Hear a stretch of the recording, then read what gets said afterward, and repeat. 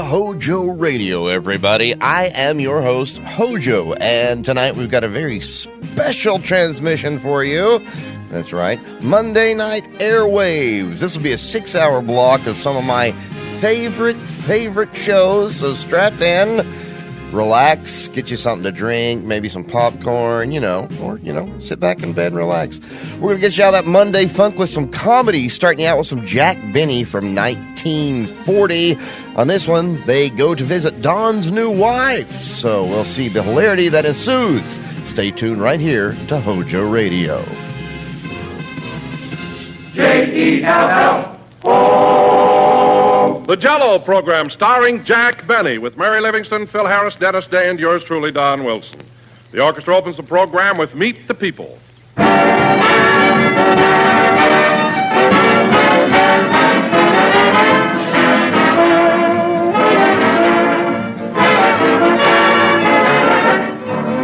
In the newspaper world, ladies and gentlemen, there's a famous saying that names make news.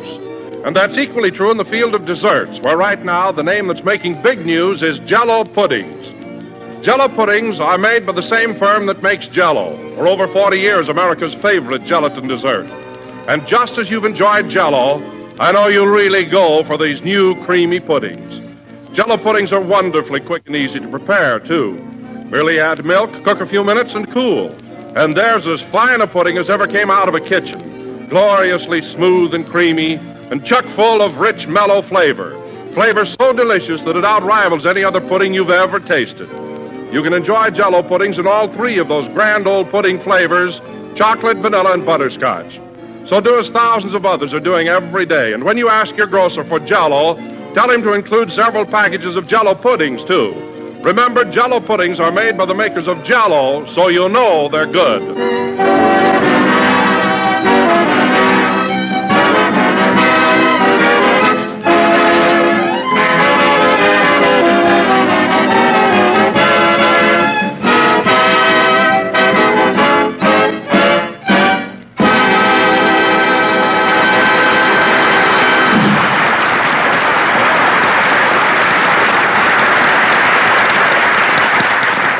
Was Meet the People, played by the orchestra. And now, ladies and gentlemen, as is customary every Sunday night at this time... Wait a minute, Don, wait a minute. Hold everything. This introduction is on me. All right, boys, let's have it.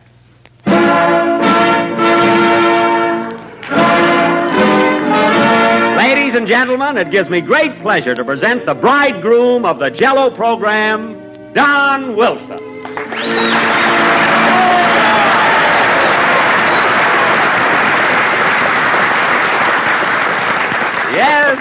Yes, sir. Well, there you are, Don. There's our little send-off for you.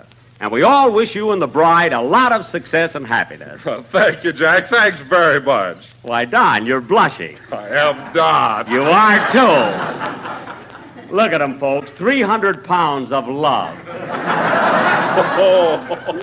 Tell me, Don, where did you spend your honeymoon? We went down to Coronado Beach for 3 days. Oh, Coronado is an ideal place for a honeymoon. A beautiful hotel, gorgeous scenery, and a lovely swimming pool. Yes, and a terrible thing happened, Jack. What? We forgot to take our bathing suits. Oh, that was a shame. A fine honeymoon with no swimming. But I'll tell you one thing, Don. Hello, Don. Congratulations to the bridegroom. Well, thanks, Mary. Isn't that wonderful, Mary? Just think. Little Cupid shot his arrow and hit our own Donzie. Well, if Cupid couldn't hit Wilson, he ought to go out of business. Mary, be sentimental, will you?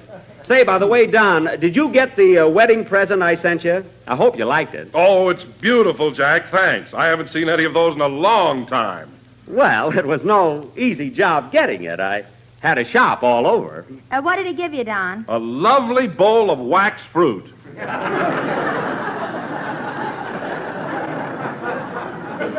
Yes, sir. You know, Don, I was going to send you some silverware, but you know how it is. Everybody sends silverware. Everybody but Benny. He sends wax fruit. I knew what I was doing, Mary. You know, newlyweds always get more silver than they can use. Well, not in our case, Jack. As a matter of fact, we didn't get any silver at all.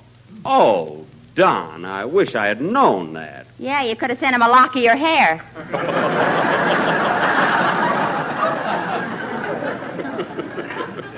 All right, Mary, how was I to know? I never saw anybody like you, Jack. You always give the oldest, corniest presents. Is that so? Last year on my birthday, you sent me a bustle.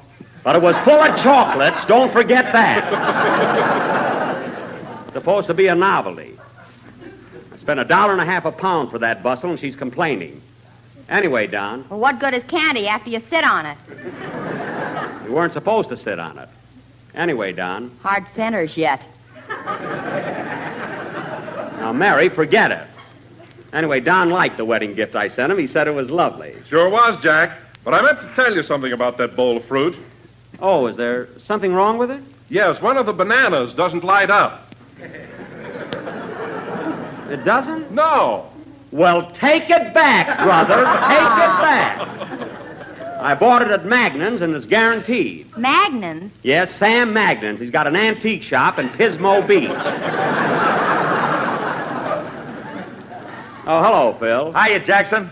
Well, hello, Don. Congratulations. Oh, thanks, Phil. So you went and done it, eh, Don, you lucky son of a gun? Yes, sir, and I'm very happy. Oh, I envy you, kid. That's the life, believe me. What? You know, Jackson, a guy gets pretty tired of running around night after night. No sleep, no home life. What does it get you? Is he kidding? No, on the level, fellas, I'd like to move away from the city and buy a little ranch out in the valley. Well, why don't you? That fresh air would kill me. I believe you. Phil, you're a fine guy to talk about settling down. The hours you keep. Well, I can't help it, Jackson. I work at the Wilshire Bowl every night until 1 o'clock, don't I? Well? By the time I get a cup of coffee, it's 4 a.m. 4 a.m.? Phil, why don't you try having a cup of coffee just once without taking the waitress home? Just once. Well, you know me. I gotta have sugar with my coffee. Do you get it, Jackson? No, Phil, I'm not as sharp as I used to be. Well, don't you get it? The waitress is sweet, so I... Go on, you corny Joe.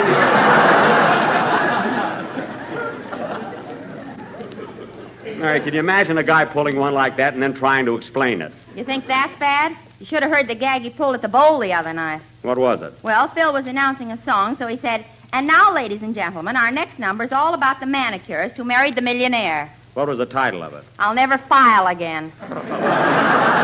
Holy mackerel! You know, Phil, if you'd keep your mouth shut at the Wilshire Bowl, they could put a cover charge on. Believe me. Oh, hello, Dennis. Hello, Mr. Benny. Gee, what I know about Don Wilson.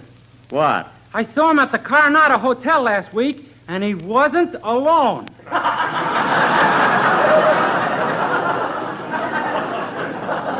That was his wife. Oh. For your information, Dennis, he got married. Congratulations, Mr. Wilson. Well, thank you, Dennis. You know, that marriage business might be all right for a guy like you, but none of that stuff for me. Listen, young man, it wouldn't hurt you to meet some nice little home girl and settle down. Nothing doing. I wouldn't give up Hedy Lamarr for anything in the world. Hedy Lamarr? Why, she doesn't even know you're alive. I can wait. Well, Dennis, while you're waiting, how about singing your song right now? Okay, I'm going to sing Two Dreams Met, and I dedicate it to Mr. and Mrs. Don Wilson and Hedy Lamarr. All right. Go ahead. Hold it. Come in. Mr. Benny, Yes? I shot an arrow into the air and hit Don Wilson, you know where. Well, who are you? I am Cupid with no clothes on, and now I'll run. I'm nearly froze on.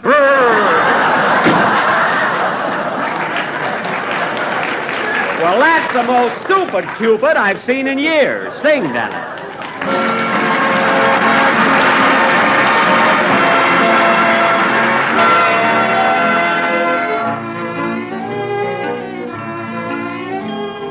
Two dreams met. They knew of two hearts that were lonely, that could be so happy if only they found romance. Two dreams met. They said we must go out and find them, and then as we tiptoe behind them, we'll make them dance. A band was softly playing, sweet music fill the air. Turn around, my dream kept saying, I did, and you were there, dear. It seems we stood and talked like this before. We looked at each other in the same way then, but I can't remember where or when. Some things that happened for the first time seem to be happening again. Then two hearts met, a beautiful love affair started. The dreams winked their eyes and departed. They knew that their work was done. For two lonely hearts were one.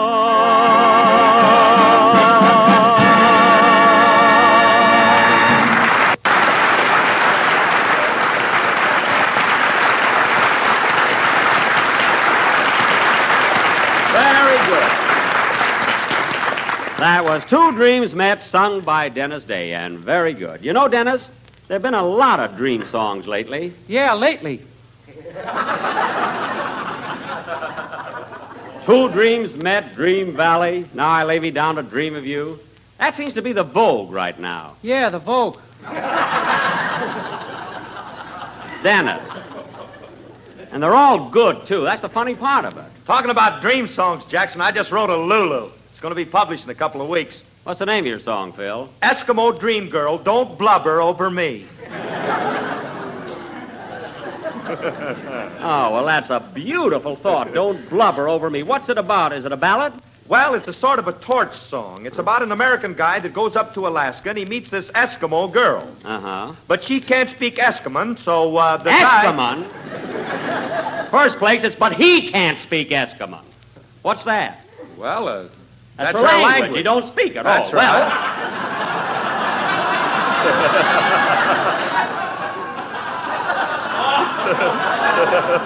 Not even you can't read your own line, but you don't know what page it's on.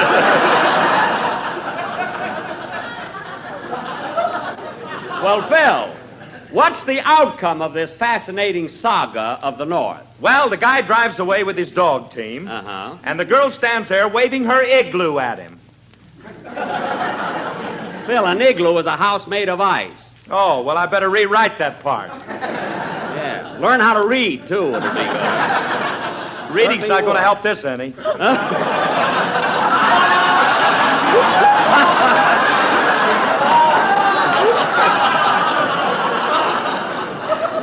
Say, Mary, how about you and me singing it some night? You can be my Eskimo girl. I'd rather be the dog team. You got something there. Speaking of Alaska, ladies and gentlemen, let me tell you about Jell-O. What? Whether you live in Sitka, Juneau, or Ketchikan, why don't you run down to your neighborhood grocer and catch a box of tempting, delicious Jell-O? Catchy box? Why, Don? For Juneau and I know that it's twice as good as ever before. I wonder how he's going to work Sitka in there. So look for the big red letters on the box. I will now Sitka down. Well, I'll be darned he did it. Don, only the fact that you got married last week excuses that surrealist plug. And now, ladies and gentlemen, at this time, I would like to announce... Dennis, what do you got your hand up in the air for? I want to ask a question. Oh. Well, in the first place, this isn't a schoolroom. And in the second place, when you want to ask a question, you raise all fingers, not just one. Now, what's the question? Well, my mother wants to know if we're going to be in Waukegan for the Christmas holidays. No, Dennis, we're not going to Waukegan.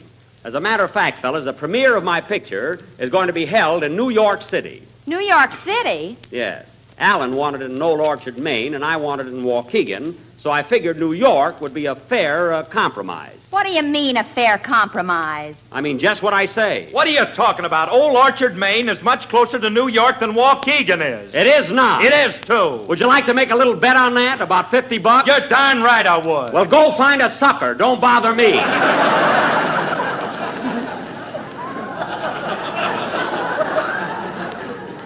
I guess that'll hold you, brother. Oh, boy, are you a welcher? I'm not a welcher. But I don't believe in gambling when there are minors present. Dennis is over 21. I mean coal miners. There are 3 boys in Phil's band from Scranton. The trombone section with the candle in their derby. Now,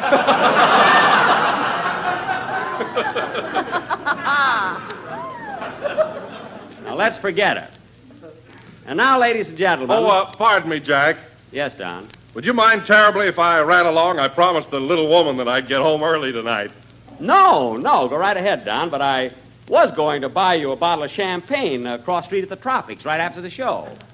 You know, I think a celebration is in order. Oh, say, I've got a great idea. Why don't you and the gang come over to the house? I want you all to meet my wife. Tonight? Oh, Don, that would be an imposition. 5 of us barging in without any notice or anything. Oh, it's no imposition at all. Peggy'd love to have you. But, Don, don't you think you ought to call your wife up and let her know we're coming? You know, barging in like this with a whole gang of people. No, Jack, the little woman won't mind. Really, she's a peach. Well, all right. Come on, fellas, let's go. Wait a minute. Hello? Hello, Mr. Benny. This is Rochester. Rochester, I haven't got time to talk to you now. We're on our way to the valley. Well, I heard you say you were going to New York for the premiere. Does that include your loyal, devoted, and I got my clothes packed already, butler? Yes, but I don't know why I'm taking you. The last time we were in New York, I didn't see you for 2 weeks. You didn't look in the right places. I'm not supposed to look for you. You're working for me, remember? Yes, sir. Imagine packing already. I never saw anybody so anxious to leave. Boss, I can't wait till I get to New York. Uh-huh. You know, the last time we were there, I only got halfway through the Metropolitan Museum. Uh-huh. And the view from the Statue of Liberty. Why, boss, I could just stand there for hours, lost in meditation. Uh-huh. And you know that library on Fifth Avenue? Yes. Well, that offers endless cultural opportunities of which one must imbibe freely. I see. Then from what I understand, Rochester, you're only interested in the cultural side of New York. Up to dust, then strap me down.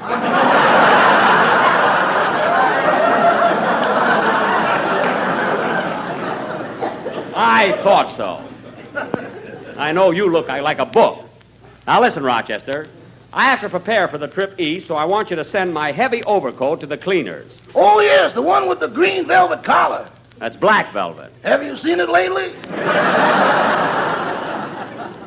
Never mind. Just send it to the cleaners. Okay. Oh, say, boss. What? I think you ought to give up that job as dog catcher at Beverly Hills. Why? You know those 2 Great Danes you captured yesterday? Yes? Well, Mr. Darrell Zanuck was just here and says one of them is his polo pony. Which one? The one that whinnies. Well, all right, give it to him. Goodbye. Goodbye. Say, boss, I don't think the other one's a Great Dane either. It is, too. Okay, I'll take the saddle off. So long. That's the last time I'll go out chasing dogs without my glasses. Well, come on, fellas, let's go. I got a cab waiting, Jack. That's swell, but I still think you ought to call up your wife. Oh, Don knows what he's doing. All right, let's go then.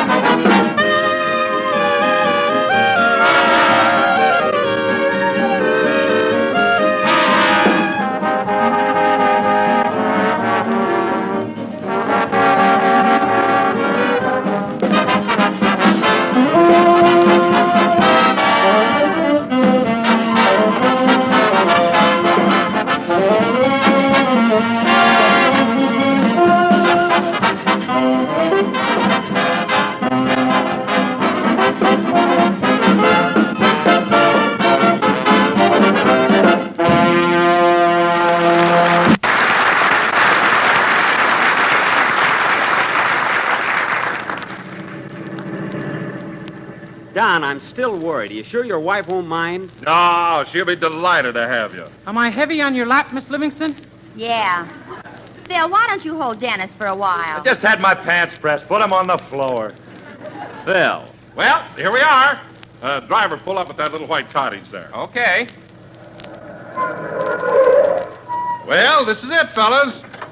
How much is that, driver? $2.35. Here you are. Wait a minute, Don. Wait a minute. This is on me. Oh, no, I want to pay it. Gee, you got a cute house there, Don.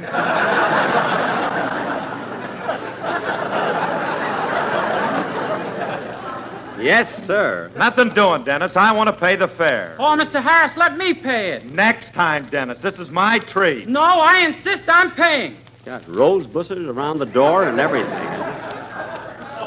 Oh, it's beautiful, you know. Oh, Jack, pay for the cab and let's go in. Pay for it? I'm not even in the argument. Pay for it. Oh, all right. How much you say that was, driver? $2.35. Here's $2.50. Keep the change. Oh, goody. Now my wife can have another baby.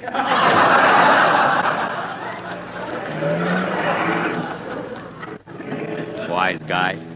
Well, let's go in, Don. You know, Jack, I was just thinking that maybe I should have called up my wife first. What? Well, with 5 people barging in unexpectedly, it might kind of upset her.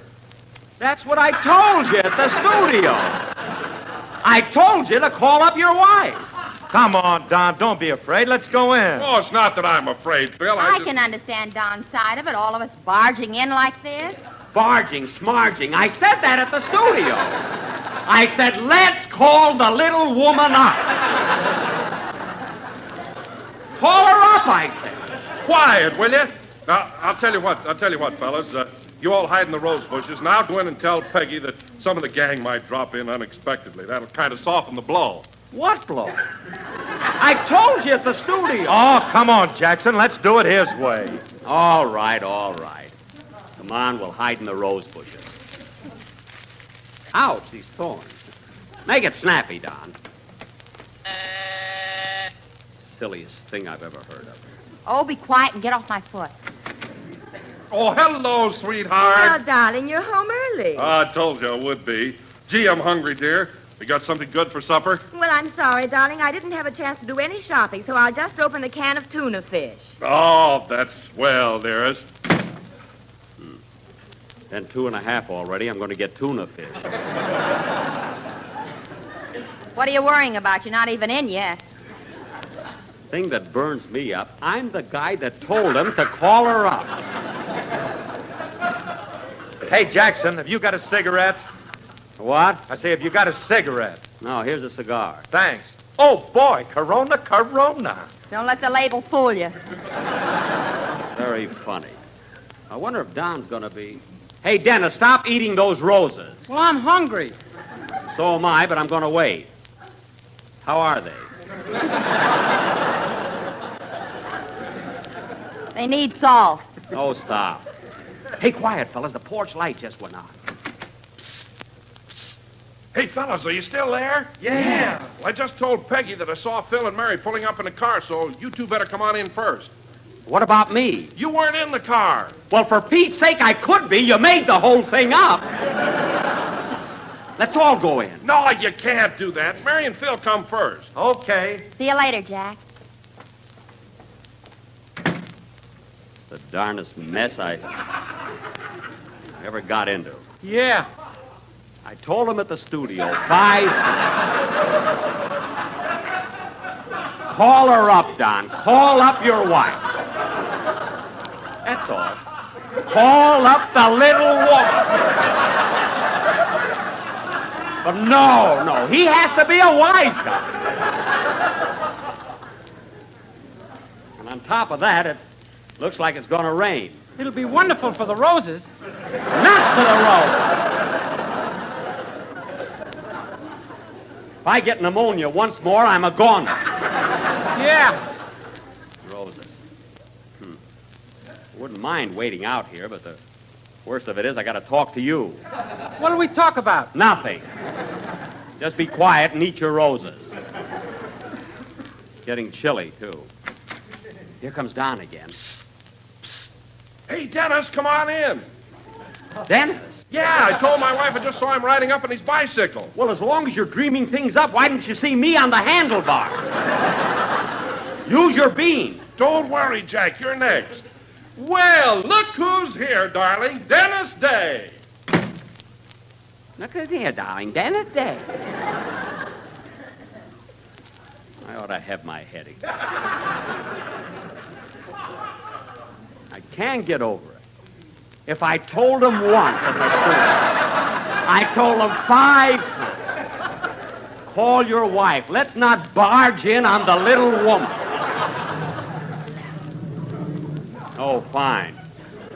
It's gonna rain, all right.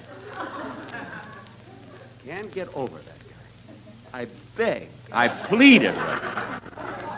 Don, I said, call her. Don't barge in on the little woman. Call her up. Let her know we're coming. Never saw anything. I knew it. Well, here it comes. I'm going to get soaked. Oh, the heck with Wilson. I'm going to walk right in that house, ready or not. If he thinks I'm going to say... Stick him up, buddy.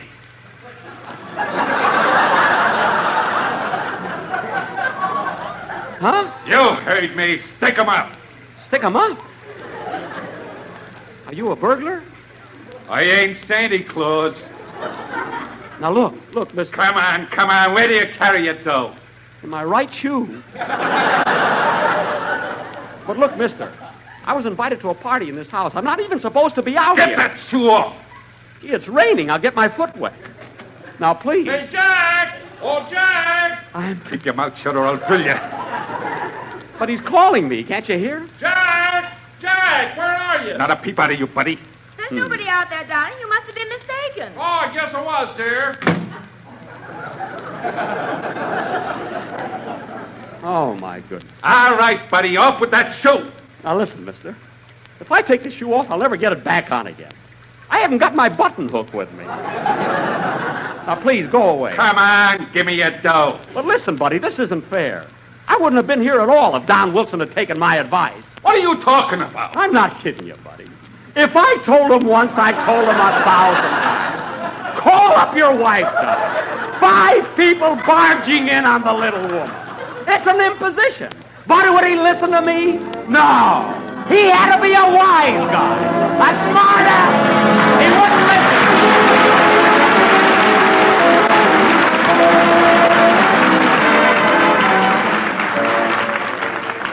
Friends, one of the easiest ways to do away with mealtime monotony is to serve a wide variety of desserts. But finding new and different treats for the family is no small task. And so that's why every Sunday we try to bring you some new dessert suggestion. This week's specialty is a swell, eye-filling, taste-teasing dessert that looks like $1 million, and yet it's as simple to make as can be. Just make up 1 package of strawberry Jell-O and whip as directed on the box. Fold in 1 1/2 cups of sweetened cooked apricot pulp. Then pile in sherbet glasses, chill until firm, and there you are. Quick, easy, and delightfully good, a dessert that really tastes grand. For strawberry Jell-O, like raspberry Jell-O, now has a flavor that's better than ever, obtained by using a natural flavor base artificially enhanced. And that's what gives strawberry Jell-O its new distinctive goodness. Enjoy it tomorrow by serving this gay, creamy combination of golden apricots and rich crimson strawberry Jell-O.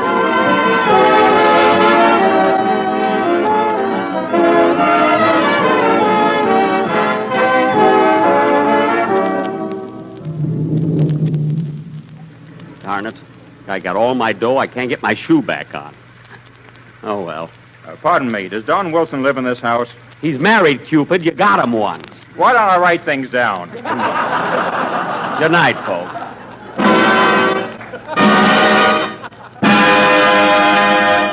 J-E-L-L-O. And that was Jack Benny from 1940. Jack goes to visit Don's new wife. Coming up next, we continue the hilarity. From 1945, we've got The Life of Riley and Silver Gloves Boxing. Stay tuned right here to Hojo Radio. Here he is, folks. During the day, he's William Bendix, the movie star. But every Sunday night for the last 52 weeks, he's been the star of The Life of Riley. Now we're going to hear a few words from this one-year-old radio star. Say something, Bill. Da-da. Goo-goo, da-da. The American Meat Institute presents The Life of Riley with William Bendix as Riley.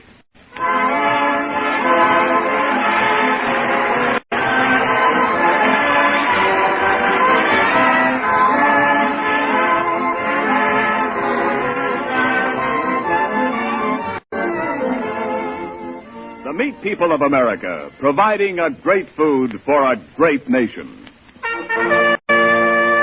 5 million farmers and ranchers raising fine meat animals. 600,000 men and women in more than 3,500 meat packing plants. 400,000 meat retailers.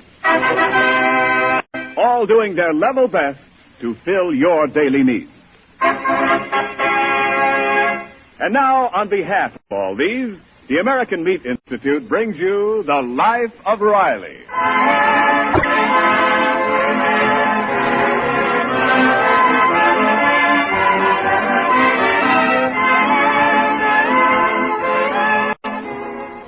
Like most fathers, Chester A. Riley, California war worker, is full of pride in his son Junior, and never seems to learn that pride goeth before a fall. Right now, Riley's at it again. He wants Junior to enter the Silver Gloves Amateur Contest and is out in the backyard trying to sell Junior the idea. Listen. But, Pop, I don't think I box good enough to be in the Silver Gloves contest. Oh, don't be so modest, Junior. Let me be the one who's modest. With the benefit of my training, you can't possibly lose. And don't forget, you'll be wearing the colors of the BPLA. The BPLA, Pop? Well, sure, my club, the Brooklyn Patriots of Los Angeles. All the social and athletic clubs are entering some kid. It's for charity. And the BPLA is counting on you. Yeah, and the referee will be counting over me. No, he won't, Junior. I happen to know the referee, Muggsy Donovan, personal. And, Junior, he can't count up to 10. Besides, I'm your manager, your trainer, your sparring partner, and your father. And all four of us say you can't lose. But, Pop... And another thing, Junior. Boxers are very popular, especially with girls of the opposite sex. They are, Pop? Girls like men who can protect them. A man who can fight as a knight in shining armor. A regular Sir Gallagher or Lunch-a-Lot.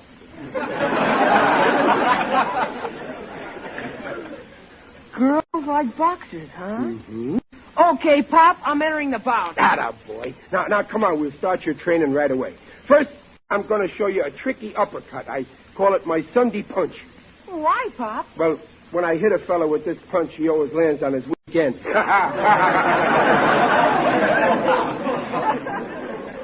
Okay, Pop, go ahead and show me. Now, watch me. First, I feint with my left, see?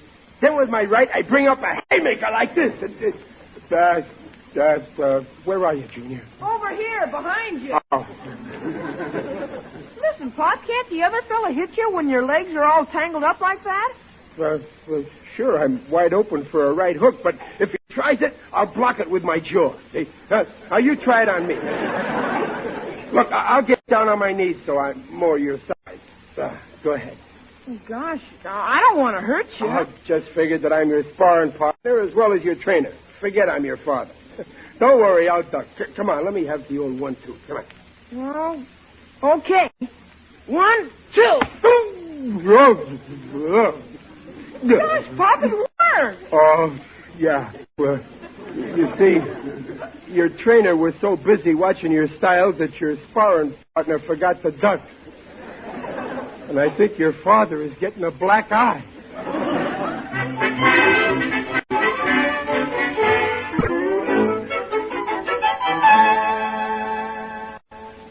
Come on, Peg, let's finish up the dishes fast. Huh? Honest, Riley, I don't understand what's going on in that mind of yours. Now, Dumpling, don't worry about my mind. It's very simple.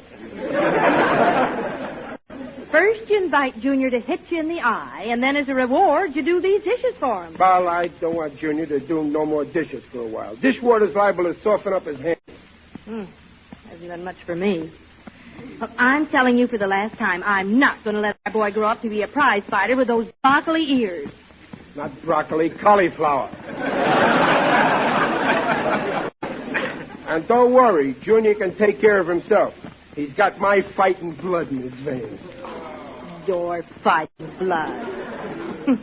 Look at that black eye he gave you. I let him hit me to give him confidence. I think the swelling's going down a little, though. When I close my good eye, I can very dimly see the icebox there. That's the gas meter you're looking at. Oh, Riley, don't you think it's dangerous to let Junior fight? Junior's my boy also. Remember, a father's got mother love, too. Why, with me training Junior, nobody's going to lay a glove on him. It's like I was saying to Jim Gillis. So that's it. You and that Jim Gillis have been boasting to each other again. Now, Peg, listen. And you said that Junior was a better fighter than Gillis's boy, Egbert. I did not. This time you got me all wrong. It was Gillis that said Egbert was a better fighter than Junior. Oh, the idea. Two grown men getting two little boys to fight each other. Well, in the first place, it ain't fighting, it's boxing. What's the difference? Well, boxing's more gentlemanly. When you knock the guy's teeth out, you wear gloves. Well, and in the second place, Egbert don't figure in this at all anyway, because only Junior is representing the BPLA. Boy, is Gillis going to be jealous when he hears about it. Pop, I finished my homework. Let's go and enter me in the box. Okay, Sonny. Peg, we're going down to see the boxing promoter, Rosenface Moore. Rosenface is managing the tournament. Oh, I give up. Now, Riley, look, promise me one thing. Yeah. Arrange it so that the boy who fights Junior won't hit him. Oh, sure. Come on, champ.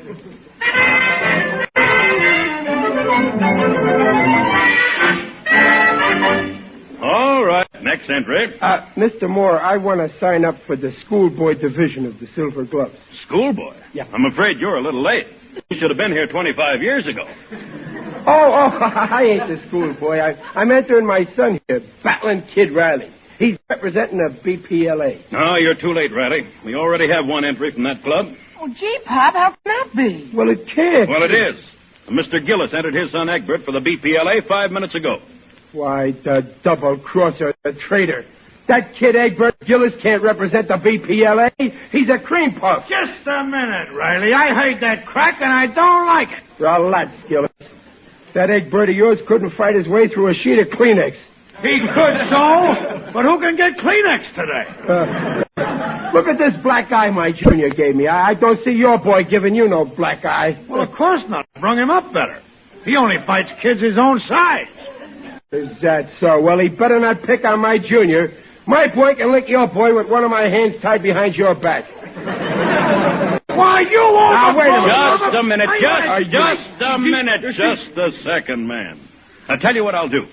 I'll let down the rules and let both boys represent your club against each other. Then the winner will be the champion of the BPLA.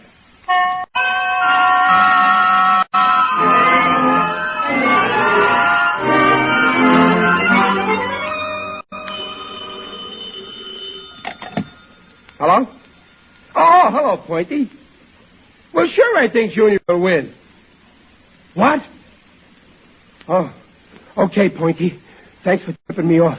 So long. Peg, guess what? Guess what? I just heard that Jim Gillis is having his kid trained by Slug Malloy, ex-welterweight champion of the Santa Monica Pier. Professional? Oh, is that fair? What a snaky thing to do. What an underhanded trick. Only a shifting, conniving weasel would do a thing like that. Why didn't I think of it? Riley, I'm worried about this fight. Oh, well, don't worry, Dumplin'. I promise you that Junior won't get hurt. Why, it's such a sure thing I've been laying 3-1 that Junior will win. 3-1? Yes. Well, where are you going to get the money to cover all those bets? Well, who needs money? I bet Muley Dirk and 3 mows of his lawn to 1 trim of our hedge.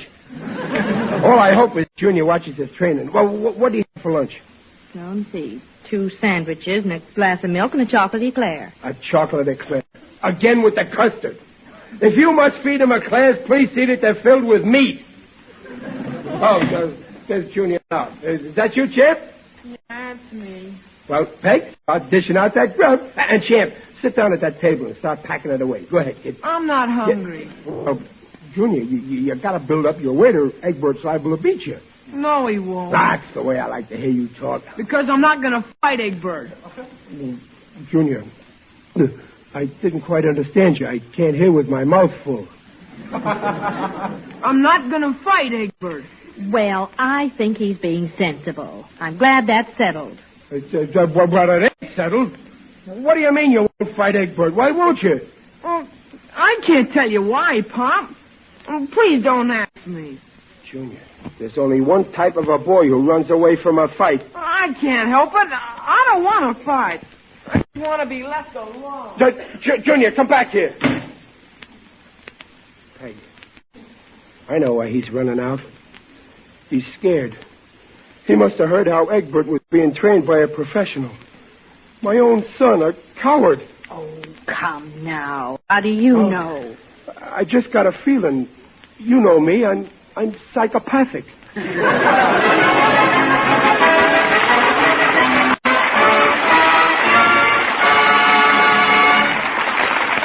Well, Riley seems to have lost the first round in his fight to make Junior a Silver Glove champ. Round 2 follows in just a moment. But in the meantime, this is Ken Niles speaking for Meat.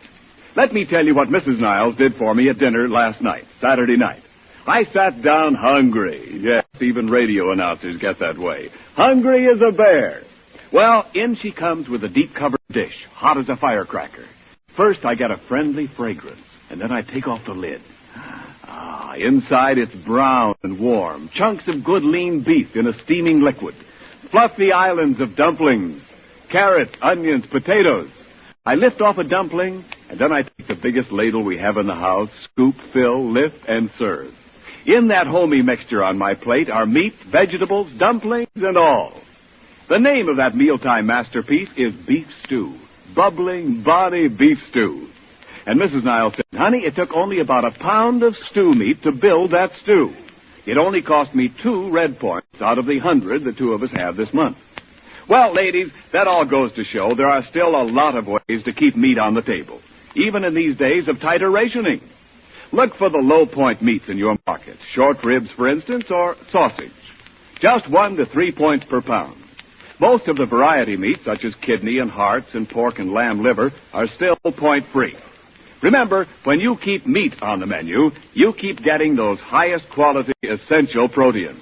For meat is a yardstick of protein foods because meat measures up to every protein need. And now back to the life of Riley with William Bendix as Riley.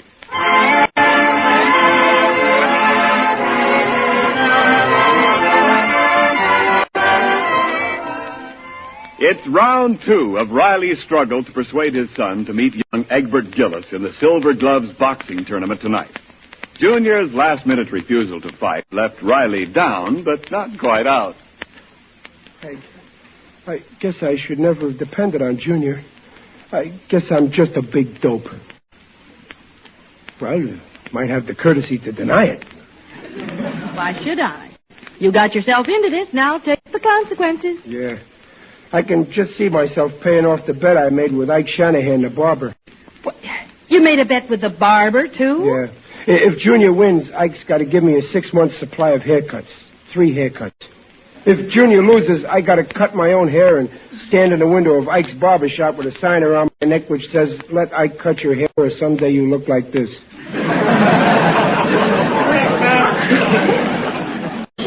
Next time, don't bet.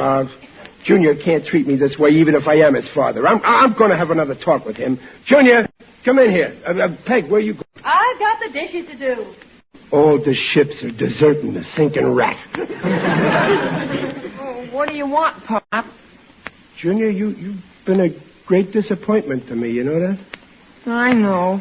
And you still won't tell me why you won't fight Egbert tonight? I can't tell you, Pop. Well, you don't have to, because I know why.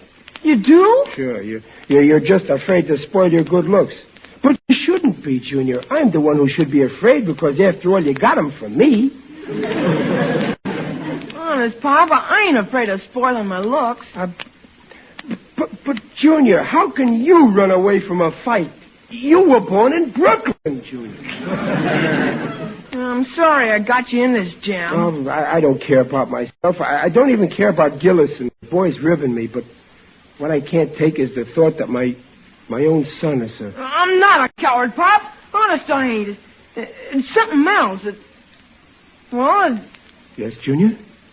It's on account of Marilyn Morris, my girl. She said if I went in that ring, she'd never speak to me again. Is that all? Oh, don't laugh, Pop.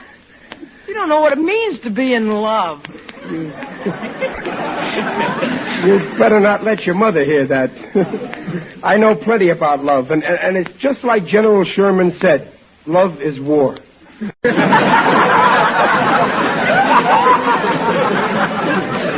Listen, Junior, suppose Marilyn said she'd let you fight. Boy, if she only would, Pop, I'd get in that ring and tear Egbert to pieces. He's always trying to get Marilyn away from me.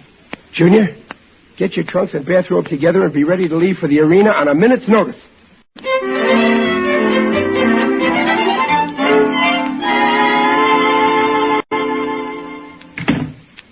Sit down, Mr. Riley, won't you? Oh, thanks, Marilyn. Now, you sit down, too, huh? Now, what did you want to see me about, Mr. Riley? Well...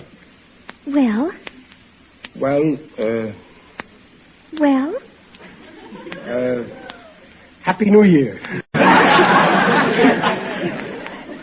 Thank you. Same to you. Same to you, too. Well, Marilyn, I believe in coming right to the point. I'm here on a sort of a peace mission. You gotta let Junior fight tonight. Oh, I'm sorry, but I don't approve of fighting. But, Marilyn, fighting builds a boy up. It makes a He-Man out of him. And girls like He-Men. Look at Van Johnson. Look at Frank Sinatra. Oh, no, look back at Van Johnson. Well, maybe that's so, but I just don't want Junior's ears to look like Brussels sprouts. Cauliflower. Mr. Riley, you may as well know now as later. I'm planning to make Junior my husband. You are, huh? Well, in that case, I'll have to double his 50-cent allowance. Oh, we won't get married for a little while. Oh. We're thinking of June 9th, 1956. Well, if you're going to marry him, you should let him box, because boxing prepares a man for married life. I mean, if Junior learns now how to take it on the chin, when he's married and older, he can take it on both of his chins. So, what do you say? Let Junior fight, huh? Oh, Junior's perfectly free to do what he wants. All I said was if he fights, I'll never speak to him again. You call that freedom? Marilyn, are you sure you were never married before? Why, Mr. Riley. Oh, I was only kidding. Listen, Marilyn. Marilyn, if you don't let Junior fight tonight and he loses by default, Junior won't have no self-respect. And when a woman makes a man lose his self-respect, he can never forgive her. Oh, I never looked at it like that. I wouldn't want Junior to... Mr. Riley, I've changed my mind. Oh, that's great. It's my duty to see that Junior wins. Oh, don't worry. I think he'll win. I know he'll win. Oh, you're a swell kid, Marilyn. And it's okay for you to marry Junior. I'm hereby giving you his hand. The one with the paycheck in it.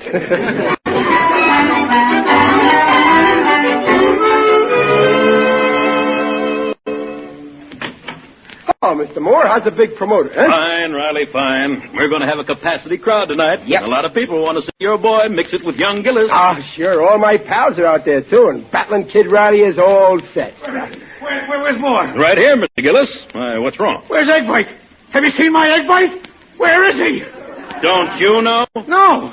The last I know, he was going over to see some little kid, Marilyn Morris. I just called her. She said he never showed up. The kid is missing. Ha! He's smart. Now, listen, Gillis. You're putting me in a fine spot. There's a big crowd upstairs waiting to see the Riley Gillis bout. If we don't give them one, we got to turn back the money. The charity loses, and I look like a heel. Well, my Junior's here. He ain't afraid. My Eggbite ain't afraid. He's just missing. I wish I could find a substitute fight. I wouldn't be surprised if Eggbite was kidnapped. Why would anybody kidnap Egbert? Somewhere I gotta find another I fight. know why. And I think I know who done it. Gillis, who do you think you're looking at? Who do you think I'm looking at? I asked you first. Somewhere I gotta find another... Wait a minute, I got one right under my nose. You want to make something out of this, Gillis? I do if you do. Okay, I dare you to knock this chip off my shoulder. There ain't no chip on your shoulder. Well, I dare you to put one on. Now, wait a minute, gentlemen, wait a minute. Never fight for nothing. Now, there's a big crowd upstairs waiting to see the Gillis-Riley bout. Well, they're going to see it. But the kids can't fight. His kid ain't here. Well, your name's Riley, ain't it? And his name is Gillis, ain't it? I'm putting you two in the ring. Gillis versus Riley, just as advertised. Now, wait a minute.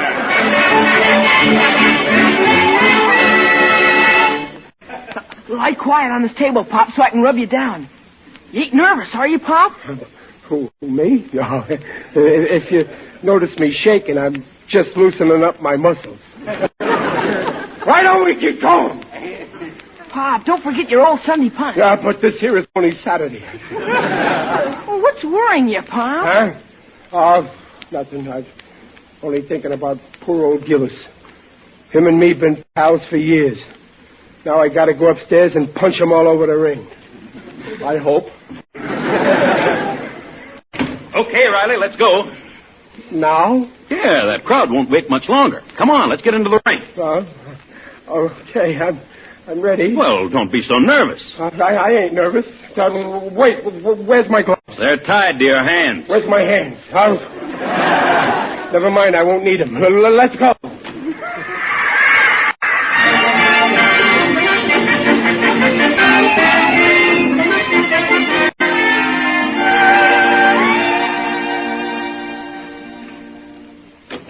Oh, hello, Marilyn. Well, come in, dear. Thank you, Mrs. Riley.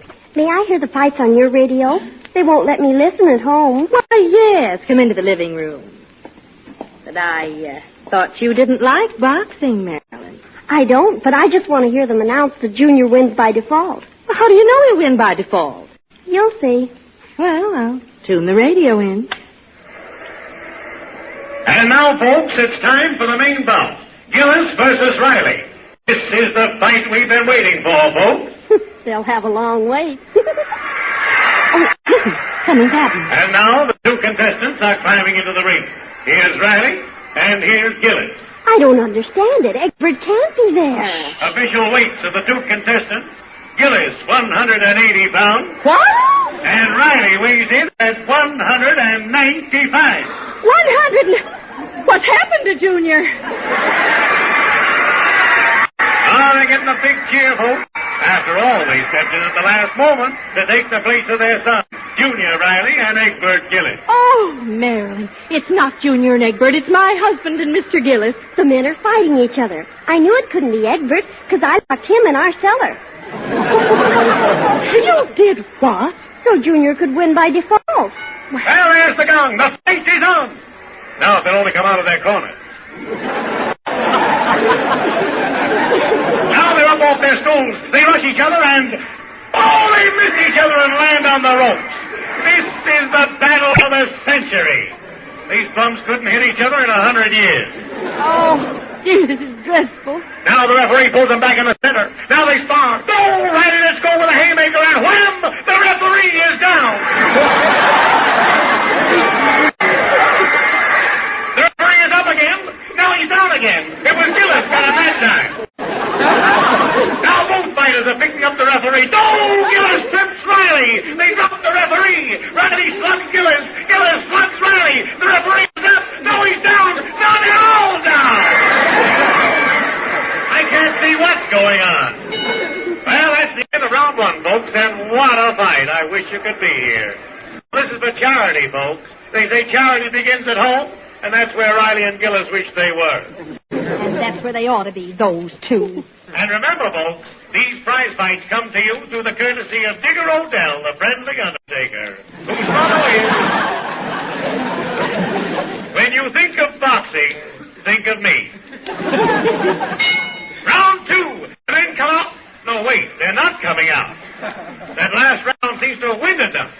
Well, this will be a no-decision bout unless... Yes, Riley is coming out. Punchy but game. Now Gillis is up, too. Oh, what a fight. They stagger to the center. No!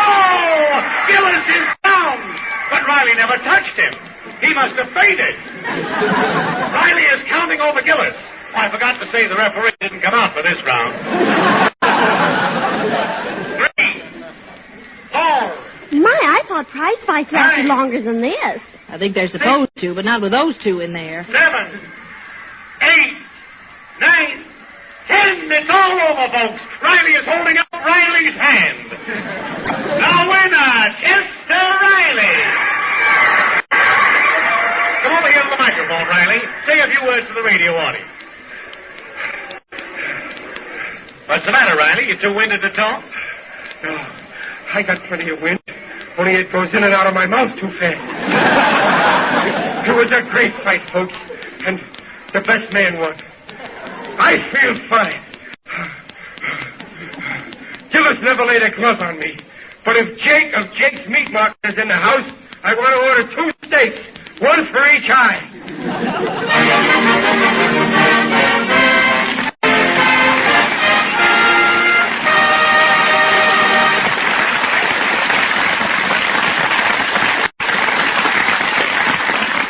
The Rileys will be back in just a moment. Well, this is about the time of year when most folks get hungry for a good sausage breakfast. Not just on Sunday, but now and then throughout the week. Well, as long as pork sausage takes only 2 or 3 points a pound, I say let's have it. And if you want to stretch the sausage out a little, you can make mine with cottage fried potatoes on the side and some good cream gravy. Or give me my breakfast sausage pieced out with scrambled eggs or crisp fried mush. Or some nice red apple slices browned in the drippings. But give me sausage. Mm-hmm. And while I'm talking about it, I'll add that the tasty lean in that sausage has the right kind of proteins, the kind that everyone, old or young, needs to build and rebuild tissues. All meat has these proteins of highest quality. Meat is a yardstick of protein foods because meat measures up to every protein need. All these nutritional statements made about meat are accepted by the Council on Foods and Nutrition of the American Medical Association.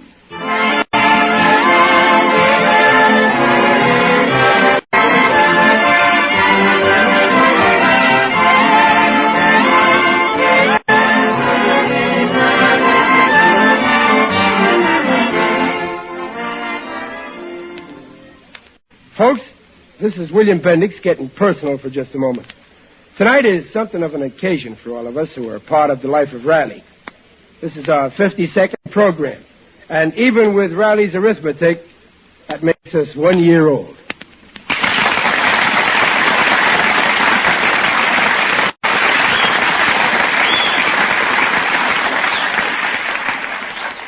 Thank you. For a year now, I've wanted to pay public tribute to the fine actors who comprise our regular cast. First, Riley's wife, Dumplin', played by a very, very pretty gal, Paula Winslow. Oh, Bill Bendix.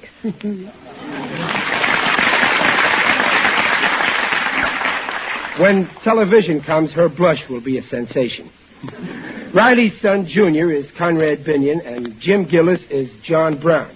Not heard in tonight's story are Riley's daughter, Babs, who is Sharon Douglas, Waldo Binney, played by Dink Trout, Digger Odell, the Merry Undertaker, played also by John Brown, and, of course, our announcer, Ken Meat is a yardstick of protein foods, Niles.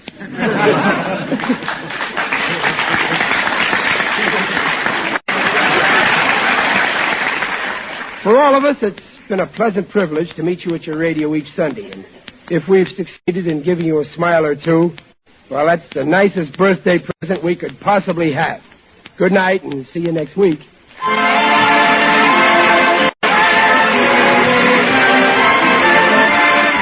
Follow The Life of Riley, presented by the American Meat Institute, next week at this same time.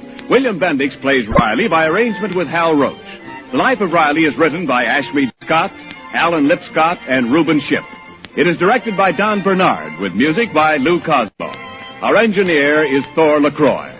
This is Ken Niles saying, see you next week. That was The Life of Riley from 1945. And coming up next, the all-time classic, Red Skelton. From Hollywood, the Raleigh Cigarette Program, starring Red Skelton with Ozzie Nelson and his orchestra, Harriet Hilliard, and Wonderful Smith.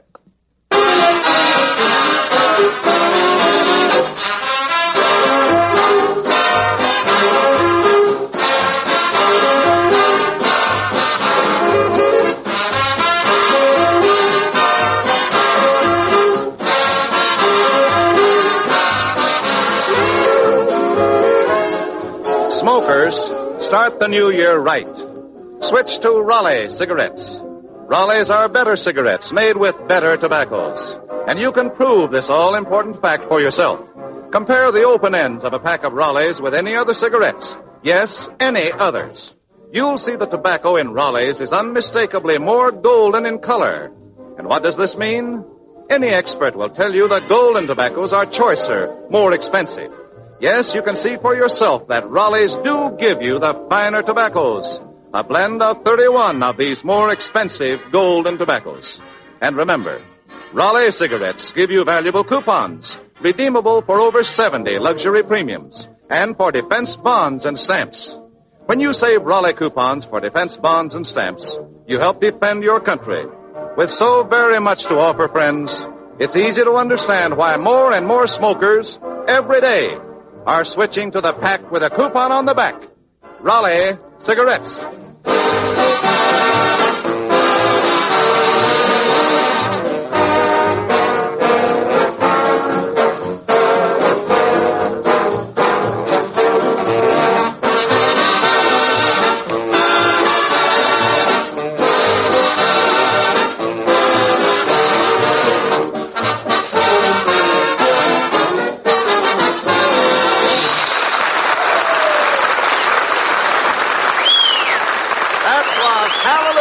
Played by Ozzie Nelson and his orchestra.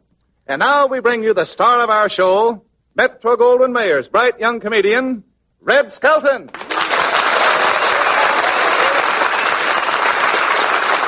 Thank you very much, and good evening, ladies and gentlemen. Say, Truman, I really had a tough time hitchhiking downtown here tonight. Well, how did you get down here? Some soldiers gave me a ride. Yeah, I creeped in a Jeep with a Fighting 69th, boy. We're all in the audience, too, tonight, you know. Say, by the way, Truman, did you have a nice Christmas? Oh, yes, Red, I did. And say, I sure want to thank you for the beautiful present you gave me. Oh, did you like it? Yeah. I've always wanted a bicycle pump. Yeah. And by the way, Red, did you like those shorts I gave you?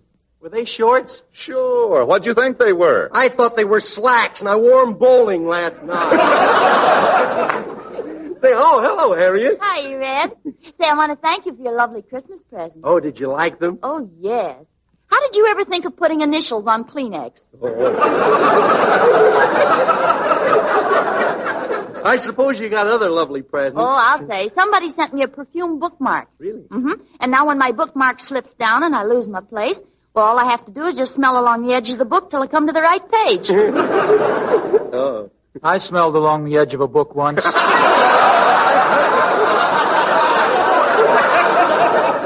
You did, Ozzie? Yeah, don't you hate those people who eat Limburger cheese when they read? Say, what did Red get you for Christmas, Ozzie? He got me a very expensive stick pin. It's an heirloom of a famous old American family. Well, how do you know? Well, the stick pin has his name stamped right on it. Wilkie. Nothing. Say, what's the matter with you, Red? You're looking very sad. Well, a very unfortunate thing happened at my uncle's house on Christmas Day. They were having a party, and an awful fight started. Oh, was anybody hurt? Yes, my uncle was stoned to death with last year's fruitcake. Oh, how terrible. No, I'm just kidding. But he did have a lot of drinks. I'll bet he had an awful hangover the next day. Yeah, and there was a little mix-up there, too. Well, there was? Yeah, my aunt mistook a little booklet called How to Put Out an Incendiary Bomb for a book on how to cure a hangover. And did my uncle get sore when she poured that bucket of sand in his face? You have a great family, don't you, Red? Yeah, I saw my brother Christmas, and he was very nice to. He invited me over. He did? Yeah, he says, come up and see me sometime. We'll open a safe. Well, this is a wonderful time of year. Yeah. Say, maybe you can tell me. Tell you what? What are they going to have on New Year's Day in the Rose Bowl? Just roses.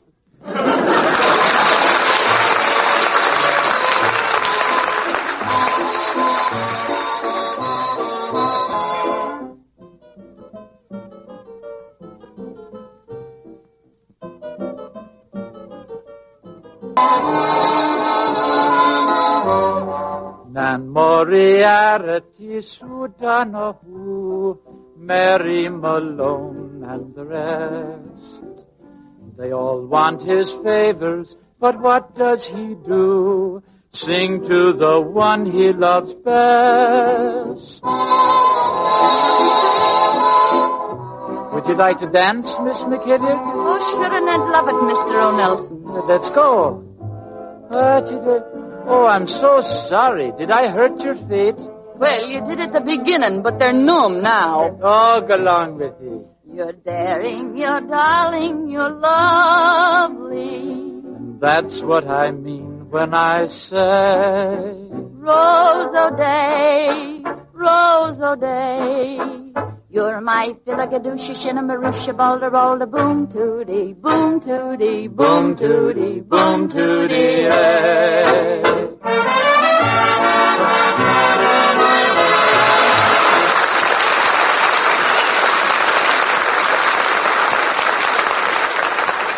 That was Rosa Day, my sung by Harriet Hilliard and Ozzie Nelson. Ah, sure, and Harriet, I wish I could have had a picture of you singing that beautiful song. Oh, I should have brought my camera along. Oh, have you got the camera bug, too? What do you mean? Well, you know, there's different types of photographers. Didn't you ever notice how different people have their pictures made? Nope, Red, I haven't paid much attention. Well, to start off with, we have a couple that goes to Coney Island and stops in those galleries along the boardwalk to have their picture taken. Harriet, you be Bim, and I'll be Bo. Hey, Bo, let's buy some cotton candy, huh? Yeah, you get it. I don't want any. Why, don't you like it? Yeah, I ate some cotton candy once. I ate it, and I ate it. And when I got home, half of me underwear was missing. Oh, look. Hey, what do you say? Let's take a ride through the Tunnel of Love, huh? Nah, you ain't gonna get me in a tunnel of love again. Nah, why not? You always want a neck. Well, that's what it's for. Ah, you're thinking of a Davenport. Oh, yeah. Hot dogs, get your hot dog free, it's free. Yeah, what's free, bub? A bun with every hot dog. Oh, look at Bo, picture gallery. Yeah, do you want to have your picture taken? Step right in, folks. 3 poses for a dame. That's a pretty girl. Yeah, how about me? Vice versa. Yeah. Come on, let me take your picture. And if they come out good, I'll send them to California. To my friend, the big director, Lloyd Steak. You mean Lloyd Bacon? Look, you eat what you like, and I'll eat what I like. Oh, come on, Bo. Let him take a picture. Okay. Come on, we'll pose right here. Hey, what you hiding under that black cloth for, huh? I want to see how you look through the lens. Now I'll put the plate in. Yeah, I didn't think them was your teeth. Oh, boy, you're a killer. Too bad I don't have a lampshade for you to put on. Yeah, I guess you got a sense of humor, huh? You heard of Fibber McGee and Bill Thompson? Yeah. That's me all over. That's you all over. Yeah. Hey, what's that long tube with a bulb on the end of it? Listen, wise guy, you squirt water in me face. And I'll hit you on the head so hard that you'll have to unbutton your vest to see where you're going. Okay. All right, folks, smile. I forgot to tell you not to get excited, because I'm out of regular flash powder, so I'm using this gunpowder instead. Oh, is that okay? What do I look like, a dope? Did you ever hear of TNT? Well, that's me all over. That's you all over. Ready? A 1, a 2, a 3. Hey, where's the photographer? That's him all over.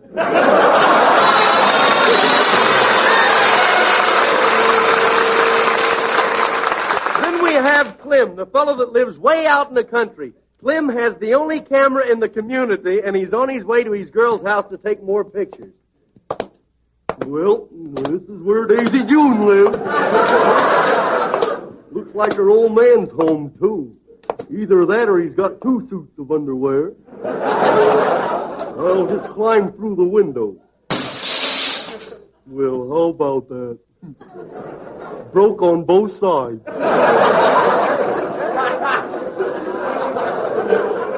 Oh, yoo-hoo, Daisy June. Big Feet is here. Hello, Clem. How are you, Clem? Give me a great big kiss, Clem. Oh, I better not.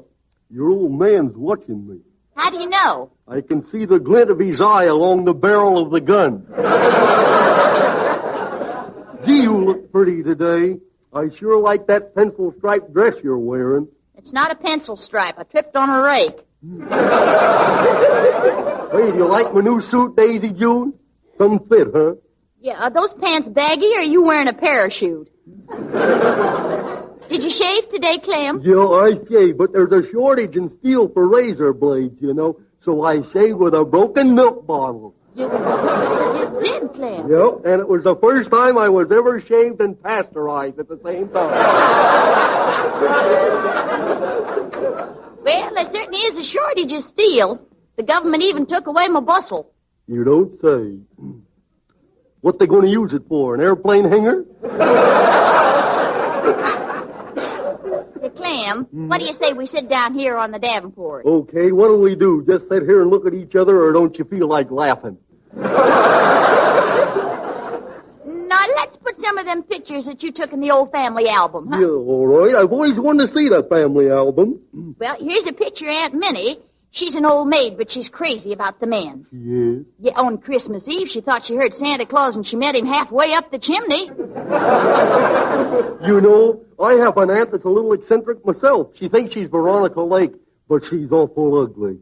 She's ugly, and she thinks she's Veronica Lake? Yeah, she goes around with her ear combed down over one eye. Clem, I'll bet you were ugly when you were very young. Well, I was. That's a fact. When I was born, the nurse said to my old man, "Congratulations, we think it's a baby."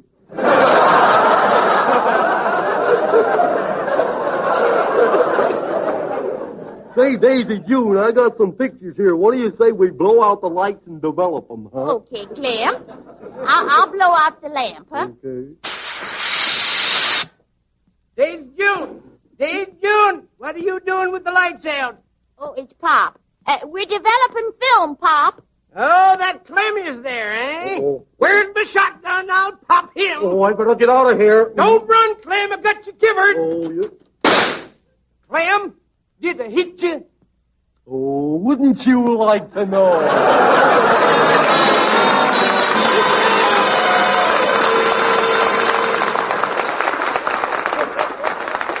Then we have a lady and her little boy. They're at home. They're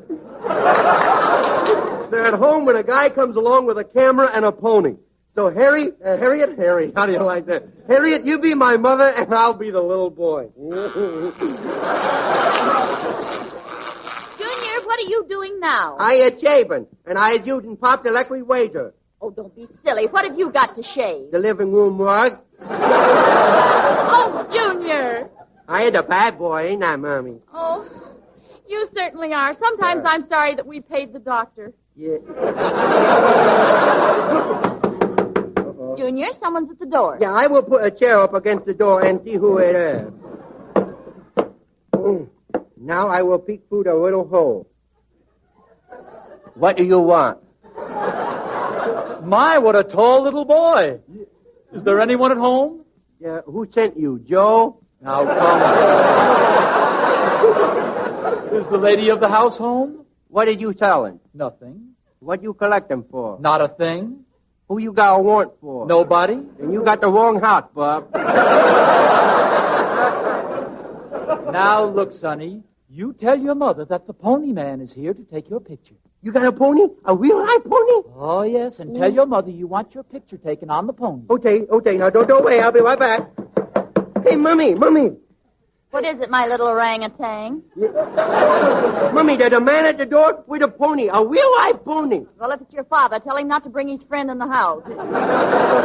It ain't Pop, Mom. It's a man with a pony, and he wants to take my picture. Well, tell him I'm washing dishes. Tell him I'm sweeping the floor. Tell him I'm in the bathtub. You always busy, ain't you, Mom?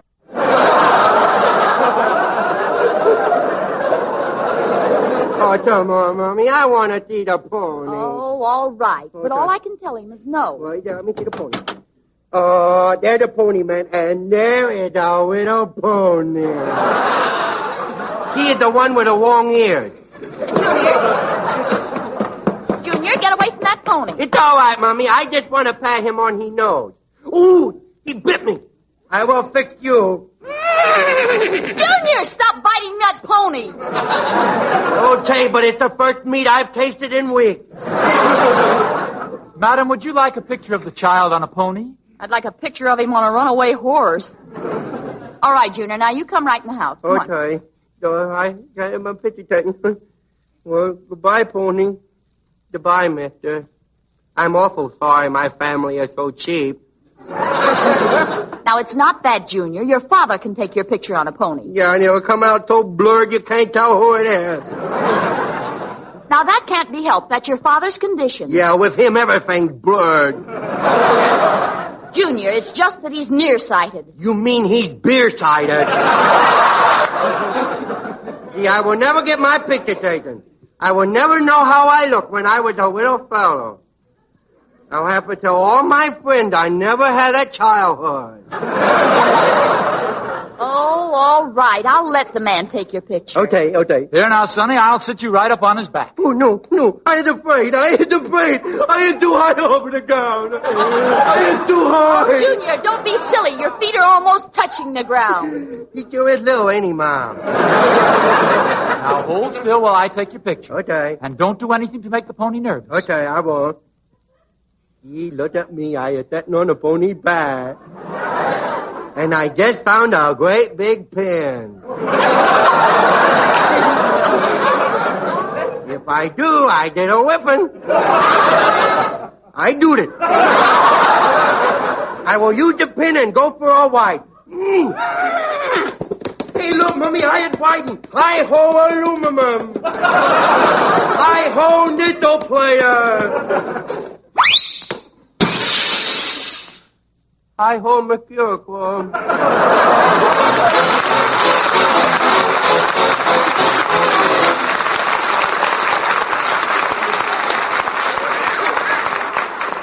Friends, stop me if I'm wrong, but I believe you'd rather have a beautiful bridge table in your living room than an advertising poster reminding you to buy a certain brand of cigarettes.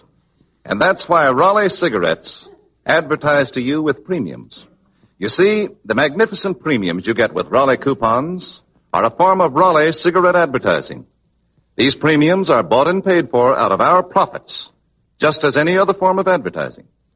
We have adopted this policy, this plan of spending our advertising money with you, so that you profit from each pack of Raleighs you buy. You not only get a finer quality cigarette, made with the choicer, the more expensive golden tobaccos, but in addition, you profit with bridge tables, silverware, electric clocks, and over 70 more luxurious Raleigh premiums. And in turn, we profit, because each time you see these magnificent premiums, you're pleasantly reminded over and over again that it pays in many ways to smoke Raleigh cigarettes. Frankly, we believe this is good advertising. Friends, think it over, and you'll agree too. The next time, get the pack with a coupon on the back, Raleigh cigarettes.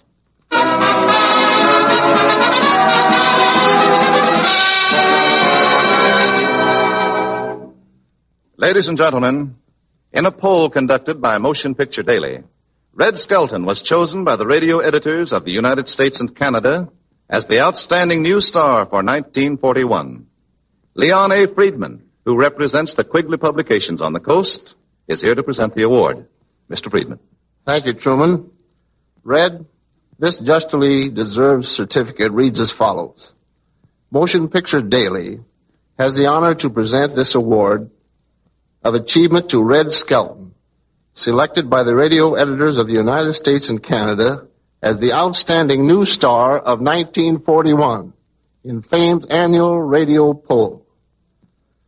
Red, in behalf of our publisher, Martin Quigley, and the radio editors, permit me to congratulate you. May you continue your most excellent work of bringing joy and laughter to a troubled world. Mr. Friedman, I can't begin to tell you how much I appreciate the compliment you've just paid me. I can only say thanks sincerely to your publisher, Mr. Quigley, and to the radio editors of the United States and Canada for having chosen me.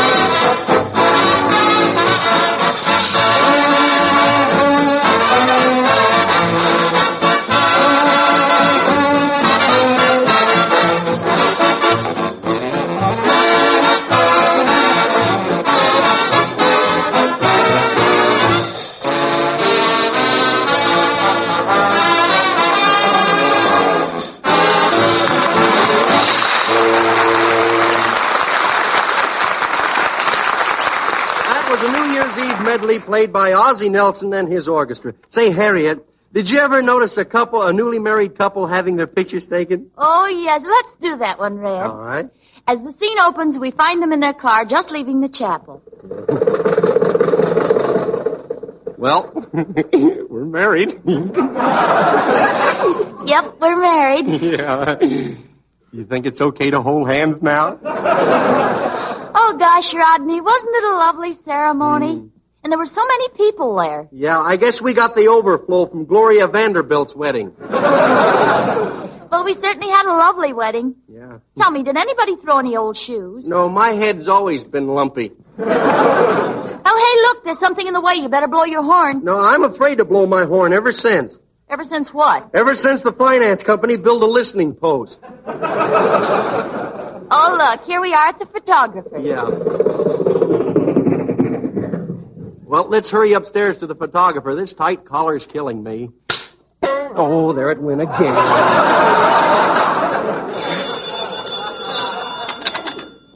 Hello? Rubin Studio. We flash your pan with a flash pan. No, Mr. Rubin can't take your picture today. There's something wrong with this camera. Every time he snaps it, a jab jumps out. Pardon me.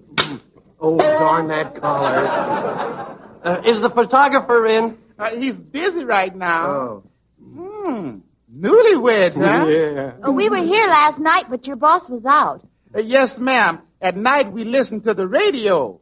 There's nothing I like better than listening to the Skelton program. Oh. Sitting by the fireplace, shooting rubber bands in the fire. Doesn't that smell? You don't notice it with the program on.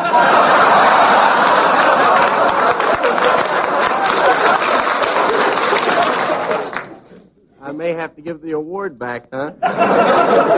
Well, is your boss going to be much longer?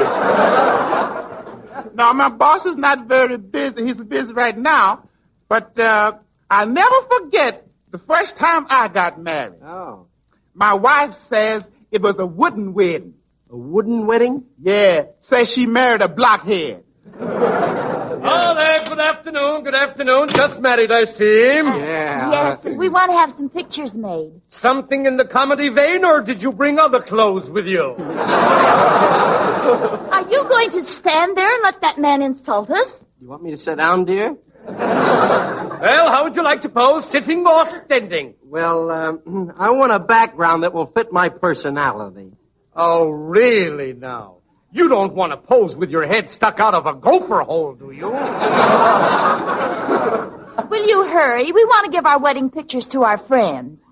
That is the dirtiest trick you could pull on anyone. Wonderful. Here, you help take the picture. Take a look. I'll take a look right through the camera here and see how they look. Man, they look like $1 million. Did you ever see $1 million? No, sir. That's what I mean. They look like something I ain't never seen. Tell me, do you think they'll photograph? Well, don't you think he ought to do something about them dark circles under his eyes? Why?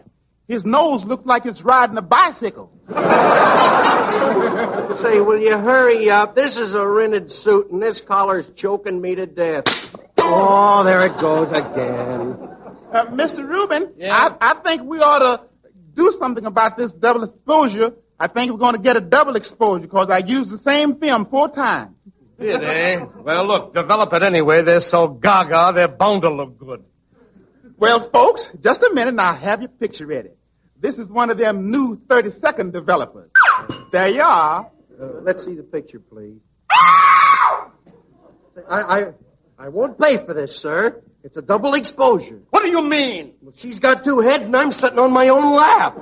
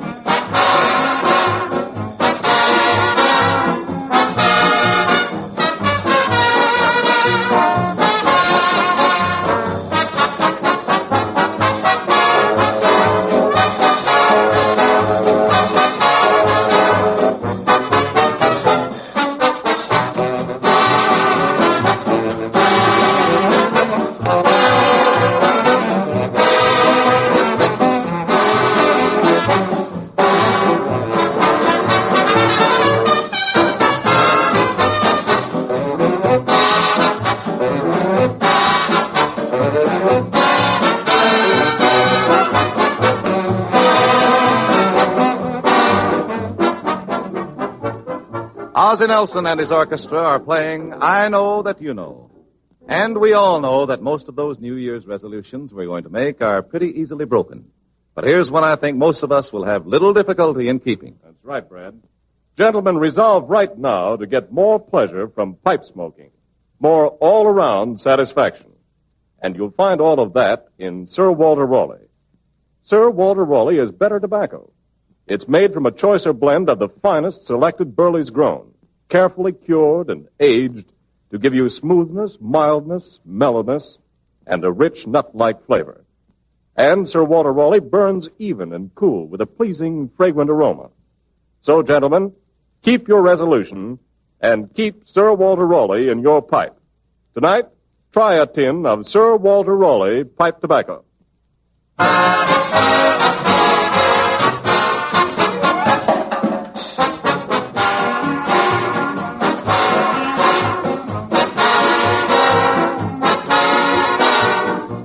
Red Skelton, with Ozzie Nelson and his orchestra, Harriet Hilliard, Wonderful Smith, and yours truly, Truman Bradley, will all be here again next Tuesday. We hope you'll be listening. Until next Tuesday, then. This is Red Skelton wishing you all a victorious New Year. And goodbye now, and thanks for listening.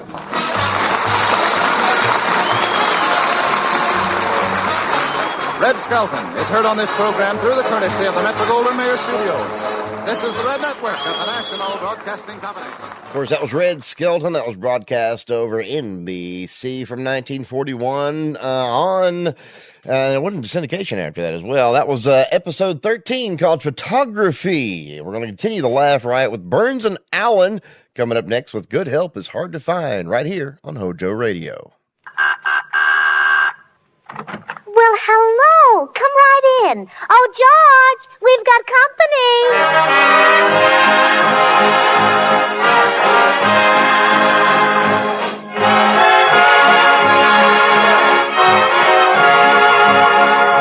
This is Bill Goodwin speaking for Lever Brothers, makers of Swan, the new white floating soap. Well, it's Tuesday night again. Time for another pleasant visit with George Burns and Gracie Allen, Jimmy Cash, and Paul Whiteman and his music. But first, here are the 6 hits and a miss, singing Hip Hip Hooray. Hip, hip, hooray, we're living in the USA. Come on, you Yanks, all holler thing. Hip, hip, hooray, hip, hip, hooray. Americans will always say, we like it here, stand up and cheer. Hooray, hooray.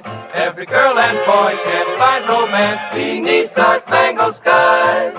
There's lots of fun for everyone in our land of paradise. Hip, hip, hooray, we live in the USA. Let freedom ring, come on, sing. Hip, hip, hooray, hooray.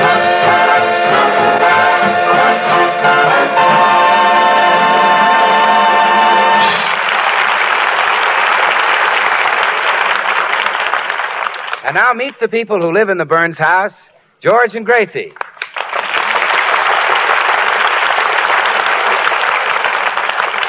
Well, it's early morning at the Burns home, and all 3 of the Burnses are still sound asleep. There's Papa Burns.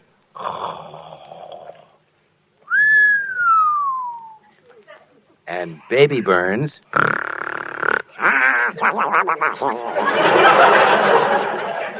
And Mama Burns.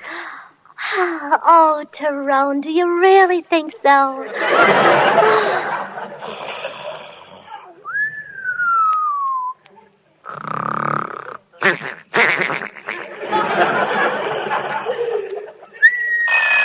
Huh? What? Oh. Gosh, it's cold.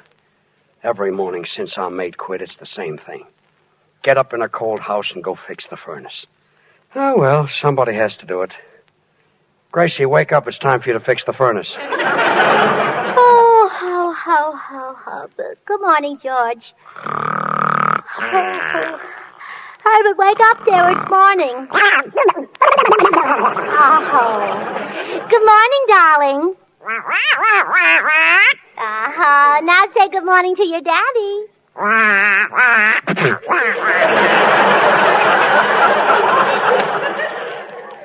Gee, he's cute.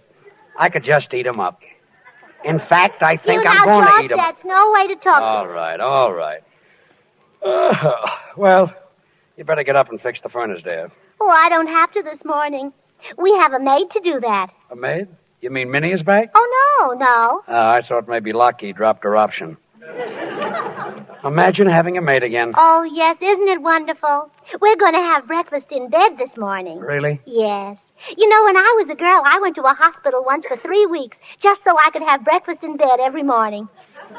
And you weren't sick? No, but I kept insisting I had a pain in my side. And did the doctors fall for it? Imagine, they even took out my appendix. And you sure put one over on them. Yeah, I know. Well, ring for the maid, dear. The bell's right alongside your bed. Okay. I can't believe we finally got a maid. You'll be surprised when you see her. Oh, good morning, Tootsie. Oh, did Madam ring? Oh, no. Don't tell me Tootsie Sagwell is the maid. Sure. Is breakfast ready, Tootsie? Uh-huh. I'll bring it up as soon as the coffee cools off. As soon as it cools off. Yes, those tin cans get so hot you can't pick them up off the stove. All right, Gracie, you better explain why Tootsie is in this house pretending to be a maid. Well, it's part of our plan, George. What plan? The Beverly Hills Uplift Society give each other a boost in the crisis plan. Might have known that silly club of yours was involved. Well, it's a marvelous idea. I'll bet. Well, you know it's almost impossible to get help now, so the members are going to take turns being each other's servants. Only a genius could think up an idea like that.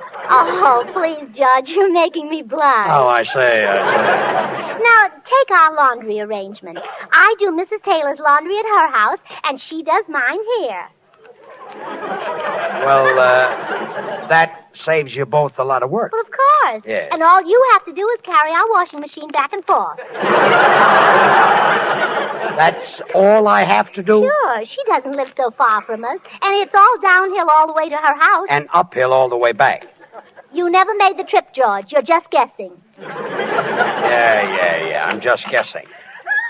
Breakfast is served, madame. And shall I place it on the table? Hey, look out for that footstool. Oh. I think I tripped. Oh. Well, don't feel bad, Tootsie. I asked for breakfast in bed, and that's where you put most of it. Look at this mess. Oh. Coffee, eggs, butter, bacon in our bed. Aren't we lucky? Most people haven't even got it in their icebox. Yeah, we're very lucky. I'm sorry, Gracie. I didn't mean to do it. All right. Stop cackling, even if you are the only hen who ever laid a fried egg on a blanket. Well, never mind, Tootsie. Just go down and start all over again. She'll do nothing of the kind. If you want to cook that badly, I'll hire one. But, George, if you do that, what will happen to the Beverly Hills Uplift Society give each other a boost in the crisis plan? Just clean up this mess. I'm going down and get a cook. Tomato juice all over my pajamas. Wish that Tootsie Sagwell would get drafted. But I guess her face will always be in 4F. Hi, George. Oh, good morning, Bill. I just dropped by to... Say, you certainly like to brag, don't you? I like to brag? Yeah, I know bacon is hard to get, but do you have to wear a slice behind your ear? Just had my breakfast thrown at me. Do you know a good employment agency? I want to hire a cook. Well, George, I know the girl at the newspaper office who takes the help wanted ads. I'll give her a ring, huh? Oh, don't bother, Bill. I'll just call an agency. Oh, it's no bother, George. She loves to have me call her. In fact, Barbara's so crazy about me, she'll probably put the ad in for nothing. Oh, good. Hello. Oh, hello, Babs. This is Billy. Take this ad, will you? Billy. Yeah, Bill. Oh, you know Bill Goodwin. Look, who's got dimples and curly hair and kissed you last night, huh? What? About 9:30.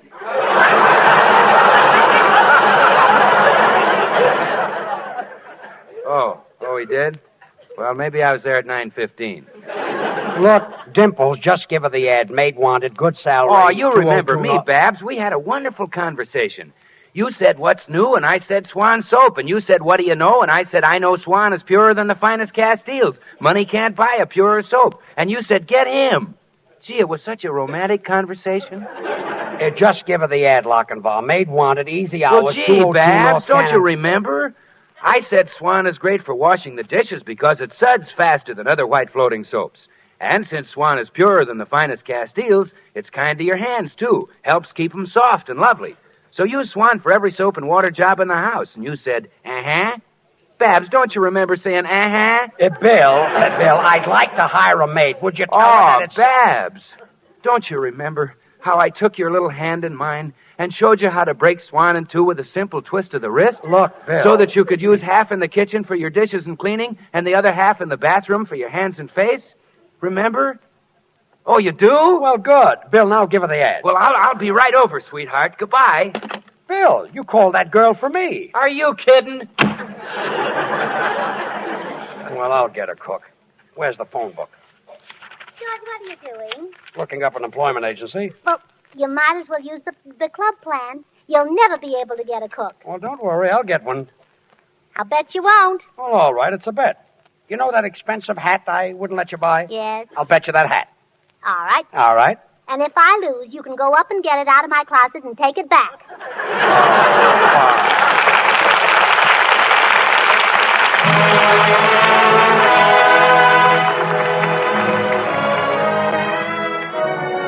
This is Paul Whiteman. The boys and I would like to pay a little tribute to a good neighbor with our arrangement of Brazil.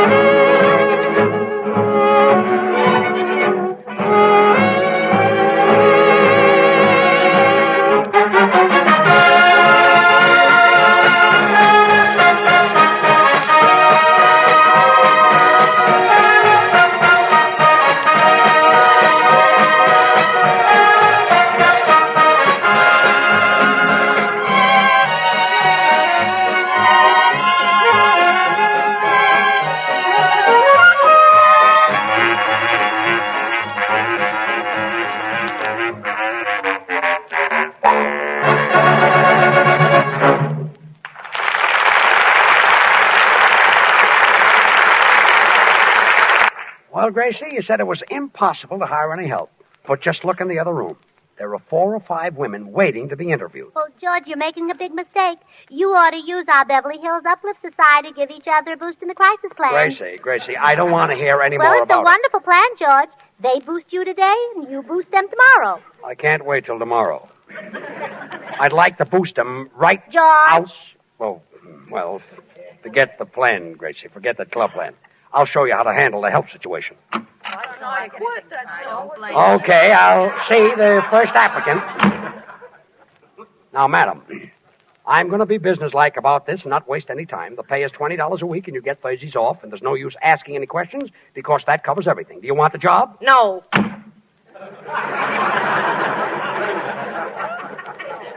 Gee, She was businesslike, too, wasn't she? yeah, I guess I frightened the poor woman. See, George, I have a wonderful idea. What? Why not adopt the Beverly Hills Uplift Society? No. Give each other- No. I don't want those club women in this house. I'd rather have termites. Well, George, this is no time to be choosy. Well, forget it. I'm going to interview the next woman. Right this way. Who's next? I am. Now, miss. Let's get going, Shorty. I ain't got all day. What's your name?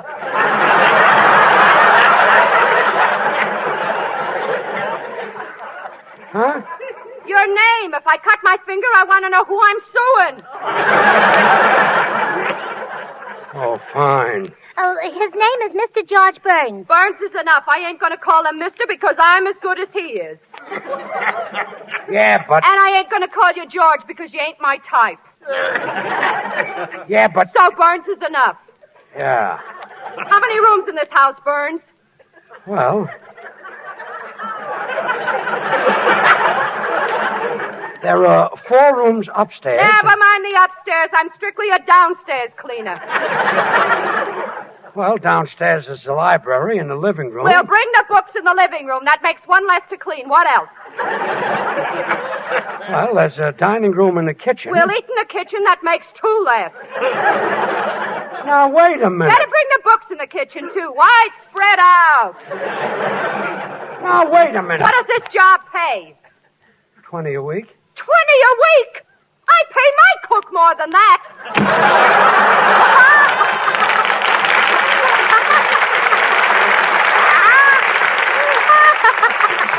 All right. What's so funny? What are you laughing at? You frightened that poor woman, too. Oh, George, if you'd only adopt... Gracie, I don't want those silly club women in this house. But, George, they only want to help you. And you know what I always say, love laughs at locksmiths. Well, what is that? That proverb doesn't fit. Maybe not, but that's what I always say. Yeah, and I always have to listen to it. Next girl. You mean me?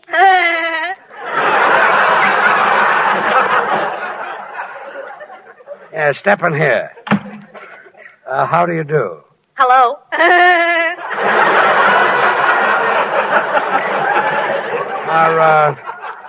Are you an experienced cook? Oh, sure. I've had 10 jobs in the last month. Well, why did you leave all those positions? I didn't leave. They fired me. Well, wasn't your work satisfactory? Oh, sure. Well, then, why did they fire you? I haven't the slightest idea. Well, I have, and good day.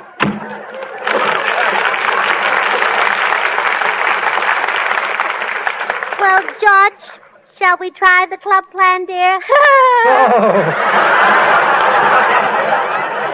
Honey, for the last time, I'm not going to do anybody else's housework. But you know all the people in the club, George. It's not like I was asking you to scrub a strange floor or wash a sock off an unfamiliar foot. Forget it. Anyway, there's still one dame left. I better handle her with kid gloves. Well, hello there. I guess you're the last one. I guess I am. Well, step right in. You know what they say. Last but not least.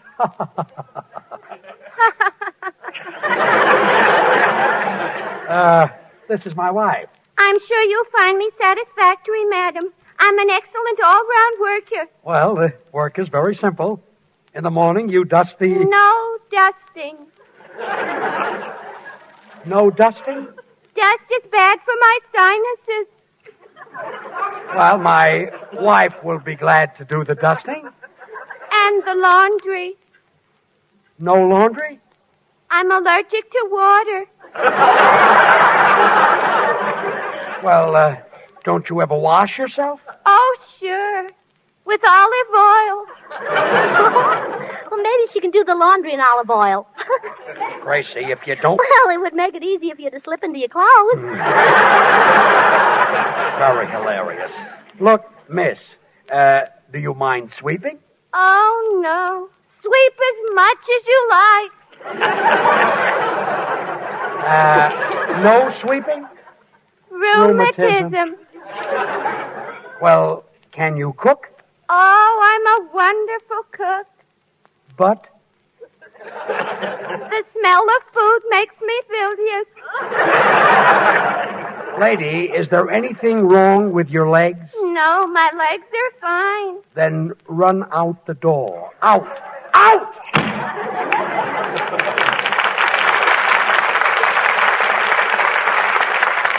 Well, George, you give up? No. Well, George, why don't you let me handle the servant problem? My mother always said that the wife should run the home and the husband should earn the money. Well, in this family, the husband runs the house. Poor Mama. She had the whole thing backwards. Yeah, I guess so. Yeah.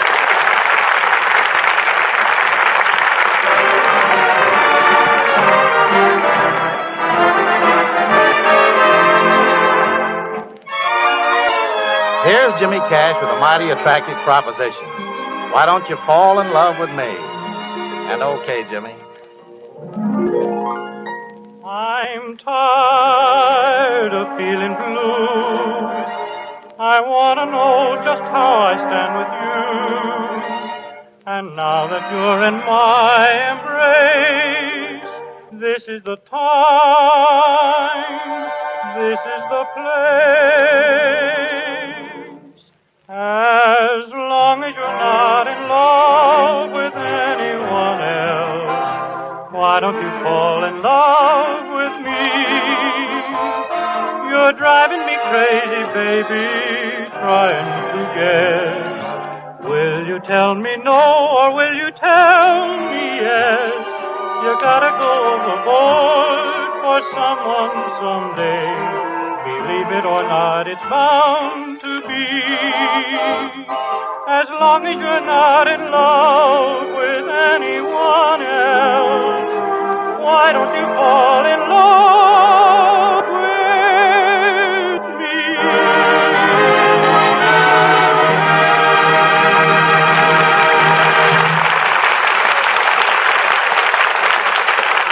Well, now George is out making the rounds of the employment agencies. Meanwhile, Gracie has slipped Tootsie into the kitchen as their cook. She feels confident that when George tastes the Irish stew they're making, he'll okay her club plan. How's the stew coming along, Tootsie? Almost done? I think so, Gracie. Oh, the potatoes and onions look lovely. Let's see. They do look nice. Which is which? The potatoes are the ones that fell apart. Oh, it's too bad we didn't have any carrots. Oh, well, that doesn't matter. The bananas we put on are practically the same shape. Oh, that's right. And with the skins left on, they're almost the same color. Sure. George will never know the difference. I just know our stew will be a big success, Tootsie. Even if we did have to make it without meat. Oh, yeah, it's lucky you thought of that article you read about meat substitutes. Oh, it certainly is. Do you think that pound of Swiss cheese will be enough? Or should we put in the Roquefort, too? Oh, I think the Swiss cheese is enough. Mm-hmm. Hiya, Gracie. I saw you and George through the kitchen window. Oh, Tootsie, I thought you were George with an apron on. That's not a very nice thing to say, Bill. Oh, you're right. He's one of my very dearest friends. Gee, I'm sorry you didn't hire a new cook, Gracie, because I wanted to tell her about Swan, the new white floating soap that's purer than the finest Castiles. I wanted to tell her that Swan's a regular suds and whiz. Well, Tootsie's our cook today, Bill. You see, we have a club plan where we all work for one another. Oh, say, that sounds like a swell idea. Can I get in on it? Oh, sure. You can come over to my house tomorrow and cook for me. I've always wanted to stir up something with you. No, thanks, Tootsie. Why not? Well, you see, I'd rather work in a home where there's babies. You see, I just love to bathe babies with Swan. Well, Bill... You know, Swan is so pure it's kind to even a baby's tender skin. And if it's swell for baby, well, it's great for your hands and face, your tub or shower. Well, Bill... You know, many women have long considered Castile soap's the standard of purity. Well, Bill... But Swan is even purer than the finest Castile. Well, Bill... Well... Bill, I have an idea. I'll come over and cook for you. Oh, no, Tootsie. You see, I don't have any pots or pans. Well, that's all right. I bring my pan. That's what I'm afraid of. Well, Bill, Tootsie's a wonderful cook. Just look at the stew we're making for George. There. Get a whiff of that. Say, you girls are going to be famous. Really? Why, sure, you've got a new formula for synthetic rubber. Goodbye.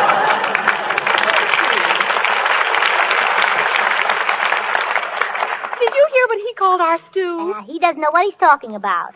It might look like rubber and smell like rubber and stretch like rubber, but whoever saw rubber with bananas in it? Oh, Gracie, where are you? Oh, my goodness, George is back. He mustn't find me here. Don't worry, I'll keep him out of the kitchen. Oh, hello, dear. Back so soon? Yeah. I went to 12 employment agencies. 11 of them are out of business, and the other one's a bookie. Oh, well, cheer up, darling. While you were gone, I got a cook. You did? Where'd you get her? Where? Yeah. Oh, I got her from the Baylesses across the street. Well, why did they give her up? Why? Yeah. Well, they went away for a rest. Yeah, that's it. They went away for a rest. To Europe. They went to Europe for a rest? Well, you see, he used to live in New York under the elevated, and he can't rest unless there's a lot of noise. So, Gracie, I'd like to see this cook. Oh, well, no, you can't, George. She's very temperamental. She's scared of men. She's scared of men? Well, yeah, you see, her mother was once frightened by her father, who was a man. And ever since... Gracie, I'm going in to see this cook. No, wait, George. She's very temperamental. But I want to talk to her. What's her name? Her name? Yeah. Oh, it's, Bridget. Oh, I'll tell you what, George. Talk to her through the kitchen door. For what? I'm going in there. Oh, no, you're not. Gracie, what's the... Lock the door. Let me in there. Yeah. Let me in. George, Bridget doesn't want you in here, do you, Bridget? Her face and that I don't. I'll have no man tracking up me white kitchen with his big feet. Was that Bridget who just spoke? Well, of course it was, George. She's Irish. Aren't you, Bridget? Sure in that I am. Bridget, are you sure you're not Gracie? Oh, go away with you now. Faith and Gracie is 10 times prettier than I am. And it's lucky you are to be married to a Colleen whose eyes are as blue as the lakes of Killarney and whose fur coat is getting a little tattered, so why don't you buy her a new one?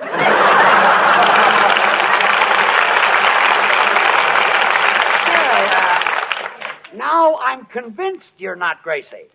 But, but from the sound of your voice, Bridget, me darling, I'll bet you're every bit as pretty. George Burns, you stop flirting with me. What did you say? Faith and I mean you stop flirting with your wife. Enough is enough. Unlock this door. Gracie, I think the stew is ready. It just collapsed. Oh, good. I'm coming right out, dear. Dinner is ready. Well, here you are. Just tuck your napkin around your neck. Does that smell come from this food? Yeah. Doesn't it smell delicious? Bridget says it's an old family recipe. This stew has been handed down from mother to daughter. Looks like one of them dropped it. Look, Bridget, I heard you whispering to somebody in... Which one of your club members is out there in the kitchen? Why, George Burns, how... I'll be right back. I see. Tootsie! Oh, hello, George. My, you look handsome today. New suit. Well, goodbye. Tootsie, you come in here. Yes, George? Sit down and eat that stew. Well, I'd love to, but I'm really not hungry. I had a glass of water this morning. Eat it! Well, go on, Tootsie. Tootsie, eat him. And when he sees how much you enjoyed, he'll adopt our club plan. Yeah. Here, open your mouth and swallow this. Oh. Well, how do you like it? Well, don't just pop your eyes at me, Tootsie. How do you like it? It's delicious. Goodbye. Well, that's good. That is great. Simply a wonderful idea. Now, there's no dinner, and I'm starved. Well, here's where our boost in the crisis plan goes to work. I'll just call Blanche Morton, and she'll come over and cook our dinner. Well, tell her to hurry. Is she a good cook? Good.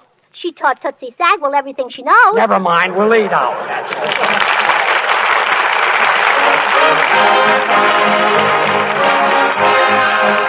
George and Gracie will be right back, so I'm going to make a brief suggestion. Instead of buying lots of different kinds of soaps, try Swan for every soap and water job in the house.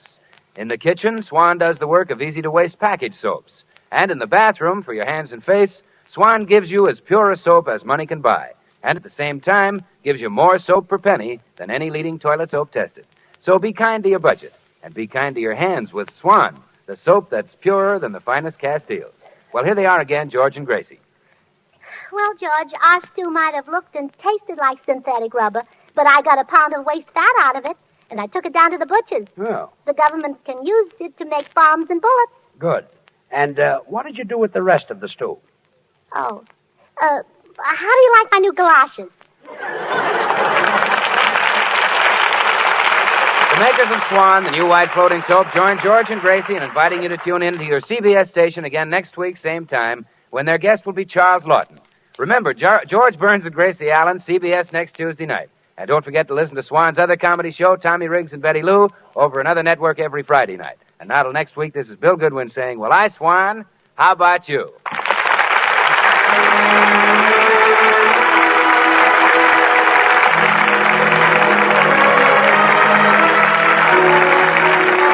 This is the Columbia Broadcasting System. That was the Burns and Allen Show from 1943. Good help is hard to find. Coming up next, we're going to have a 2-hour block of Private Eyes. That's right, Nick Carter, Philip Marlowe, Richard Diamond, and Sam Spade. All coming your way.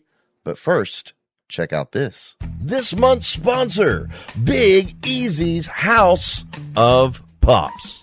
Do you like Funko Pops as much as I do? Well, let me tell you, there's one channel that I go to over and over and over again, no matter what. It's Big Easy's House of Pops. That's right. This channel is all about being the average collector. There's mystery boxes, pop hunts, tips, and pickups that y'all get to do together. So why don't you come on over to Big Easy's House of Pops? Let's have some fun if you like collecting Funko Pops or if you just like hanging out and talking. Check out Big Easy's House of Pops right here on YouTube. That's right. Big Easy, House of Pops. Keep it tuned right here to Hojo Radio, because next, from 1945, we got Nick Carter, Death by Ricochet.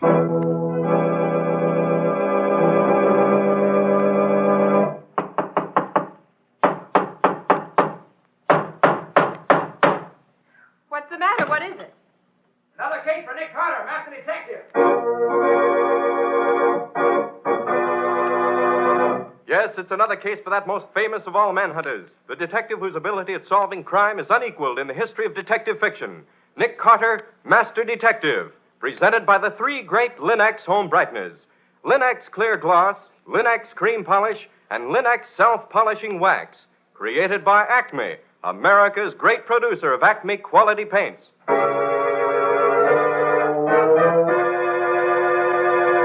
Today's curious adventure: Death by Ricochet, or Nick Carter and the mystery of the abandoned gravel pit.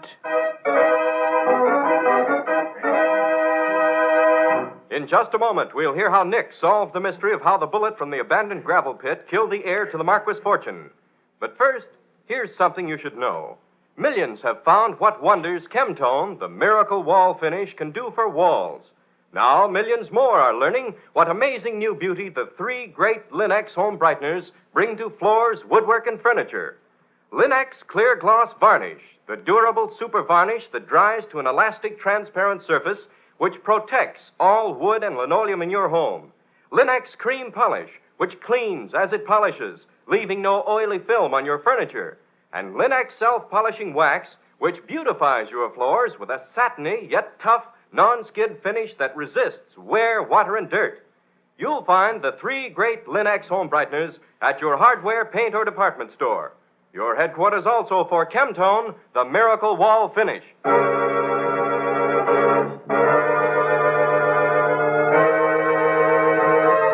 And now for today's mysterious adventure with Nick Carter.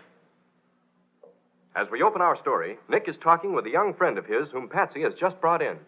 But if it's not a criminal case, John, why come to me? Because it's the next thing to it, Nick. Well, all right. Let's hear it. Or better take notes, Patsy, in case we want them later. Of course, Nick. Go ahead, Mr. Mann. Nick, I killed a man this morning. What? Oh, it was an accident, of course, but he's dead just the same. Well, tell me about it. What happened? Well, I was shooting in the old gravel pit back of my place on the highway. I've been shooting there a lot, getting ready for the pistol meet that's coming up. Well, this morning I was practicing out there when one of my slugs hit something and ricocheted. I never dreamed that a ricochet could get out of the gravel pit, but this one did, and traveled as far as the Marquis estate. You mean the Clara Marquis estate? Yeah, that's right. And the man I killed was her son, Randolph. Well, that certainly ought to make front page copy. I should say so. Patsy, Get me her file out of the file room. Coming right up, Nick. Now, John, where was Randolph when it was hit? At the back of the estate, helping one of his nephews rebuild the fence. The nephew, Dave Barton, said he heard the shot, and then the whine of the bullet, and then Randolph fell over. He died instantly. Here you are, Nick. Our file on Clara Marquis. Thanks, Betsy. Now, let's see. Lives in a rambling old red brick mansion a mile out of town along the highway. No servants. That's funny, with all her money. Relatives living with her take the place of servants. Her son, Randolph, acts as general handyman on the estate. She handles all business matters herself. Jolly old soul, I should say. No one ever accused old Clara Marcus of being jolly. I've tried to get better acquainted with her granddaughter, Teresa, but the old lady won't let me take her out or go there to see her. I only know Teresa from what little I've seen of her around town and a few times I've driven her home. Now that I've killed her father, I suppose I'll never see her again. Wouldn't be in love with her, would you? No. Do you think I can be sued for Randolph's death? Well, what's the coroner's verdict, you know? Well, he told me he was going to report it was an accident. Well, John, how far is it from the gravel pit to where Randolph was killed? About a quarter mile. The Brundage place is in between. Old man Brundage was out picking berries in the back of his place. He says he heard the bullet whine over his head. I suppose there's no doubt about the time? No, the sheriff checked on that. Randolph was killed while I was shooting in the pit. No mistake about that. I see. Was the bullet identified as coming from your gun? Well, not exactly. It was too badly mutilated, the sheriff said, to be identified as having come from any particular gun. It was all flattened and twisted. Well, from what you tell me, John, it looks as if you're responsible, all right. For the funeral expenses and so on, at least. Well, I know that, Nick. I just want to be sure I don't get hooked for what money I've got saved by a damage suit later on. That's why I want you to investigate this for me right away. I want to have it proved an accident so that nothing can come up later to put me in the wrong more than I am now. Yes, I see what you mean, John. You want me to be sure that we know now all there is to know. Then we file that information away and hope we never need it, right? That's it exactly, Nick. Will you do it? Why, certainly, John. I have nothing else on my hands for the moment. Shouldn't be a long job, nor a difficult one. Now, first, I want to have a look at your gravel pit. All right. I won't be there, but Mother will let you in. I don't suppose there's any chance I didn't fire the shot that got Randolph. Now, the chances are you did, John. I want to determine the degree of negligence involved. If there's none on your part, you can hardly be held liable for the accident. Okay, Nick. I'll leave it to you. I'll be seeing you. Right, John. And don't worry. I think I can clean this up for you.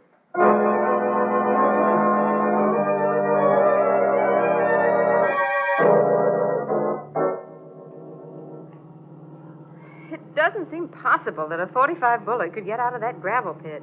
And especially not going fast enough to travel a quarter of a mile afterwards. Strange things happen with bullets sometimes, Betsy. I suppose. You heard what Mr. Brundage said.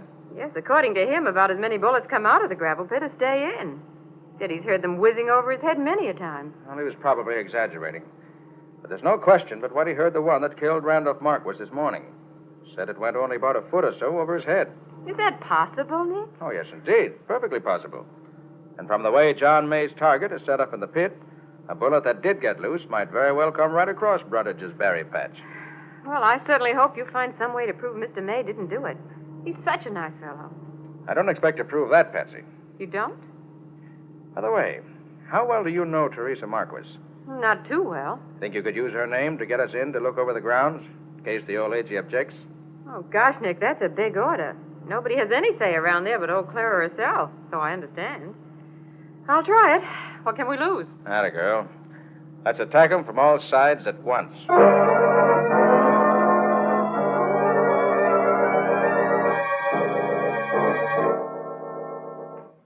It's so nice of you to see us, Miss Marquis. This is Nick Carter. He's acting for John May. You can tell John, Mr. May, that we won't make him any trouble for the death of my father. I knew you'd feel like that. You can also tell him I never want to see him again. Now, Teresa, I'm afraid you're blaming John May for something he couldn't help.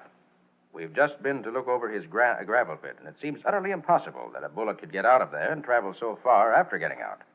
I'm sure... If you're trying to tell her what happened wasn't May's fault, you can get going. And right now. How do you do?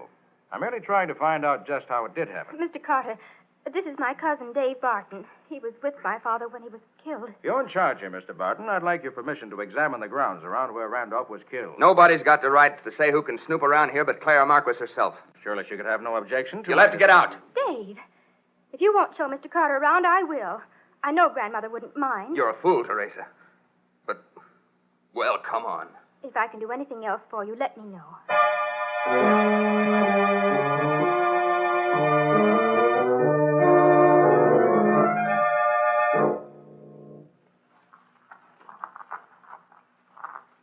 We were putting up a new fence here, Brandy and I. We've been working out here for several days. We could hear young May shooting down in that pit of his all the time. This morning it was different. The shot sounded the same, only this time I heard the whine of the bullet right after it. Now there, here's where Randy was standing. I was down there. The time I got to him was deader than a doornail. If I could get my hands on that young May... Mr. Barton, is that fence over there about 30 feet? The edge of your property? Yes. The bush is there on Brundage's side. He was picking berries out there somewhere this morning when Randy was killed. Nick, would you hear the shot before you heard the whine of the bullet going by? Certainly, Patsy. You would with an Army 45, which John was using. Because of the size of the bullet, its velocity is slower than that of sound. So you'll hear the report before you hear the bullet. Somewhat... Mr. Carter, Grandmother's very ill. We sent for the doctor, but she heard that you were here and for some strange reason wants to see you right now. Mrs. Marquis wants to see me? You sure? Very sure, Mr. Carter. She insisted. Can you come right away, please?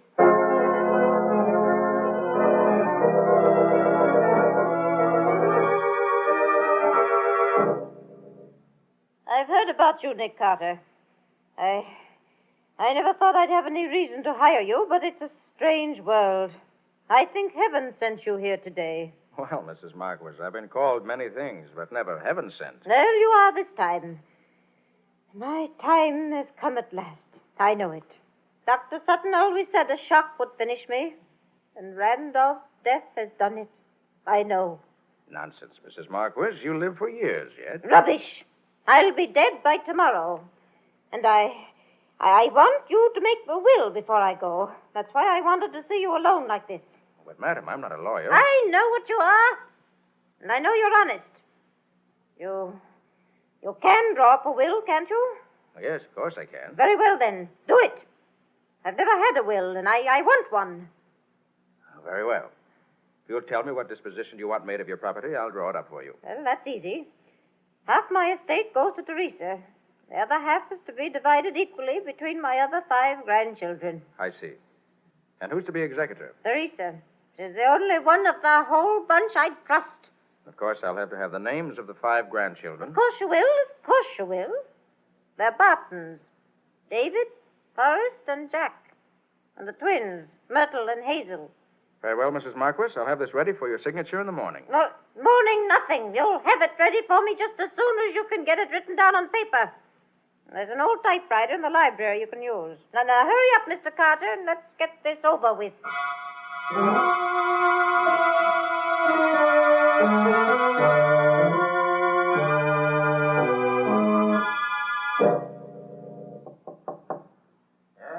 May I come in, Nick? Oh, yes, Patsy. I've finished what I'm doing. You've been writing out the old lady's will? What makes you think that? I can't think of any other reason why you should lock yourself up in this musty old library and spend an hour pounding on a typewriter. You're quite right, Patsy. But keep it to yourself. Does she take good care of Teresa?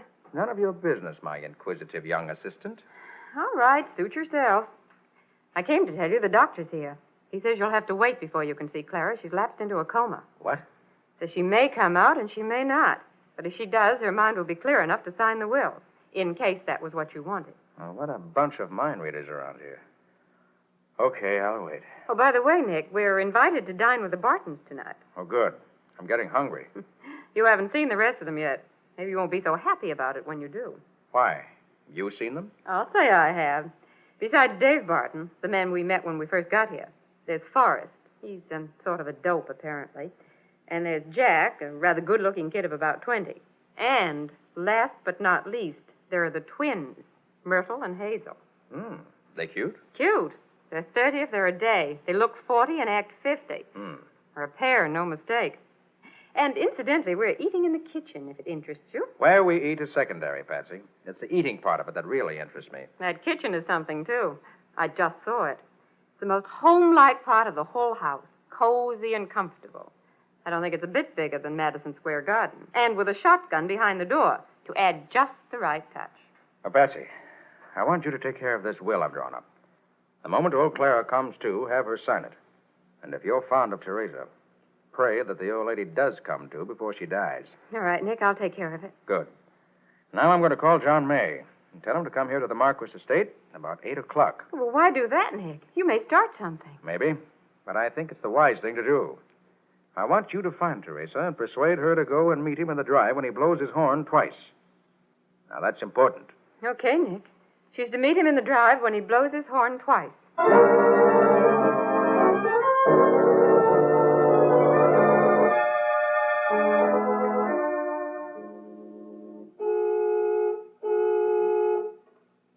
I still don't get it, Nick. Couldn't you find a better time and place for me to meet Teresa? A better time, perhaps, but not a better place. John, I want you to take Teresa away from here at once. Are you kidding? I am not. The odds are that you'll be saving her life. Before morning, she may be in deadly peril. Believe me. Okay, Nick. I'll take her. If she comes. Oh, John. Teresa. Oh, darling. John. Which is my cue to...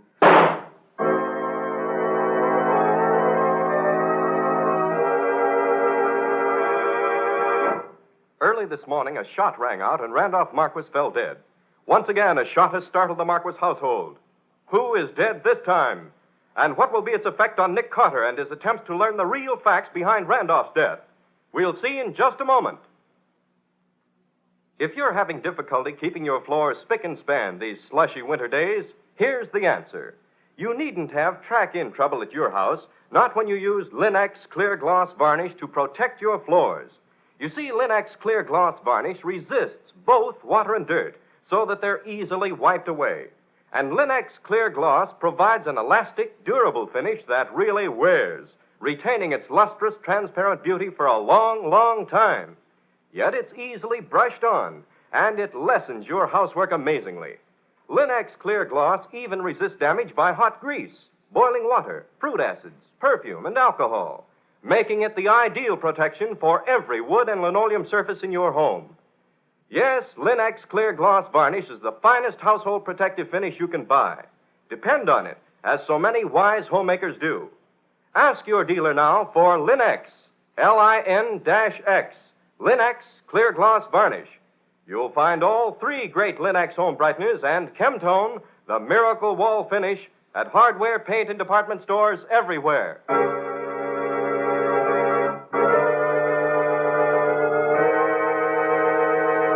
And now, back to our story. The report of the shotgun, which startled Nick and the rest of the Marquis household, seemed to come from the room where Clara Marquis lay dying. Nick and Patsy raced to the door of the room, only to find the twins, Myrtle and Hazel, standing in the doorway, staring fascinatedly at the old lady's bed. What's happened? What was... Don't look at her, Patsy. Oh. Oh, it's ghastly. Face has been blown away. Why, she's... Oh, Dr. Sutton. Dr. Sutton. What's happened to him, Nick? Why, he's out cold, Patsy. Oh. Blow in the back of the head, I should say. Dr. Sutton. What's happened to you, Doctor? I don't know. I was alone here with a patient. Something hit me. That's all I know. I don't even know where whoever hit me came from. Well, whoever hit you did for the old lady, all right. Did either of you girls see anything? No. Where are your brothers? Where were they when this happened? Oh, come on. You might as well tell me if you know. Oh, all right. I'm going to call the sheriff's office. Do you suppose you two could sort of stay here with the body until someone gets here? We'll stay. Well, there's nothing more I can do for her now. I think I'll get some fresh air. Want to step outside with me, Mr. Carter? Why, of course. I'll be right with you. Oh, Patsy, Mm-hmm.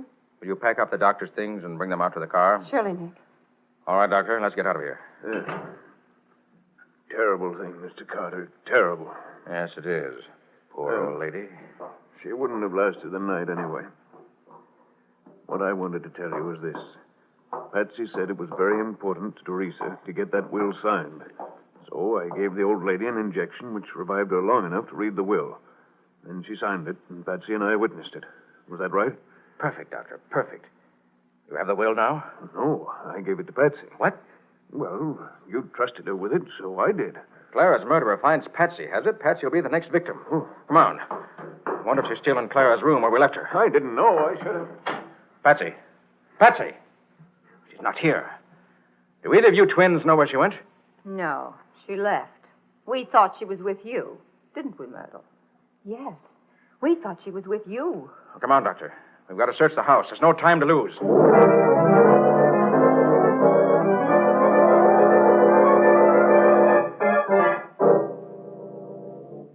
Well, Doctor, we've been through this house from cellar to attic. She's not here anywhere. I don't like it. How about the carriage house? There's a light upstairs there. Oh, yeah, sure there is. Well, let's have a look up there. Oh, that's funny. John May's car's still here. Yes. Didn't take Teresa away after all. I wonder why. Well, I hope we find Patsy up here. Merciful heavens. Martin, stop that. Let John alone. You keep out of this. This dirty murderer's getting what's coming to him. The law won't do nothing to John May, but we will. Martin, if you touch him again, I'll shoot to kill. You wouldn't have the nerve. I'll plenty of nerve for cowards like you. All right. You're on top for now. But we'll get him later. See if we don't. Now, you two. Forrest and Jack. Let Teresa go. All right. Take that gag out of her mouth. Be quick about it. Oh, Mr. Carter. Oh, thank heaven you've come. Oh, Doctor, you better have a look at May. He's pretty badly beaten up. Only thing holding him up are the ropes tying him to that post. Yes. He's in a pretty bad way. Dave must have hit John at least 20 times. What happened, Teresa? Well, they got John right after you left and made me come with them. They brought us up here and tied John to the post so that he couldn't defend himself. Then they gagged me. Hold on. You mean that all three of them, Forrest, Jake, and Dave, have been with you since right after I left you with John? Why, yes. Why? Has anything happened? I'll say there has. Take care of things, Doctor. I've got a job to do.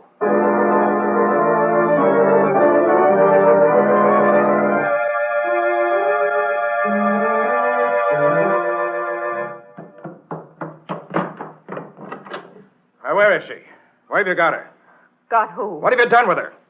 Oh, in the closet, I suppose. What the... Why, that's not... Drop that gun. Don't be a fool. Take that shotgun out of the middle of my back. You're the fool. Drop that gun.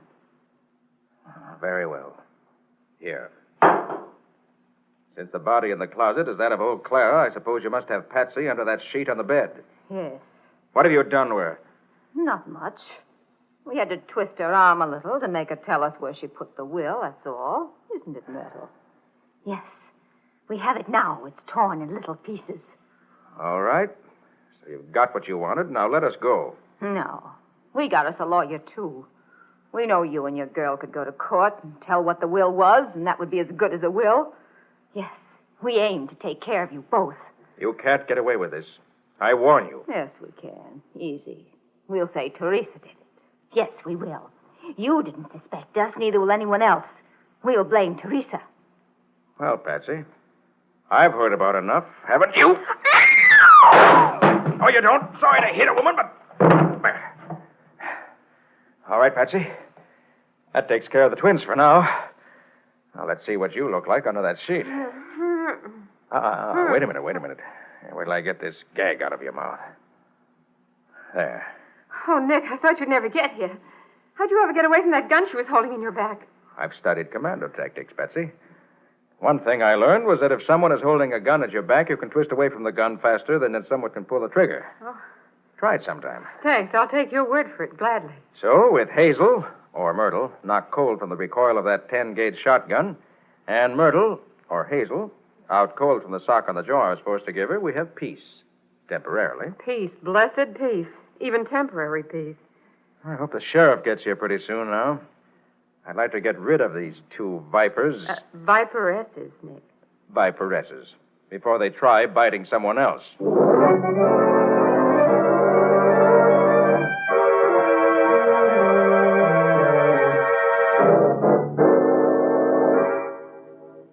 They had me fooled completely at first, Sheriff. I didn't believe either of those twins could handle as big a gun as a 10-gauge shotgun. Yet I felt sure, as soon as I saw that shotgun, that the .45 bullet that killed Randolph Marquis came from its barrel. But why? Old man Brundage said he heard it whine over his head. Well, the whine of a ricocheting bullet, John, is one of the most deceptive sounds in the world. You can't tell, really, where it comes from. But I was right with Randy. I didn't hear any gun fired close. It was fired from the gravel pit, and the bullet came whining. Of course it did, Barton. The twins were clever enough to pick a mutilated bullet out of the gravel pit where John May shoots. They loaded it into a 10-gauge shell and fired it from behind the bushes on Brundage's property. The bushes acted as a silencer, probably. Both Brundage and Dave heard the wine had set up and assumed it was a ricochet from the pit. Who'd ever think a woman would figure out a way to load a 10-gauge with a banged-up bullet and then lay for a guy and shoot when somebody else shoots a quarter-mile away? Why did they do it, Mr. Carter? Money, Teresa. Money they'd inherit from your grandmother, Clara Marquis. But I don't get it, Nick. How would Randolph being dead benefit the twins? His daughter would get his share, wouldn't she? Not if Clara didn't leave a will. That's the point around which everything else revolves, Patsy. But how does that work out, Nick? According to the law of the state, if the old lady left no will, Randolph would inherit 1/2 the estate. Uh-huh. And the 5 Bartons would inherit the other half, or 1/10 each. And if Randolph was dead? With Randolph dead, the 5 Bartons and Teresa, Randolph's daughter, would each inherit equally, or 1/6 of the estate apiece. Well, how much difference would that make? Well, figure it out, Patsy. If the estate amounts to $3 million, as I understand it does, each twin would get $300,000 if Randolph were alive. Mm-hmm. But with him dead, they would each get $500,000, or $200,000 more. Oh. Wouldn't that be worthwhile for them? Gosh, that is some difference, isn't it? So when they found that old Clara was about to make a will, they had to stop it. Of course. They knew Teresa was the favorite and would get most of the money. So they killed Clara before she could sign the will I drew up. Well, then they must have found out afterwards that old Mrs. Marquis had signed the will before she was killed. How'd they learn that? Now that, John, we'll never know. Somebody said too much or too little. At any rate, they found out just enough to know that Patsy had the will and that it was signed. So they bided their time and got it away from Patsy. Then they laid for me to get rid of any possible witness to the existence of a will. Do you suppose they would have killed me, Mr. Carter? No, Teresa. Not if they had got rid of Patsy and me. I asked John to come here and take you away because I didn't know which way the cat was going to jump. And I was afraid the killer would try to nullify the effects of the will by killing you. But fortunately, the dear twins selected Patsy and me as the victims and you for the logical suspect. Well, anyway, I'm glad you asked John to come over here, no matter what the reason was. It settled things for him and me very nicely. It's just the way I wanted it to be, Nick. Although I hadn't hoped to get it for a long time yet. Which proves that you never know where your blessings are coming from. Or something. Well, anyway, good luck to you both.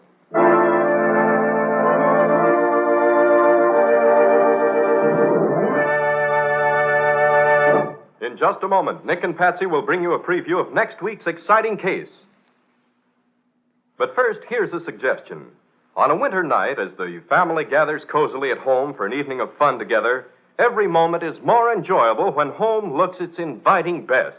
And it always does when you depend on the 3 great Linex home brighteners to keep woodwork, floors, and furniture sparkling.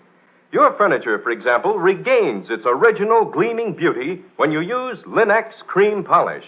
For Linex Cream Polish cleans as it polishes, removing in one quick application all the cloudy accumulation of dust in previous polish.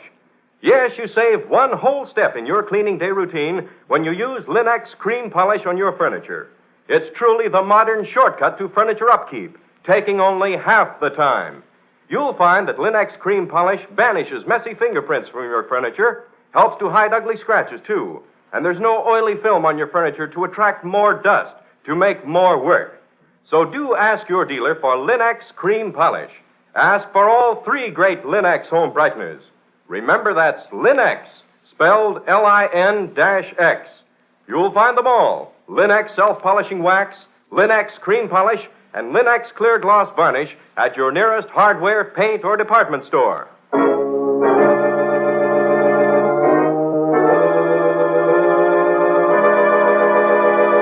And now let's hear from Nick Carter himself. What about it, Nick? Have you an exciting story for next week? Well, next week, Ken, I want to tell you what happened when I stopped off in a little town upstate to tell a rookie cop's family how sorry we were that he'd been killed in line of duty. Well, that doesn't sound very exciting to me. It was what happened after Nick stopped off there that makes the story.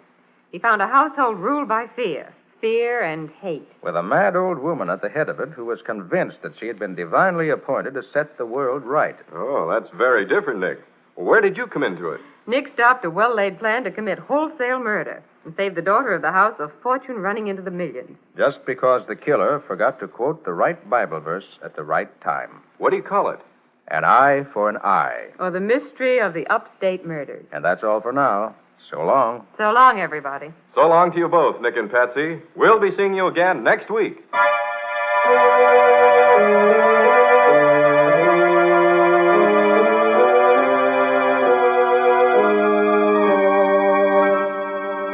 Next week at this same time, listen to another curious experience of Nick Carter, Master Detective, entitled An Eye for an Eye.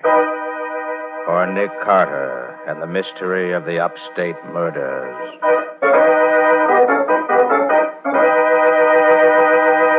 Nick Carter, Master Detective, is featured in Street and Smith magazines.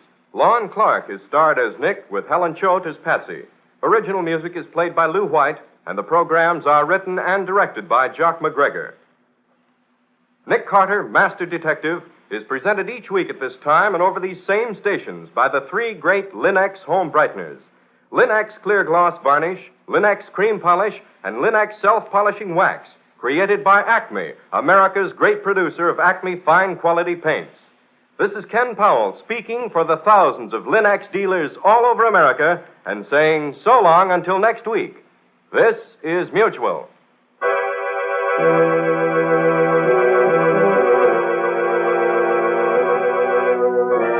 That, of course, was Nick Carter from 1945, Death by Ricochet. Coming up next, we have one of the all-time great private investigators, Philip Marlowe, from 1948, The Hard Way Out, on Hojo Radio. Stay tuned. When I started, I thought one man was in trouble and 3 were trying to help him. But after I found 2 pounds of tobacco, 2 pieces of brass, and a boat without a pilot heading straight out to sea, I knew they had all been in trouble, and all had taken the hard way out. From the pen of Raymond Chandler, outstanding author of crime fiction, comes his most famous character as CBS presents The Adventures of Philip Marlowe.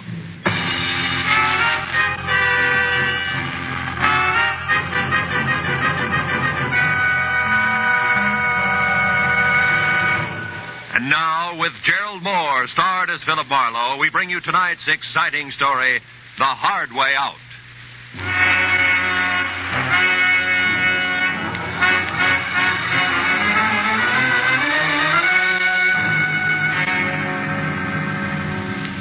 I had killed a shank of the afternoon in a Hollywood department store, trying for the 5th consecutive year to select something unique in a personalized Christmas card. A bright-eyed salesgirl finally suggested in desperation a smoking 38, spelling out Noel in delicate wisps of white curling smoke. Well, I gave up, settled for a reissue of last year's unoriginal message. An hour later, I was driving out towards Sepulveda and my new client, August Quigg, and I was glad to be away from the pre-holiday crowds and back to work. When I pulled up in front of the factory building, an immodest sign told me the man I was to meet inside was president and co-founder of Quigg & Slater, manufacturers of nothing but the best in construction materials. Come in. Be with you in a minute. I'm on the phone. Listen, August Quigg does not change his policy overnight, Slater. Not after 25 years. You should know that, you of all people. Never mind the excuses, Slater. Those you always have, and they make me sick. Partnership trouble, Mr. Quigg? Oh, no, my partner is dead now 10 years. That was his son, Keith Slater. But he has nothing to say here. His father left it that way. Well, sit down, Mr. Marlowe, please. Slater is not what I want to talk to you about. All right, Mr. Quigg. Who is the man and what's his problem? My general manager, Frank Emery. No? He has embezzled $60,000 of this company's money in the last year. Then isn't this a great time for you to climb the nearest rooftop and scream copper? No, because I want to save Frank Emery, not condemn him. Why? What's so special about a general manager who keeps dipping itchy fingers into the till? Mr. Marlowe, Frank Emery has worked for me for 7 years. And in that time, he has climbed from shop worker to plant foreman to general manager. And that is something which took me 15 years. Which proves what? That Frank can one day go right to the top. Here to my job. The honest way. And that is just the path he was on until a year ago when he got married. Oh. Then he started to fill his pockets with company lettuce before he'd even gotten rid of the rice. Is that it? Yes. But don't leap to any conclusions, Mr. Marlowe. Because his wife, Sheila, is a very sweet woman. Everybody knows that. And if anything, she should be a good influence. Mr. Quigg, what's Frank Emery's salary? $175 a week. Oh. When'd you last see him? This afternoon, about 2 o'clock. I called him in here, but I didn't say anything about the shortage. We just talked.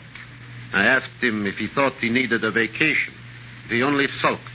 He said he'd be all right in a little while. Then he left. But when he got back to his desk, he only stopped there long enough to pick up his hat. That was 3 hours ago. You've called his house since? Twice, but I got no answer. Here's the number, Marlowe, and the address. Mm-hmm. Now we better stop talking, start moving. I must know what Frank Emery plans to do. Yeah, this is my private number. The plant will close in half an hour, but I'll be here working late. Okay. But before I get going, Mr. Quigg, one more question. Just so all this will make some sense to me. Were you ever in a jam like this yourself? A long time ago, maybe? And you know what it's like to be in Emery's shoes? You're a pretty alert fellow, Mr. Marlowe. I do seem to remember a rich man who once kept me out of a lot of trouble. But the details aren't very clear anymore, so good night and good luck.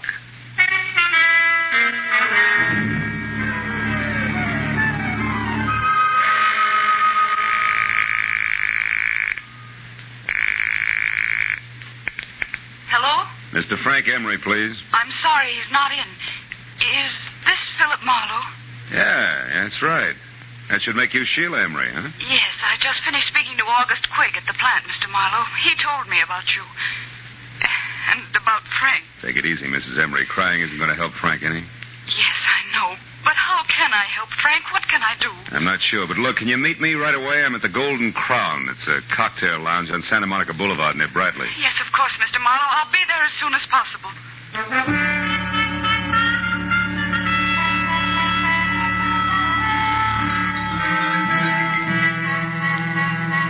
Exactly 34 minutes later, a two-tone, sleek convertible about the size of a Pullman car glided to a stop in front of the Golden Crown.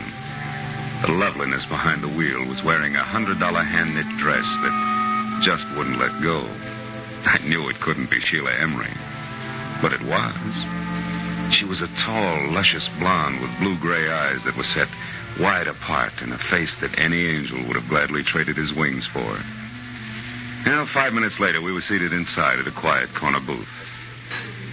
But only 2 weeks ago, everything was perfect, Mr. Marlowe. Frank didn't seem to have a care in the world. Then all of a sudden, he changed. He became quiet, almost morose. You never suspected that he was stealing from Quigg? Of course not. And I still think there's some explanation, something we don't know about. Maybe. But from where I sit, it looks like you two have been keeping up with the Vanderbilts instead of the Joneses. It always danced the bank account. Just what do you mean by that, Mr. Marlowe? Exhibit A, that knit 1 pearl 2 number you're wearing. What? Exhibit B, that splash of automobile you drove up in. But Frank said we could afford those things. I know because I was worried when we bought the boat. Yeah, what boat? The Carefree. It's a 30-foot sailboat. We dock it near our cottage just beyond Santa Monica. Hey, wait a minute. A sailboat, a cottage at the beach, that car? Just how far do you think $175 will stretch these days? What do you mean? Frank makes twice that, plus bonuses. Not unless he has a very fancy paper route on the side. Because 175, period, is the figure that Quigg quoted to me an hour ago. Oh, no. No, I can't believe that. Frank wouldn't lie to me that way. Yeah, some guys do funny things when they're too much in love. Oh, now, look, tears take time, honey. How about holding him back long enough to give me some dope that'll put me on Frank's trail, huh? I mean, names and numbers, his clubs, his friends, anything that'll give me a line. Yes, of course. But all that information is in his address book at home. All right. Home's our next stop. Just between us, Sheila. What are the chances that Frank has an extracurricular interest on a back street somewhere? Another woman? Oh, no, I'm sure that's not the way things are. Frank loves me very much. Yeah, I guess so. Believe me, if he doesn't, we're not looking for an embezzler. We're after a maniac. Come on, let's get out of here.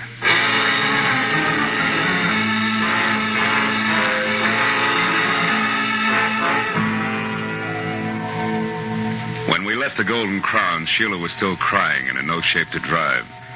So after parking my coupe in a nearby lot, we floated out to the Emery place in Brentwood in a two-tone Nash, which did everything at the push of a button except dry a girl's tears. At her house, Sheila pulled herself together long enough to give me a handful of addresses that might possibly lead to Frank Emery. But just as I was about to leave, I noticed a single phone number scribbled in pencil on the edge of a desk blotter. It was Crenshaw 22131. And since Sheila couldn't explain it, I wrote it down on a slip of paper and filed it in my pocket and left. But once outside, I remembered that my car was still on Santa Monica Boulevard at the Golden Crown. So I started back to the house to call a cab. I stopped suddenly at the sound of somebody in the shadows alongside the house. When I moved toward the noise, a man darted out between two trees, and I went after him. Get your hands off. Why? So we can play another round of hide and seek? No dice, brother. I'm getting too old for it. Now, who are you? What are you doing around the Emery place? Come on, let's have it.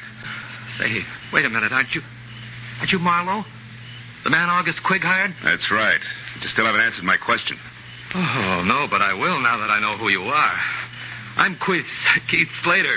Surely dear Quigg must have told you of me, the wastrel son of his late partner. He did, but you're still parrying, Slater. Why were you hiding behind those trees? Correction, Marlowe. I wasn't hiding. I was waiting for Frank Emery. All right, we won't argue terms. Why were you waiting? Because I want to get hold of Emery and help him before he goes too far. You see, Marlowe, he came back to the office after you left. What? Did he talk to Quigg? No, the place had just closed and the old man was out for dinner. Did you talk to Emery? Yes, and it wasn't much fun. That poor fellow's just about out of his mind, Marlowe. Well, he raved on for an hour and a half about how unfair Quigg was. Said he knew that I was the one who'd get to run Quigg and Slater after the old man died. I don't follow that. When did you become the fair-haired boy around there? Oh, I'm hardly that. But I do own a quarter of the plant, unless, of course, Quigg fires me one day. Those are the terms of my father's will. But Quigg won't fire you, is that it? He wouldn't think of it. After all, that would keep my dear father from resting easy in his grave. Okay, let's skip it. Exactly what did Frank Emery tell you, Slater? He said that August Quigg was a two-faced liar and that he'd settle with him in his own way. I told Quigg that when he got back from dinner. And I also reminded him that Frank had a key to the office. That didn't faze Quigg, did it? No, he said he never worries twice. If Emery walked in on him, he'd think about what to do about it then. I tell you, Marlowe, we've got to get hold of Frank Emery and stop him before it's too late.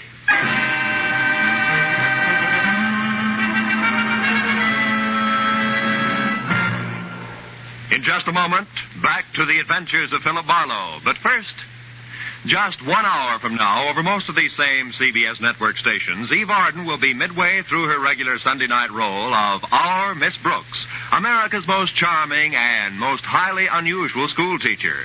You've seen Eve Arden make her hilarious way through many a Hollywood movie. Now you can hear her every Sunday night as Our Miss Brooks, just a little later over most of these same CBS network stations. And now, with our star, Gerald Moore, we return to the second act of The Adventures of Philip Marlowe and tonight's story, The Hard Way Out.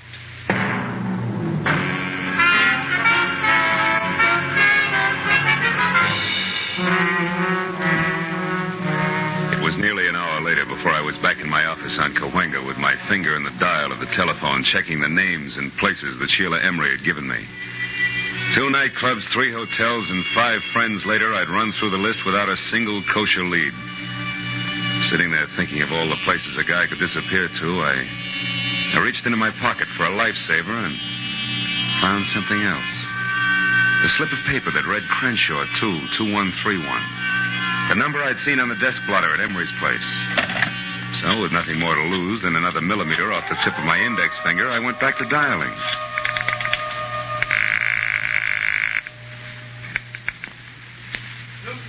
Pipe and tobacco shop, Sam Newton talking. Newton's what?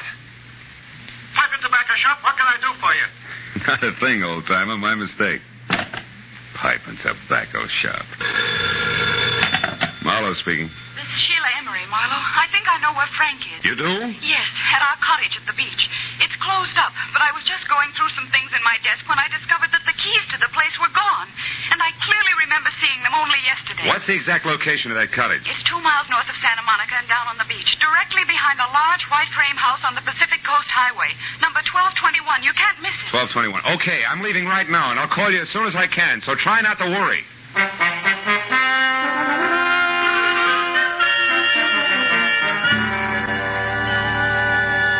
Somehow or other, I made it straight out along Sunset to the beach and then north as far as the large white frame house without being tagged for low flying by any of the boys in blue. But when I got down to the cottage on the beach, I found it deserted and boarded up like opening night at an unlicensed peep show in Boston. Except for a couple of stray gulls who probably had insomnia, I was all alone. But the gregarious streak in me didn't suffer very long, because a minute later I had an unannounced visitor. It was a nasty caliber .45 automatic. And the man on the other end who gripped the handle like he knew what he was doing was none other than the general manager of Quigg & Slater, Mr. Frank Emery. Mind telling me who you are and what you want here? Well, the name, which probably doesn't matter, Mr. Emery, is Philip Marlowe. But my business with you is something else. I'm working for your boss, August Quigg, and believe it or not, he wants to help you. That's a lie, Marlowe. Nobody wants to help me, and you know that. This is a smart trick, but it won't work. It can't work. And I'll tell you why. When the police do get to me, Marlowe, they won't find anything but a corpse. Is that clear? Suicide. Don't be a fool. What about your wife? Marlowe, that's why I took the $60,000. So say your breath. And unless you're interested in joining me, do exactly as I say. Now, here. Pick up these keys and open that door. Go on.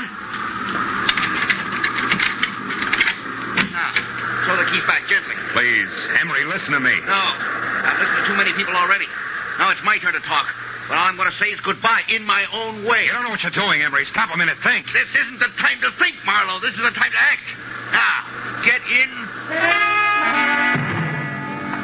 Emery backed me into the cottage, stepped outside, and pulled the door shut. I waited a moment until I heard his car start. Then I tried the door and knew I was wasting my time. Emery had run a piece of pipe through the handle, and Gargantua himself couldn't have opened it from the inside. It took me 10 minutes to kick enough boards off one of the windows to wiggle out, and another 5 to get to a phone. When I told Sheila that her husband was on her way home in a very desperate frame of mind, she promised to hold him at all costs until I could get there. 20 minutes later, I was in Sheila's house on Bundy Drive. Marlowe, what happened? Where's your husband? I don't know. He hasn't been here. Oh, fine. After you called me, I waited, but he didn't come back. Marlowe, what did you mean when you said Frank was desperate? I'm afraid Frank intends to kill himself. Kill himself? Oh, no, he can't. Now, we still may be able to stop him. When he left the beach house, he was heading someplace to say goodbye. I figured for sure that meant you, but wherever he was going, he didn't want to be followed. He locked me in and... The gun. Holy smoke, where's your phone? Right over there. Oh. Well, what about a gun? Does Frank have one? Yeah, 45. Didn't come here to make his last goodbyes. That only leaves August Quigg. Do you know what you're saying? Come on, answer that phone. No answer on Quigg's private wire. You're accusing Frank of murder. He hates Mr. Quigg, yes, but I know he couldn't kill him. He couldn't. Now, you listen to me. Your husband's cornered, and he's decided to blast his way out of a hopeless situation. I'm going to Quigg's office. If Frank comes back, try to keep him here. But don't try too hard, because it might be dangerous now, even for you.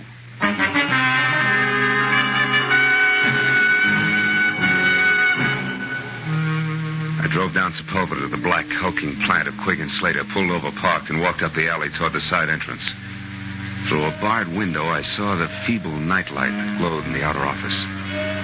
Otherwise, the place was dark. When I got to the door, I stopped. A diamond-shaped key stuck out of the lock, and the heavy door was ajar. I eased it open and listened. Nothing. I pulled the key out of the lock and dropped it in my pocket. Then I went inside and switched on the lights.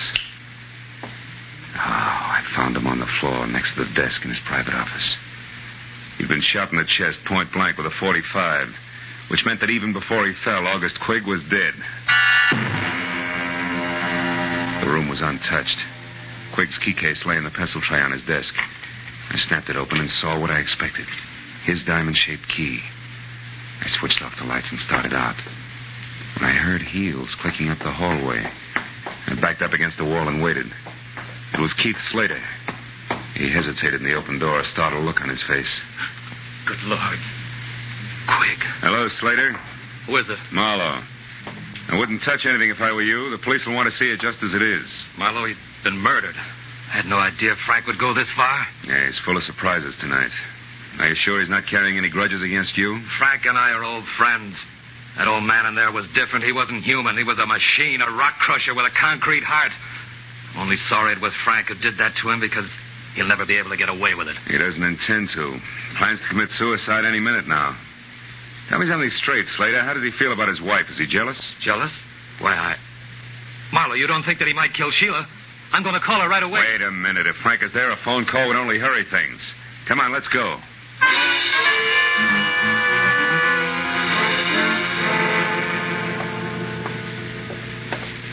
I don't like the looks of this, Marlowe. Neither do I.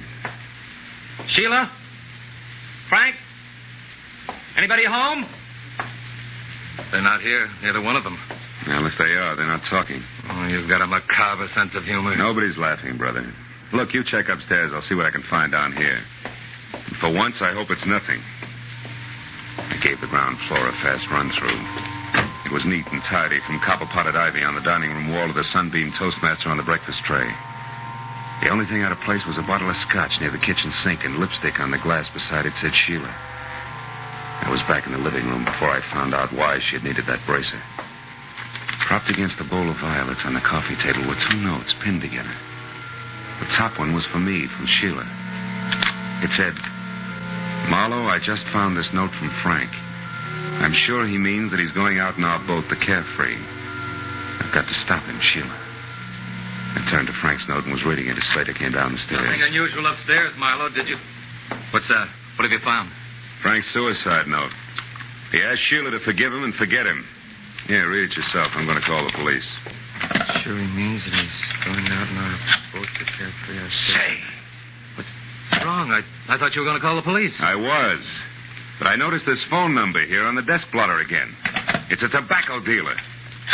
Slater, I've got a very wacky idea. I'm going to give it a try.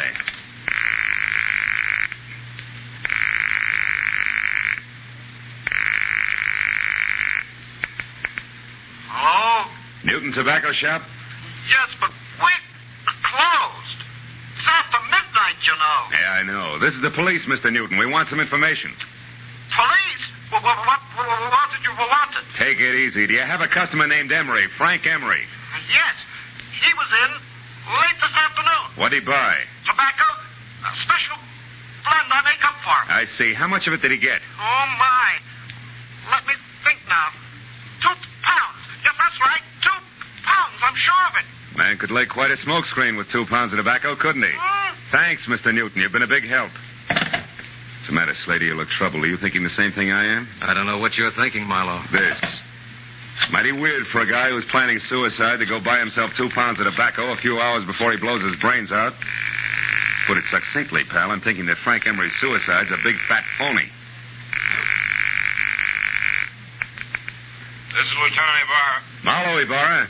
Catching you at this hour is the best break I've had all night. How so? What's up, Marlowe? Guy's been murdered, and his killer, one Frank Emery, is getting away by boat.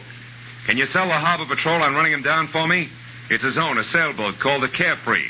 A 30-footer with an auxiliary motor.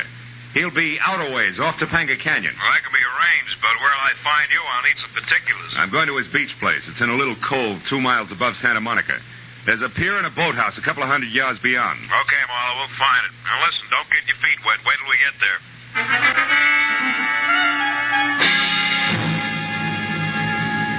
The Emery beach house was deserted and dark.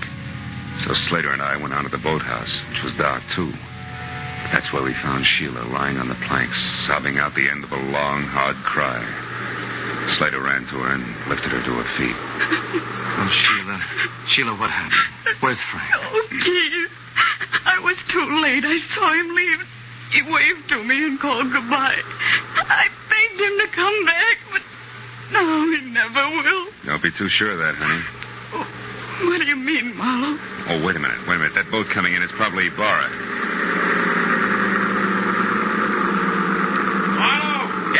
Here, Ibarra. I got another boat out looking for the Carefree, Marlowe, so I came directly here. Who's this? Mrs. Emery, Mr. Slater, Lieutenant Ibarra. How do you do? Lieutenant. Well, Marlowe, what's it all about? Well, the embezzler killed his boss, set up a strong case of suicide, and at the moment is pulling a very fast switch. You mean he's not really checking out? How'd you figure? He bought 2 pounds of his favorite pipe tobacco today. What's that? Wait, Sheila. Well, that's interesting, Phil, but suicide's a peculiar people. Okay, but I'll bet you my Sea Scout insignia against a dead jellyfish that he's got a small boat aboard, and that he's going to get off the Carefree and row to shore. How about it, Mrs. Emery? Is there a small boat? There's a rubber life raft in one of the lockers. That'll do it. It's all he needs. Lieutenant Ibarra. Yes, Mooney, what is it? We just got a call on the radio from the other boat. They've spotted the Carefree running without lights southwest about 2.5 miles offshore. He's holding a steady course, but there's nobody at the wheel. In fact, she seems to be abandoned. Well, tell him to stand by, but leave her alone. We'll be right out. Well, Marlowe, we'll know in a minute. Let's go, folks. Get aboard.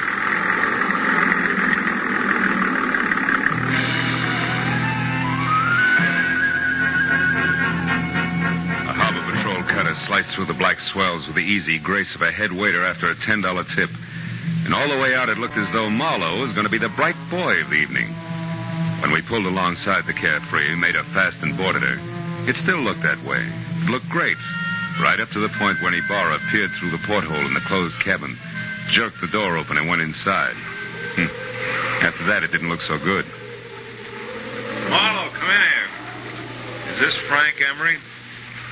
Yeah. Yeah, that's him, Ibarra. He's been shot over the heart from up close with a .45. Undoubtedly the one he still has gripped in his hand there. Lieutenant Ibarra, is it Frank? Yeah. You better not come in, Mrs. Emery. Your husband has killed himself.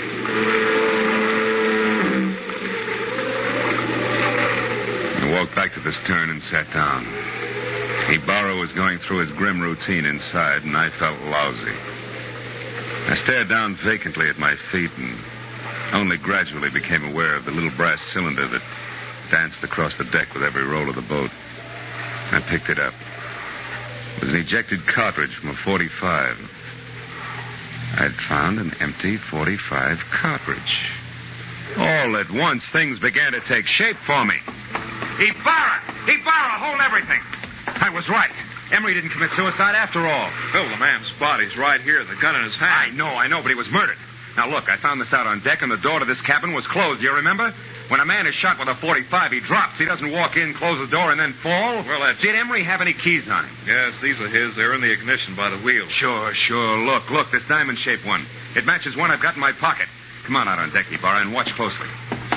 Hey, Slater, can I see your key to the side door of the factory? Why, certainly, Marlowe. It's right here in my pocket. It's not in your pocket because it's here in my hand, Slater. You were so excited when you shot Quigg, you ran off and left it sticking in the lock. No. And here's one for you, Mrs. Emery. While the Carefree was still tied up at the dock, you stood right here, surprised your husband in the cabin door, and shot him. This little cartridge was ejected back to the stern. But you forgot about that, because after you shoved him inside and put the gun in his hand, you closed the door. Then you started the motor, locked the wheel, and cut the boat loose. I don't know what you're talking about. Look out, Ibarra, he's after your gun! That was nice, Ibarra. Marlowe, I wouldn't have believed this. Don't lose your place, because you'll have to go over it all again. Don't worry, I won't. You see, it's sort of like an equation. 2 pounds of tobacco and 2 pieces of brass added up to 2 bodies and 2 murderers.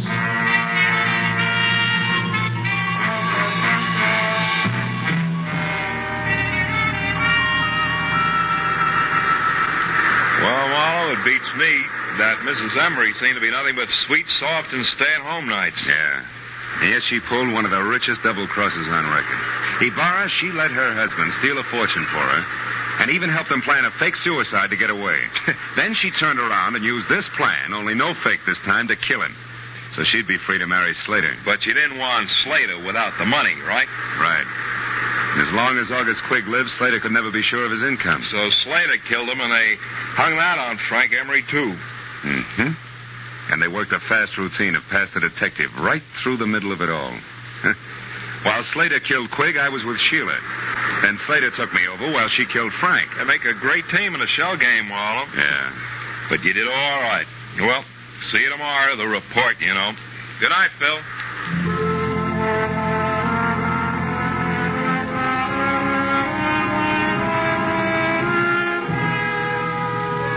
I sat alone on the pier for a long time. I watched the waves come in, and gradually my mind got untangled from the treachery and violence it had been wrapped up in all night. And the lady turned out to be the tiger. And then as my thoughts plowed back through the whole mess of the afternoon when I'd been shopping for Christmas cards, I made up my mind to cancel my order and have an entirely new set printed up. They say it pays to advertise, and if that's true, right across the top of my new cards in big block letters, I'm going to have the words, goodwill toward men. Who knows? Maybe it'll help. Anyway, I hope so.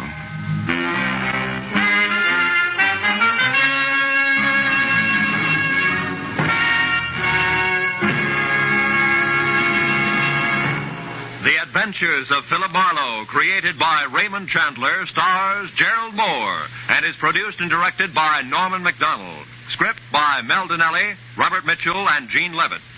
Featured in tonight's cast were Barbara Fuller, Louis Van Rooten, Bill Lally, and Edgar Barrier.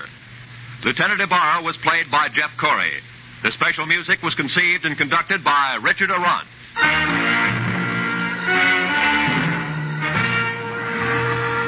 Be sure and be with us again next week when Philip Marlowe says...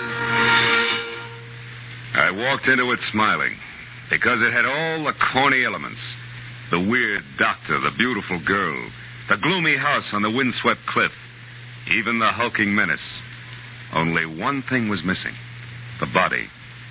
And that's when I stopped smiling, because I turned out to be the corpse myself, almost.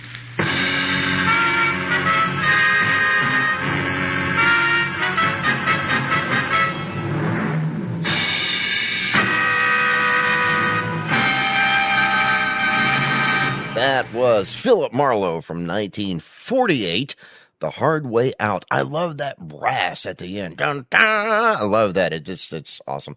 Anyway, coming up next, we've got Richard Diamond from 1949, The Ruby Idol Case. I love Richard Diamond. Hope you enjoy it. Stay tuned right here to Hojo Radio.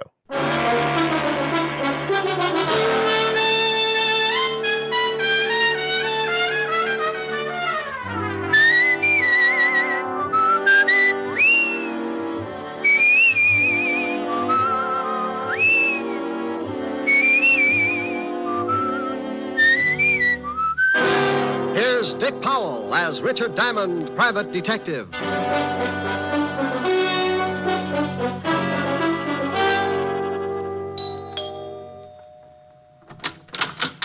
Oh, good evening, Mr. Diamond. Evening, Francis. You look like you're going out. Yes, sir. Miss Asher wants me to go down to the delicatessen for some cold cuts. Well, where is Miss Asher? In the study, sir. Well, I'll see you later, Francis. Why don't you bring back some roll mop? Roll mop, sir? Herring with the bends. Very toothy. Yes, sir. Ollie oxen free. Rick. Hi. Hi.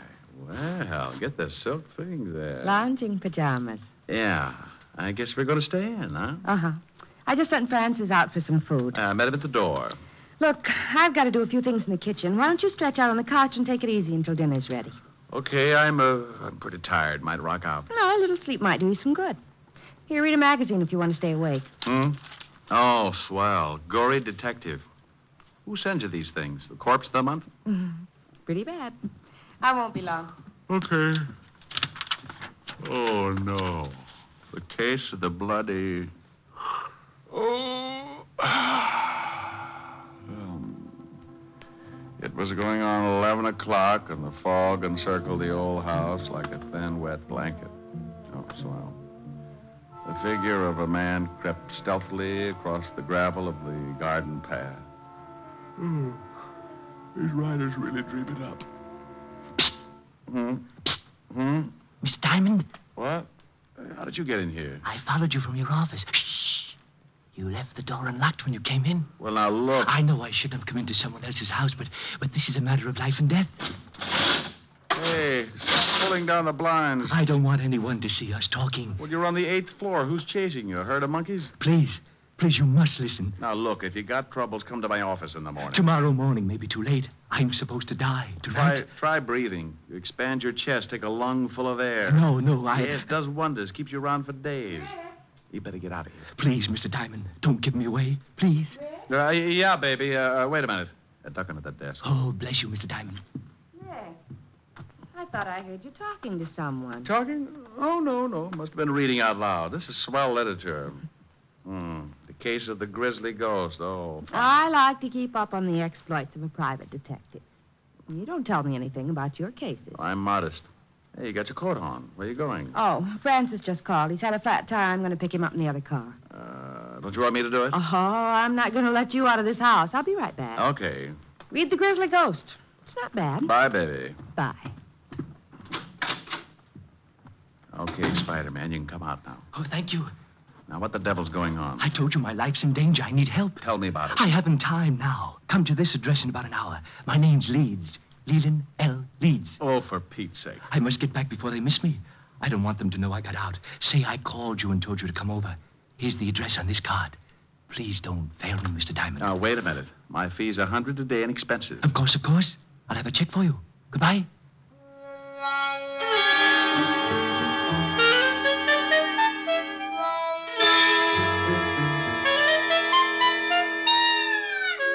He went out like an undertaker stealing a can of embalming fluid, and I poured myself something just about as strong.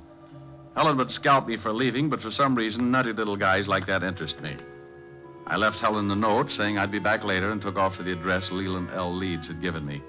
It was out of town about 10 miles, but after hunting around for a while and running up a good-sized taxi fare, I finally found the house.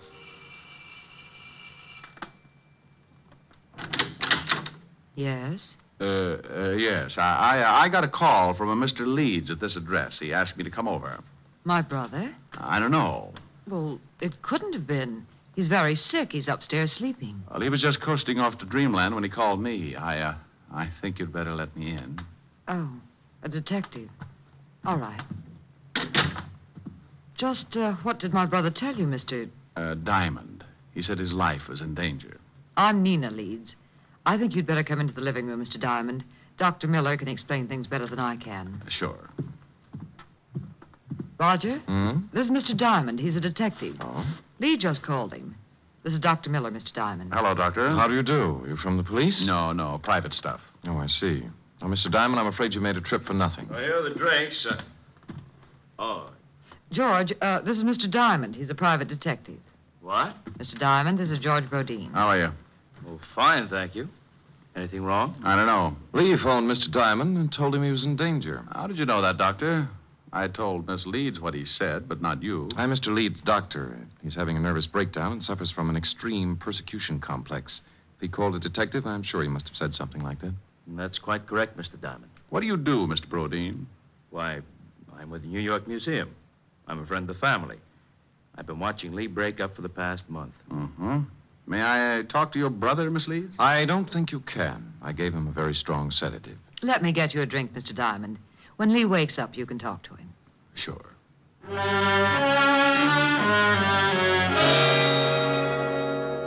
We went into the bar, and she got out a big bottle and 2 glasses. I forgot all about Leland L. Leeds for a while and started concentrating on his lovely sister. It was easy. Champagne? Sure, but I've run out of slippers. I've got a small foot. Might take you a long time to get enough. I drink fast. It's the open toes that bother me. I like the patter. Where'd you come from? Same place you did, lover. Experience Alley. What do people call you after they get to know you better? Oh, different things at different times. For now, you can call me Rick. And later? Oh, you'll think of something easier. It's like that when you haven't got much time to talk. Here's to later, Rick. Yeah. What does the doctor specialize in? Roger's a brain specialist. Mental disorders mostly. It's Lee. He's off again. Maybe he's been listening to Sam Spade. Come on. You'd better stay down here, Nina. I'll take care of it. I'm going up. Lee needs me. George, get my bag. It's in the hall. Right. You'd better not come in, Mr. Diamond. I think I'd better. Nina. Lee, what is it? I saw the blood again. Oh, Mr. Diamond, I'm glad you came. Now, calm down, Lee. Everything's going to be all right. Get away from me. He thinks I'm insane. You all do. You want my idol, and you stop at nothing. Now, there's no sense in this much self-indulgence. Here's your bag, Roger. Thanks. What are you going to do? Just give you something to make you sleep. I don't want to sleep. I'll wake up and see the blood again. There's no blood. It's just your imagination. You're overwrought. You think I'm crazy. But I saw it. I tell you, I saw it. Now, this won't hurt. No, I don't want to sleep. Please, Mr. Diamond, help me. Lee, do what Roger tells you for my sake. Come on. The injection should take I'll get up. Just a minute. I won't go to sleep. Lee, please. Then leave Mr. Diamond with me. I want to talk to him. Well, I guess it'll be all right. Don't stay too long, Mr. Diamond. I want him to rest. Okay, Doctor. Remember, he's not at all rational. Come on, Nina. I'll see you downstairs, Mr. Diamond. Hey, what's the idea, Leeds? I'm locking the door. I don't want anyone coming in. Pardon me for walking around in circles. I got to stay awake. Uh-huh. Those people downstairs are trying to drive me crazy. They must have been working overtime. They're after my idol. Your what? My idol. That carved image standing on the night table. Oh, yeah. Here, look at it. Look at it. Well, that's dandy. How many box tops did you have to save? Mr. Diamond, at this moment, you are holding $100,000 in your hand. I am? Last month, my grandfather passed on and left his entire estate to my sister and me. Among the effects was that idol. It was left to me What is it, platinum? Oh, no. No, Mr. Diamond. That is the lost idol of King Tut. I always wondered what happened to it. Oh, then you know the legend. Well, I'm a little hazy on it. Maybe you'd better bring me up to date. Oh, of course. It was supposed to have been buried with King Tut. However, the story goes that a slave absconded with it before they sealed the tomb. And that makes it worth $100,000? I guess so. You guess. You don't know? I only know what my grandfather told me before he passed on. He told me its value and said there was a curse on it. What does it say? Crime doesn't pay? Well, Mr. Diamond, it seems that on the first night of the new moon, after one has gained possession of the idol, he will die. Next week, Tom Swift and his electric grandmother. You don't believe me? Oh, sure. No, you don't. You're just like the rest. But it may interest you, Mr. Diamond, to know that 1 month after the idol was uncovered and my grandfather gained possession, he died. It was a new moon.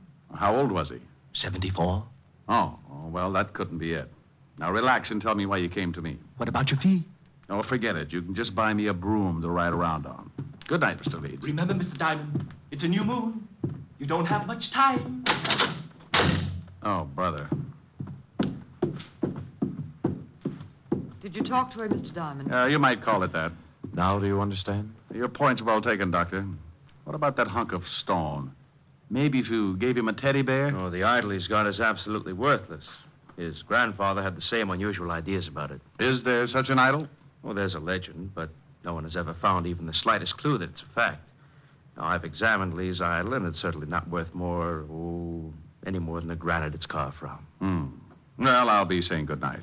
I hope he gets better. Can't I get you another drink, Mr. Diamond? You certainly deserve something for your trouble. No, thanks. Goodbye, Doctor, Mr. Rodin. Thanks, Miss Leeds. I wish I could make this up to you. I'll take a rain check. It'll be raining a lot this month. Yeah. Well, good night, Miss Leeds. Good night.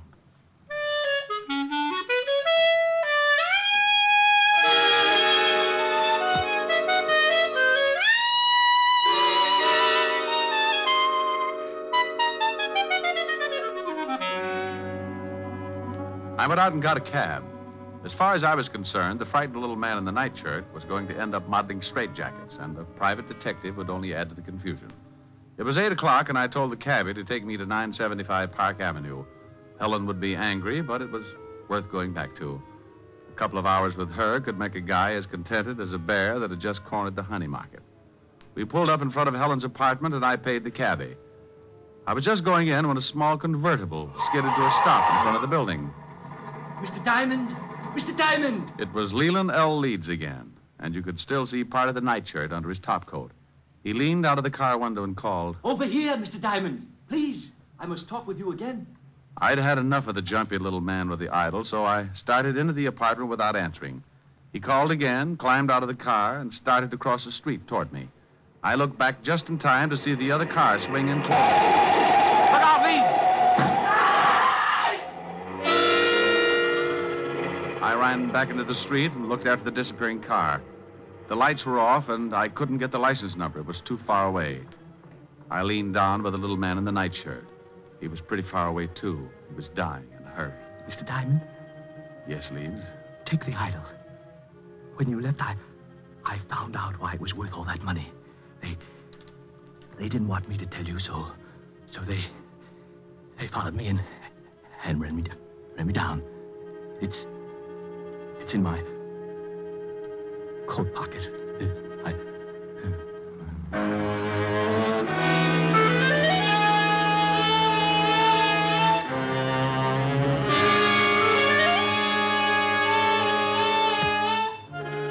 He died lying on his back in the street.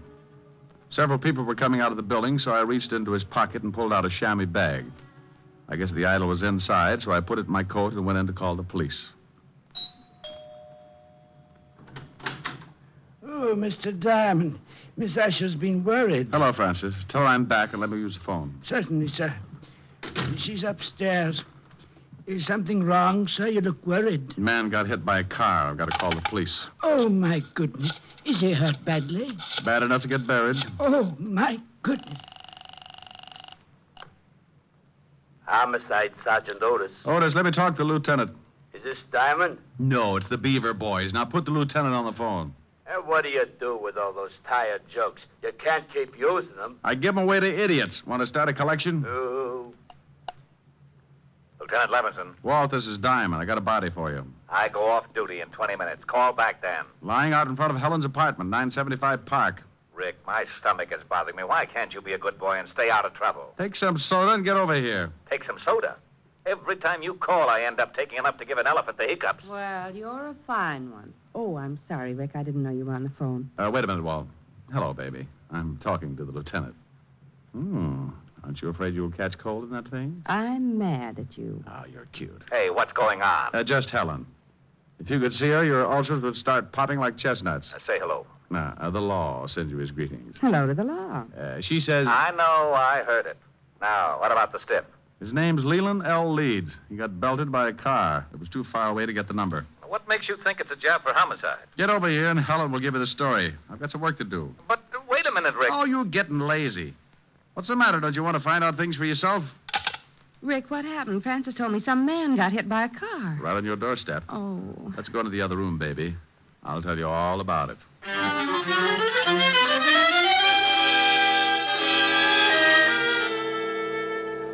We went into the warm study, and Helen poured me a tall drink. I briefed her on what had happened earlier in the evening, and she sat down next to me. There's something about red hair that does things to me. It smelled fresh and clean, and with her that close, I could have been sitting in the middle of the Arctic and still kept my temperature above 102. Rick, do you have to go back out there? Well, somebody's got to tell his sister, and in a way, I feel a little responsible. Are you going to give her the idol? The idol. The thing you took from poor Mr. Leeds' coat. You could at least show me what I'm playing second fiddle to. Oh, that's right. Yeah, I nearly forgot about it. Oh, here it is in this chamois bag. Oh, what an ugly little thing. And that's supposed to be worth all that money? Well, that was what Leeds, Hey, something's missing. Yeah, one of the eyes. Must have come loose when the car hit him. Probably in the bag. Yeah, there it is. Rick! Yeah. It was painted over. You'd never guess it unless you pried it loose. That's as big as a marble. Is it real? Well, you've got enough of them around, you tell me. It is. Rick, I think it's the pigeon blood. Why, it's worth a fortune. What are you doing? I'm scratching the other one. Well, Mr. Leeds wasn't so squirrely after all. This is ridiculous. You only read about things like this. 2 pigeon blood rubies. No wonder he thought it was worth $100,000. He said he found out tonight. He must have been scratching at them. Oh, then it wasn't just a hit and run. I don't know. Baby, I don't want to get hung up with a lot of explanation to Walt. Rick, what are you doing? Taking the other eye out. There. Now here. Hang on to these and don't let them get out of your little hot hand. When Walt gets up here, tell him what I've told you. Well, will you be back? An hour ago, I laughed at a little guy when he told me he was going to die. He said it was a full moon and he had a curse on him. I'm still a skeptic, but I'm a new boy when it comes to voodoo. I've got to hurry over there before the whole bunch of them turn into bats.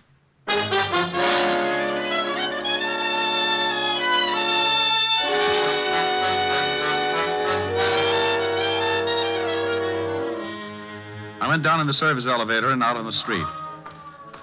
The wagon was driving off with Leeds, and Walt and Otis were going into the building when I slipped up to the convertible and got in. Leeds had left the keys in the ignition like I figured, so I took off and headed across town. 20 minutes later, on a lonely stretch of road, I started counting suspects. All 3 of them could be in on it. Dr. Miller, who said Leeds was insane. George Brodeen, a man from the museum who said the idol was worthless. And that lovely sister. I didn't notice the car pulling up behind me until it was too late. It was doing a good 70, and as it swung around to pass me, the guy at the wheel cut in sharp and hit me broadside. Hey, look out!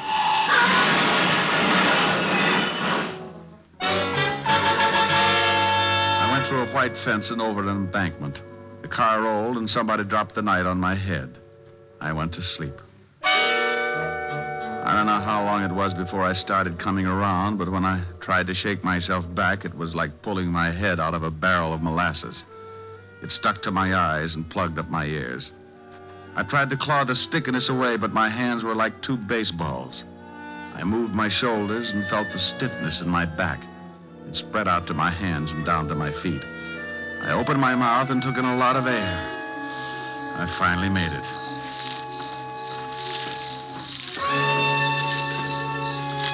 Someone was trying to get me from the highway, so I pulled myself clear of the wreck and started moving in a circle, keeping whoever it was at a good distance. I was too pushed around to put up a fight, so I made it back to the highway and walked along until I found a little gas station on the road. The joint ain't open. And then your lock's busted. No, it ain't. Then I floated through the wall. Where's your phone? It ain't for public use. Try isn't. Okay, wise guy. The joint isn't open. The phone isn't for public use, and you isn't so big you can't get tossed out on your face. And you isn't so wealthy, $5 won't make a difference. Oh, why didn't you say so? Phone's on the wall. Thanks. You know the Leeds family? Yeah, they get gas here sometimes. Hello. Evergreen 34369, operator. How far is the house from here? I'm a little turned around. About a half a mile. Hello, Francis? Is Lieutenant Levinson still there? No? Well, just tell him to get out to 19319 Jackson Heights Boulevard. I've got a killer for him. Yeah, oh, my goodness. Now, hurry it up. You a cop? Shamus. What do you take for the use of your car for an hour? My wife would kill me. I'll drive you wherever you want to go.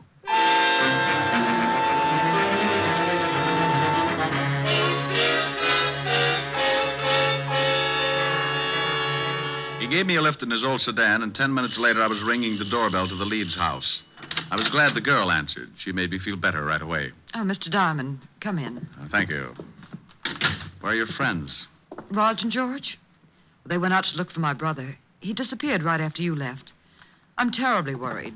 Oh, have you got that drink? I could use it now. Certainly.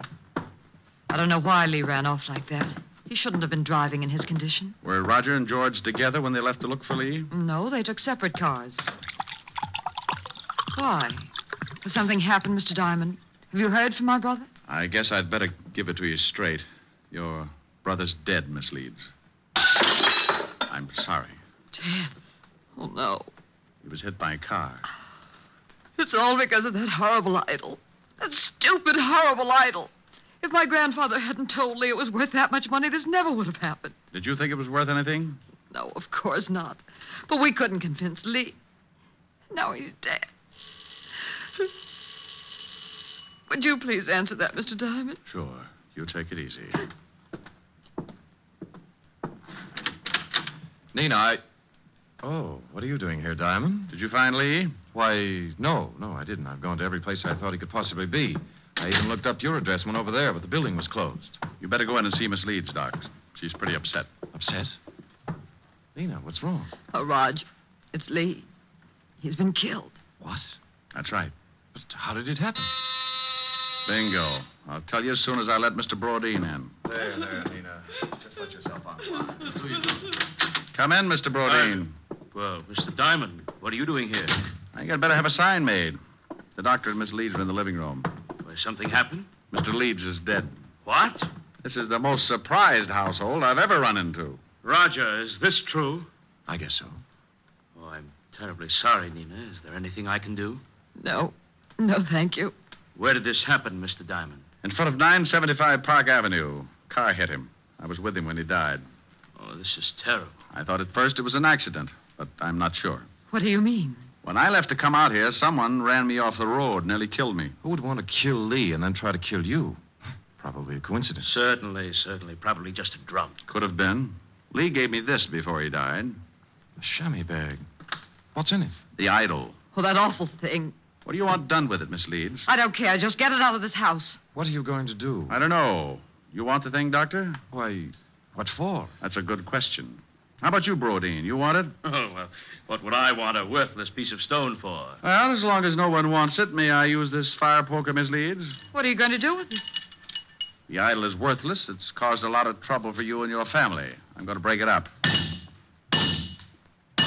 No! Give me that, George! Well, Brodeen, you're sure getting grabby. All right, now all of you stay right where you are. For a museum collector, that's a pretty modern gun. Yes, and I know how to use it. George! This is the hokiest case I've ever been on. Even the dialogue's bad. I suppose you think you're pretty clever making me show my hand like that. I read Gory Detective. I found that the idol was really worth all that money, but I had to make the killer tip himself. You did. Mr. Diamond, do you mean my brother was really right all along? In a way, yes. He believed what his grandfather had told him.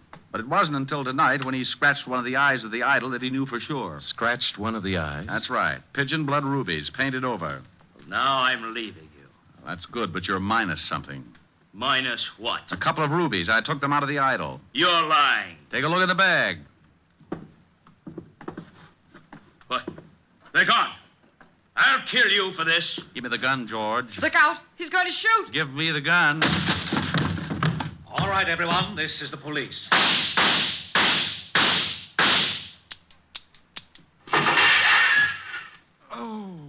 You killed Mr. Diamond. He shot Diamond, all right, Lieutenant. Put the bracelets on him, Otis. Sure. Come here, you. Not him. Put him on Diamond for disturbing the peace. Pin the medal on the other guy. No. Sure thing. How do you like that, wise guy? Oh, no. Rick? Oh, I'm dying. Ricky? Oh. Rick, wake up. All right, George. Drop the gun. Rick, you've been dreaming. Oh, Helen. Oh, you were having a big, fat nightmare. I came down from upstairs and you were asleep on the couch with Gory Detective. Oh, well, I started reading some story and I got mixed up with Egyptian idols and the rubies. I got shot. That's the case of the ruby eyes. That was the craziest dream. I solved the crime and got shot 6 times for my trouble. Oh, Lieutenant Levinson and Otis came in and arrested me for disturbing the peace. After you were shot 6 times? Yeah. Otis loved it. That wasn't in the magazine. I worked out my own ending. Move in. That's pretty. What are the lyrics? Well, an awful lot of them. I'll sing them. Okay. I'm sitting high on a hilltop, Oh, I remember that. tossing all my troubles to the moon. It's from Thanks a Million. Where the breeze seems to say, don't you worry. With Alice Faye. Things are bound to pick up pretty soon. Here, 'neath the sky on the hilltop, seems to me the world is all in tune. I forget all the bustle and hurry, tossing all my troubles to the moon. I know someone will love me, and everything will be just grand. Just so the stars up above me continue doing business at the same old stand. It's mighty sweet in the evening when I've had a busy afternoon, sitting high on a hilltop, tossing all my troubles to the moon. Sing it again, Rick. I'm sitting high on the hill. Oh, Rick, the grouse. Yeah, listen to that. Where the breeze seems to say, don't you Hey. worry. How do you like that, wise guy? Oh, that's really awful. Yeah, well, maybe you know how I feel when you open that big bazoo of yours. You mean I sound like you do? Look, Diamond, what do you think the rats keep jumping out of my window for? Well, maybe if you had some plastic surgery. And your crummy jokes are as bad as your crummy singing. So please, save the world from a horrible fate and cut your throat or something. Oh, yeah? Well, let me tell you, old boy. I'm sitting high on a hilltop, tossing all my troubles. Hey, you! Shut up! We want to hear Diamond. Yeah, shut your big bazoo. Yeah, shut up! What's that? You heard us. We want to hear Mr. Diamond. No. Rick. Yeah, my dear public.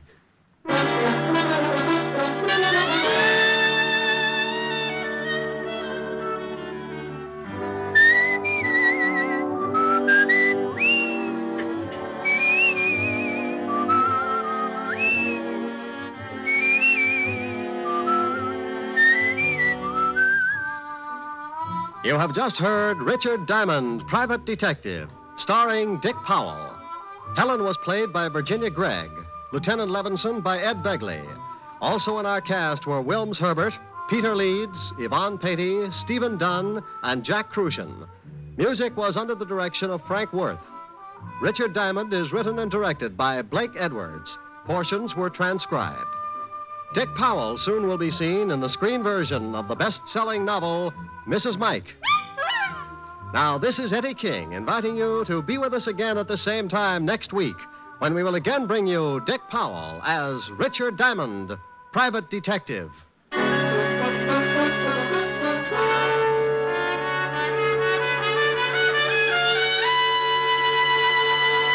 Hey, thanks for listening to Hojo Radio, everybody. I truly appreciate you all being here and your continued support. Coming up next, we have one of the all-time great private investigators, Sam Spade. From 1948, this is the Wheel of Life caper. Keep it tuned right here to Hojo Radio. The Adventures of Sam Spade, Detective. Brought to you by Wild Root Cream Oil Hair Tonic, the non-alcoholic hair tonic that contains lanolin. Wild Root Cream Oil. Again and again, the choice of men who put good grooming first.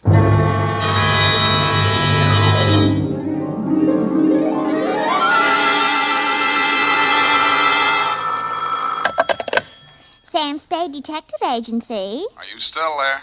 I believe that interpolation is hardly rhetorical, Mr. Spade. To what have you been up, if you'll pardon the expression? And has that girl regained her facilities? I wouldn't know, but her faculties are as good as ever, if you'll pardon the expression. Mr. Spade, sometimes I think you're a regular philanthropist. Don't you mean philanderer? How much money did you make out of that case? Well, I broke even anyway. That's what I mean. You're a philanthropist. Well, you know best, Bernadine. By the way, was that man really murdered with a buzzsaw, or was that just publicity? He really was, Bernadine. Why? There just happened to be one lying around. Oh, I don't mean that. Why was he killed? For the Wheel of Life. Oh, You're not going to ask what that is? some curio, no doubt. Listen, Bernadine, the Wheel of Life is, oh, well. I suppose I don't have to tell you to stay where you are. Just sit quietly with your book in your hand, and I'll be right down to dictate my report on the Wheel of Life caper.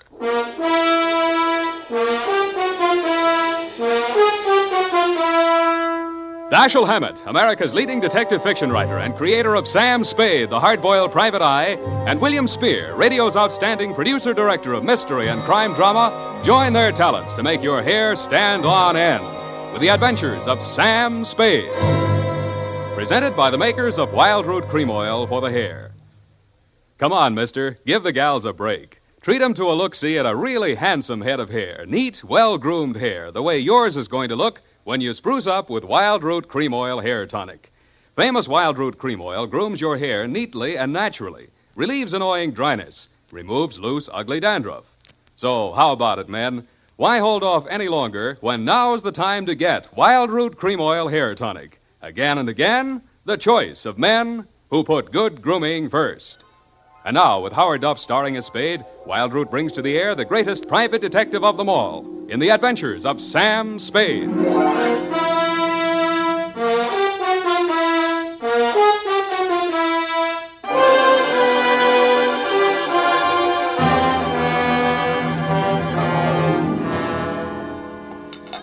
I went down to St. James Infirmary to see my baby there. Ready, Bernadine, little flower? I'm way ahead of you. Keep it clean. No more than 3 erasures per page. Okie dokie? Doke. I mean date. Oh, I'd love to. July 11, 1948. To Detective Lieutenant Dundee, Homicide Detail, San Francisco Police. Subject, the Wheel of Life caper. Now, don't go away, Bernadine. I don't know why these things always have to happen to me. Under private detectives in the San Francisco Classified Directory, they're listed somewhere in the neighborhood of 60 agencies, several with large display ads. But somehow she managed to find me. It's all so strange, Mr. Spade. I hardly know where to begin. Well, the beginning is always a pretty good place to start, Miss O'Farrell. Yes, the beginning. It was like waking out of a nightmare you can't remember. Everything seemed out of proportion. Even the buildings along the street seemed to be leaning at a crazy angle. And then I realized I was traveling down a hill. I looked wildly around for something to help me get my bearings, and there was a street sign, O'Farrell. It stuck in my mind, so I gave it to your secretary when she asked for my name. Uh-huh. What's your real name? I don't know. I don't know who I am, where I came from, or where I'm going. Mr. Spade, I'm so frightened. Now, wait a minute. A lot of people suffer from temporary loss of memory. Most of them recover. But amnesia is a sickness, and I am not a doctor. Oh. And you won't even try to help me? Well, I can give you the name of a good head doctor right here in the building. There's also missing persons. Oh, but I'm not a missing person. I'm right here. Yeah, I mean, where you aren't, somebody might be missing you, n'est-ce pas? But the police... Oh, I'd rather not. I might be wanted for some crime. How do I know? You sure you want to find out? Oh, yes, I do. It's terrible not knowing. But I want to find out for myself. Can't you understand that? What do you think I can do for you? You might save my life. From what? I'll try to tell you exactly how it happened. First, I looked at my watch. It was 3 minutes past 10. The cable car stopped at the corner and a man got on. I couldn't remember ever having seen him before, but then I couldn't remember anything. He sat down beside me and he caught hold of my arm. I tried to pull away. Well, you can see the marks where he... Yeah. Well, who was he? He acted as if I were... I think I know what you mean. Did you find out who he was? No, I was too frightened to speak. What did he say? He sort of growled it out of the side of his mouth, but it sounded as if he said, Lathrop wants to see you. Mm-hmm. You remember anybody named Lathrop? I can't remember anything before 3 minutes past 10 this morning. Well, let's go on with since then. The guy grabbed you, said somebody named Lathrop wanted to see you, and then what? Well, I went into a panic. I managed to jerk away from him, and I jumped off the moving car, and then I looked in the classified section, and I found you. Why me? I don't know. The name, I guess. A Spade to dig up my past. Please, Miss O'Farrell. Do you think I'm very silly? No, I think you're very beautiful. I wish you could remember whether you're married or not. Oh, no. Well, at least I have no wedding ring. What have you got? I mean, besides what's visible. Well, I couldn't find much of anything. I went over my clothing. There don't seem to be any marks of any kind. Oh. Well, you got any money? Well, a little over $300. Let's have it. The purse, too. All right. Lipstick, aspirin, bobby pins, Kleenex. Nothing here that couldn't have been bought in any drugstore. Powder. Hey, what kind of powder is this? Then there was this in my coat pocket. A match folder. Sailor's Rest Bar, Hotel Calcutta, 1100 Embarcadero. Little number written inside. 120. What's that, a room number? I don't know. My purse, you have to destroy it. Here's $10 of your own money. Buy a new one. Wow. Did you find something? Coin, Chinese bit. Good luck piece, probably sewn in by whoever made it, maybe in China. That ring any bells? No. No, I'm afraid not. Shoe. What? Your right shoe. Let's see it. Take it off. You aren't going to tear it up the way you did the purse, are you? Dust. Plaster dust. Is that a clue? I don't know, is it? I'm not a detective. Well, you are in this case, baby. If it doesn't mean anything to you, it doesn't mean anything. Oh, it doesn't. That's everything. What am I going to do? Well, let me see. First, we better give you a name. Oh, Farrell's all right. You look like, Lana would do, but, well, that's in use. How about Poppy for forgetfulness? Poppy O'Farrell. That's a funny name. Oh, you think so? Huh? I think I like it. You do? I think I like you, too.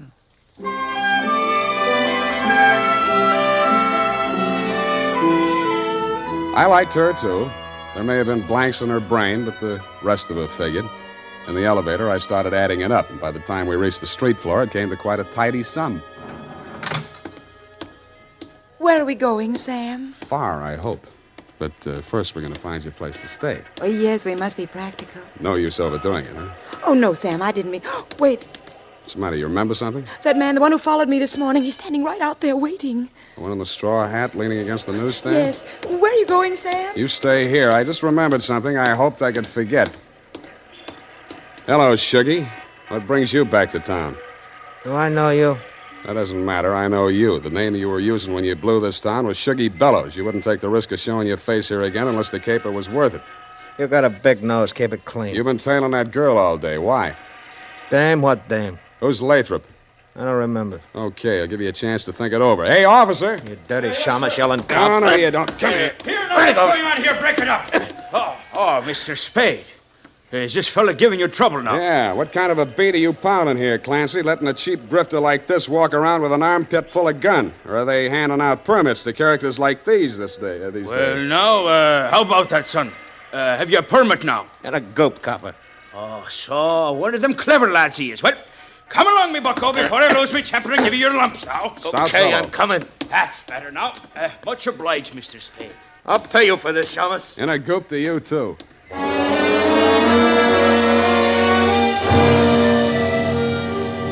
I was sure he would, but I was also sure that I wouldn't have to worry about him for the rest of the night. I checked Poppy O'Farrell in at the Belvedere, locked her in her room, and told Tiny Stover, the house dick, to keep an eye on her. When I left him, he was, and he seemed to be enjoying his work. Then I headed for the Embarcadero.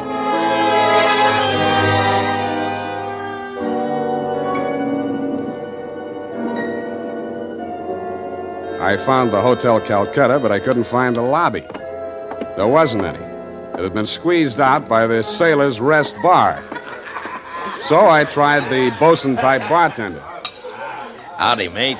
You got business aboard? Yeah, where do I find the purser? Hey, went ashore. All the officers went ashore except the janitor. He's passed out in his bunk. Oh? How about the passengers? You're in the thick of them right now. They spend most of their time and their money right here. Which one belongs to 120? You a dick? Yeah, but I got $10. Well, what I can tell you ain't worth it, but thanks anyway. He stayed in this cabin. I only saw him at once. That's when he went ashore. I says to the deck steward, that's room clerk to you, who's a general. He says, name of Korolenko. I noticed him because he was a real creep, see? 6'4", a solid brass. His head stuck up in the air, and he didn't move nothing from his stern to his shoulders. A real Frankenstein. Do I keep it then? Yeah. Do I get a look at his room? Yeah, sure. Go ahead. Who's stopping you?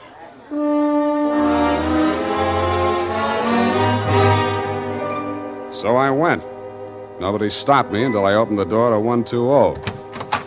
Then I stopped myself. It was an inside room with one small window and an air shaft, but it looked as if a flurry of snow had blown in. The floor and the rest of the flat surfaces were sprinkled with a fine, dirty white powder. It wasn't snow, it was dust, plaster dust, like the stuff I'd found in Poppy's handbag and on her shoes. I shook the place down, not expecting to find anything.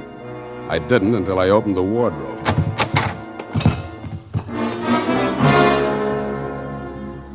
It was the body of a well-dressed ship surgeon, but his uniform was rumpled, torn, and bloodstained. From the look of him, his throat had been cut. I wondered if Poppy would be able to jog her memory that far back. When I found the murder weapon, I hoped she couldn't. I really did. It was not a knife. It was not even a razor. It was an electric buzzsaw. That tore it.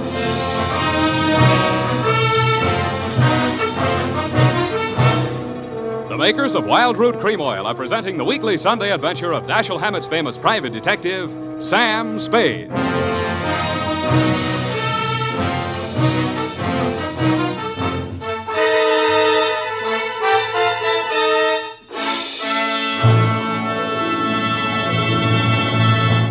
If you want the well-groomed look that helps you get ahead socially and on the job, listen. Recently, thousands of people from coast to coast who bought Wild Root Cream Oil for the first time were asked, how does Wild Root Cream Oil compare with the hair tonic you previously used? Better than 4 out of 5 who replied said they preferred Wild Root Cream Oil. And no wonder. Wild Root Cream Oil grooms the hair neatly and naturally, relieves annoying dryness, and removes loose dandruff.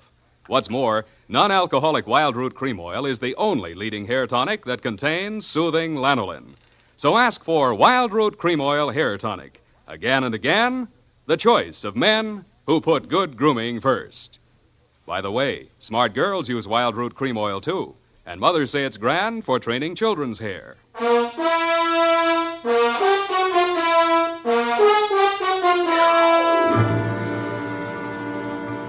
And now, back to the Wheel of Life caper. Tonight's adventure with Sam Spade.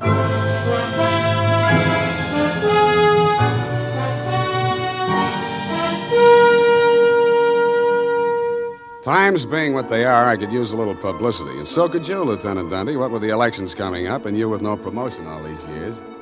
This one time, I got it instead of you and wished I hadn't. The morning papers called it the Buzzsaw murder and went on shamelessly from there.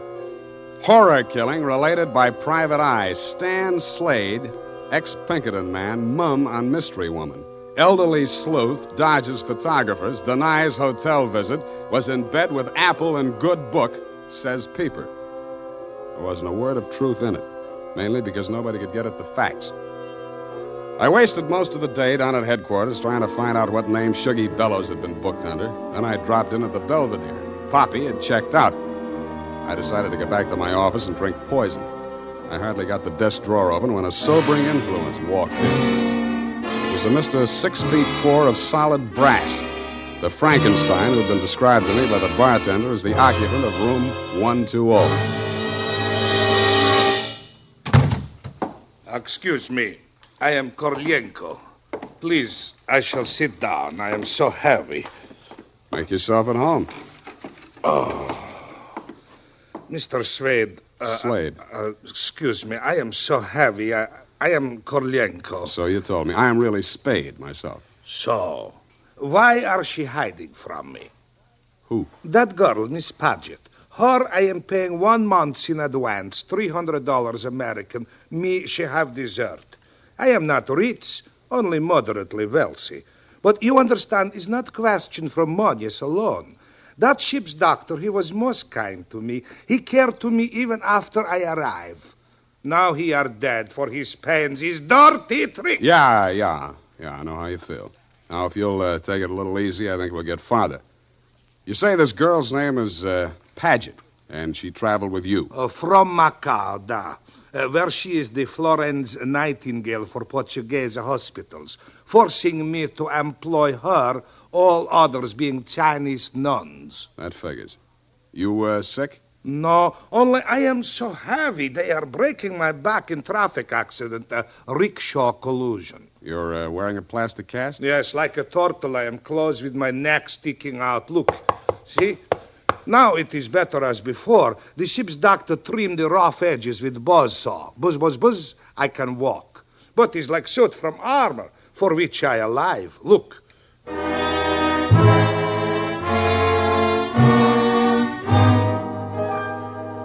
I looked again where he opened his shirt front, exposing the gray-white shell of plaster that surrounded his trunk from collarbone to hips. In a 6-inch circle over the left side of his chest, I counted 4 bullet gouges. I dug one of the slugs out and examined it. It was .32 caliber. The plastic cast, which was molded to the shape of his body, was no more than 1 inch thick. I didn't see how it had stopped the slugs, but it had.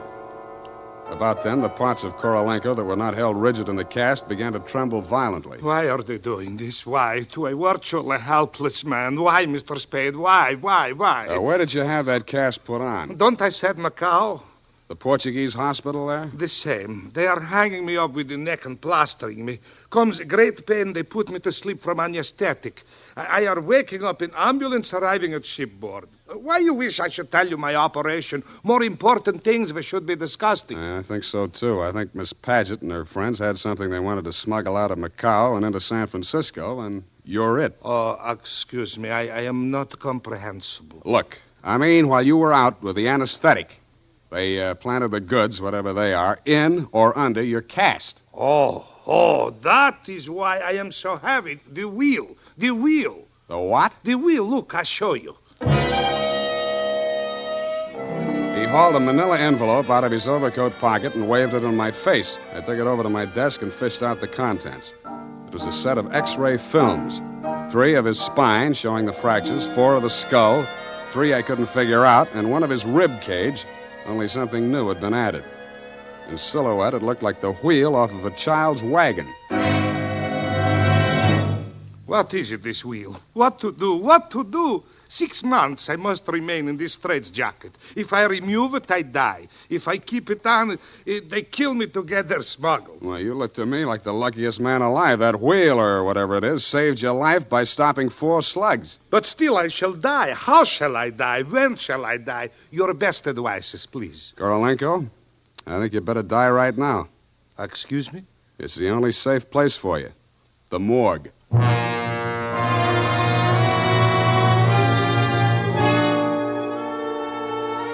I called my friend Maxie the morgue man, gave him pitch number 137596. He agreed to play along.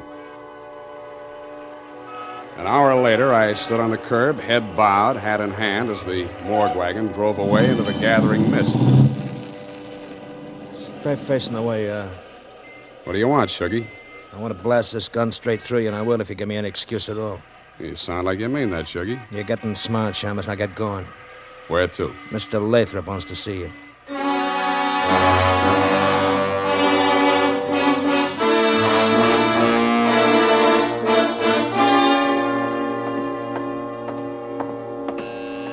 Oh, yes, coming.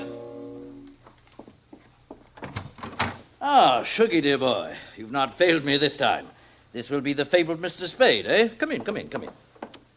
Ah, sit down, Mr. Spade. We'll talk. Tell your Gunsel to get that pistol out of my ribs. Oh, yes, indeed, Sugar. You mustn't overdo it. And get him out of here. I'm tired and nervous, and my price goes up $1,000 every minute he's in this room. When I get to 10,000, I kill him. Then the price jumps to 100 to take care of me on a murder rap. I should ought to plug you downstairs. Come, Sugar, don't be ungracious. You wait in the other room now.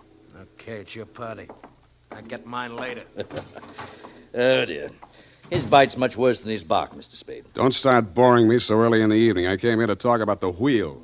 Oh, so you know about the wheel. I do better than that. I've got it. That may well be, but do you know what to do with it? I got two possibilities. I can turn it over to the cops and you with it, or I can sit on it until it hatches. A quaint conceit, sir.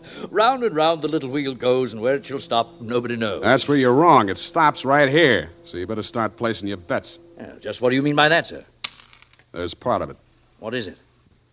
It's one of the slugs you Gunsel threw at Korolenko. I got 3 more just like it that I dug out of him before he was carried to the morgue. Well, an advantage, I'll admit, but hardly worth your while to take advantage of. Don't be too sure of that.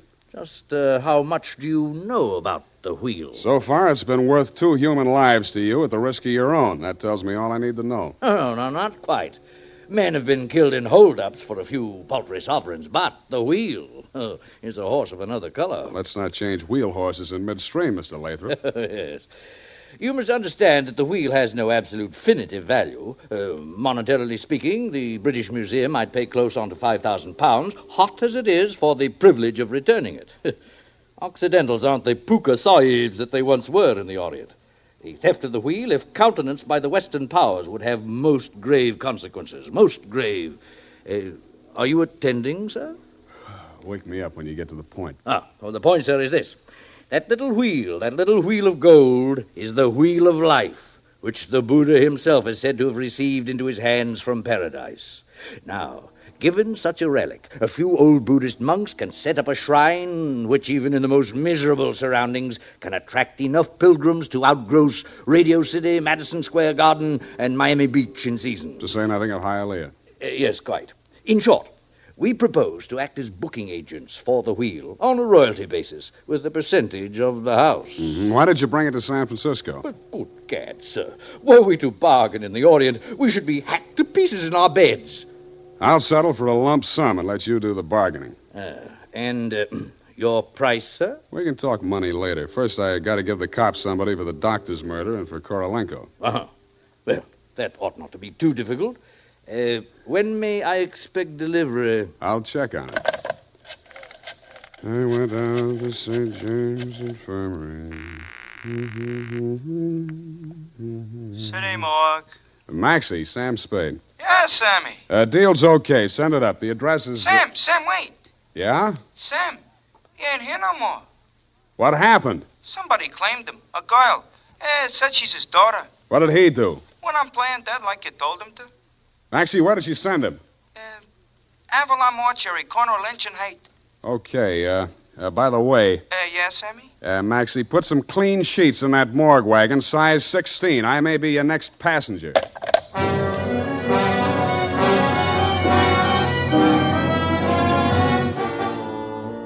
At the Avalon Mortuary, the night watchman let me in. He said Mr. Korolenko's daughter had brought an overnight bag and was keeping a vigil by his beer in slumber room number 7. I approached on tiptoe. Just as I reached the door, I heard the most terrible sound I've ever heard. It was a buzzsaw biting into plaster. How deep, I didn't like to think. I did the first thing that popped into my head. I grabbed up a lamp from a console, smashed the bulb, and plunged it into a vase of flowers. As luck would have it, slumber room number 7 was on the same fuse box. As luck would not have it, I was facing a desperate woman in the dark. I hugged the carpet while she emptied her gun. I hoped she didn't have a spare. I forgot about the buzzsaw.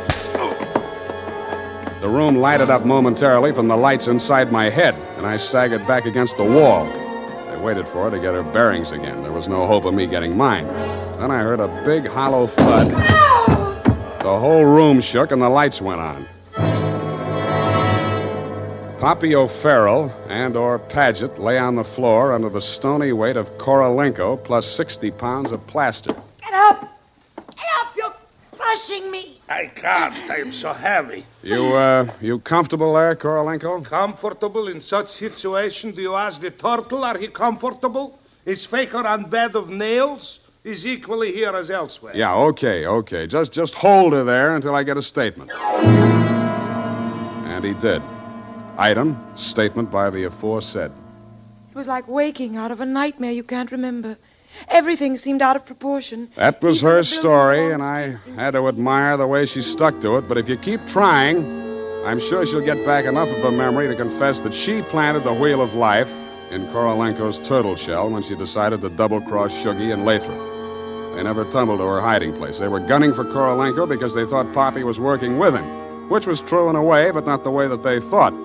That's why they tortured the doctor in an effort to learn Kay's whereabouts. I understand your boys have picked up the rest of the trio, and they can tell you everything except why I conceived the brilliant idea of having Korolenko play dead. Between you and me, amnesia's a handy little gadget to have around, Dundee. I'm trying to draw a few strategic blanks myself. Period.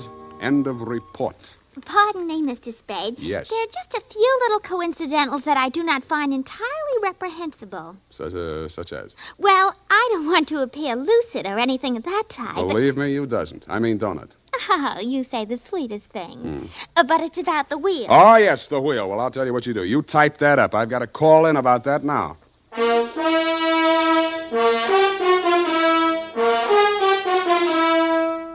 Tonight, when you're making out your must-do list for tomorrow, why not include a reminder to get Wild Root Cream Oil for the hair? Honestly, man, you'll be delighted with the neat, natural way Wild Root Cream Oil grooms your hair. The way it relieves that annoying dryness and removes loose, ugly dandruff. Just try it and see if I'm not giving you a good steer. Make a note right now to call at your drug or toilet goods counter for Wild Root Cream Oil. Get the big economy bottle and the handy new tube that's easy to pack when you travel. Also, ask your barber for a professional application of Wild Root Cream Oil Hair Tonic. Again and again, the choice of men who put good grooming first. Did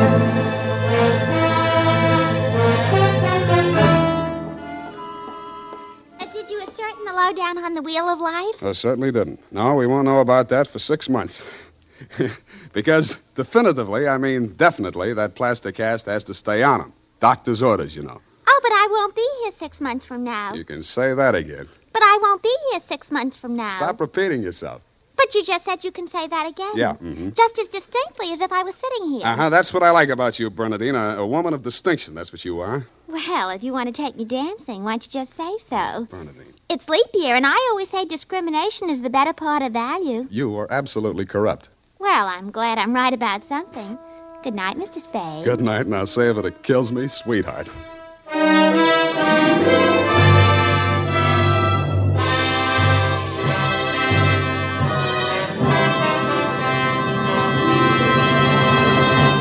The Adventures of Sam Spade, Dashiell Hammett's famous private detective, are produced and directed by William Spear. Sam Spade is played by Howard Duff.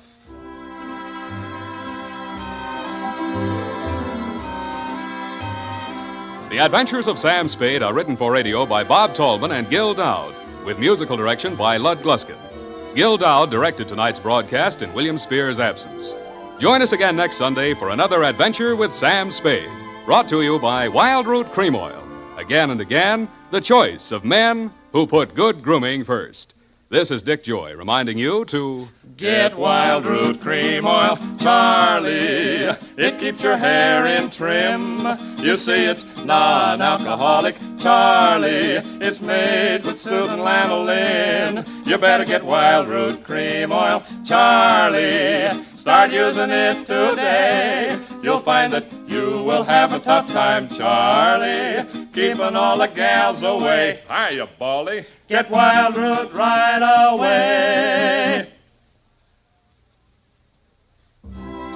If you're thinking of volunteering for the U.S. Army or Air Force, here's a word of reassurance. As an Army and Air Force man, you'll become a skilled professional in a specialized field. The training you get will always be useful, not only in military, but in civilian life as well. This is CBS, the Columbia Broadcasting System. Well, it's not the Columbia Broadcasting System anymore, unfortunately. This is Hojo Radio, and I am so happy that you decided to spend your time with me tonight. We've rounded off the hour 4 here with that Sam Spade episode. And then the next 2 hours, we're going to have some mystery and suspense. That's right. Going to have some dark fantasy, some escape, inner sanctum, and suspense. But first, listen to this. This month's sponsor, Big Easy's House of Pops. Do you like Funko Pops as much as I do? Well, let me tell you, there's one channel that I go to over and over and over again, no matter what. It's Big Easy's House of Pops. That's right. This channel is all about being the average collector. There's mystery boxes, pop hunts, tips, and pickups that y'all get to do together. So why don't you come on over to Big Easy's House of Pops? Let's have some fun. If you like collecting Funko Pops, or if you just like hanging out and talking, check out Big Easy's House of Pops right here on YouTube. That's right. Big Easy, House of Pops. Dimension X. On stage tonight, Dimension X.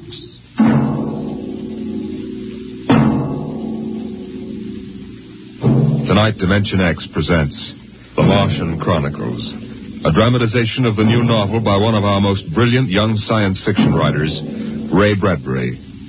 The Martian Chronicles.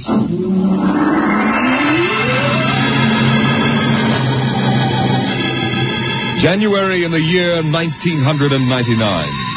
1 minute it was Ohio winter with doors closed, the panes blind with frost, icicles fringing every roof, children skiing on snowy slopes. And then a long wave of warmth crossed the small town, a flooding sea of hot air. William McClellan, you come back here. You know you can't go out in winter without a coat. You want to catch your death of cold? But it isn't cold. It's warm outside. It's rocket summer. Rocket summer? You know, like Indian summer. The rocket lay on the launching field, blowing up pink clouds of fire and heat, cracking the icicles, melting the snow, making summer with every breath of its mighty exhausts. It seared the faces of the watching crowd and drove them back. And then they saw the red fire and heard the big sound as the silver rocket shot up toward Mars and left them behind on an ordinary Monday morning on the ordinary planet Earth.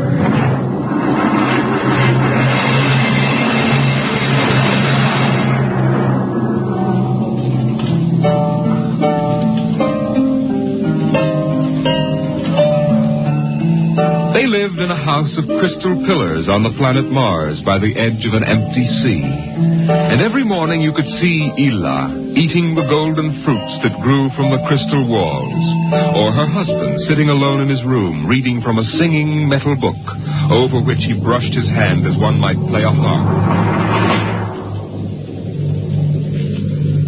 Ela and her husband were not old. Once they had liked painting pictures with chemical fire, swimming in the canals when the wine trees filled them with green liquors, and talking into the dawn together. But no more.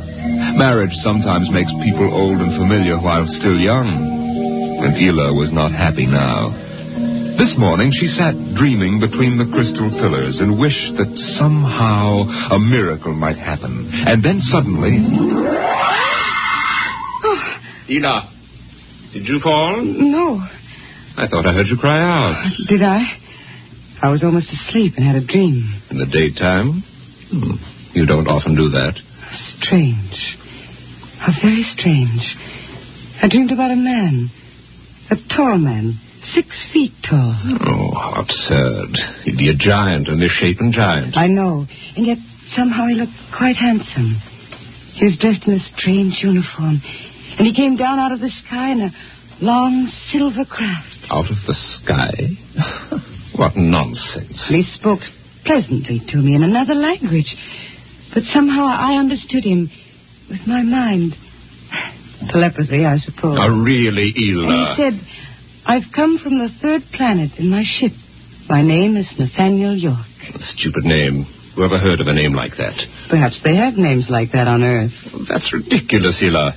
Everyone knows the third planet is incapable of supporting life. There's too much oxygen in their atmosphere. I suppose. But haven't you ever wondered if... Well, wouldn't it be fascinating if there were people there and they traveled through space in some sort of ship? Really, Ela? You know I hate this emotional wailing. Now, let's get on with our work.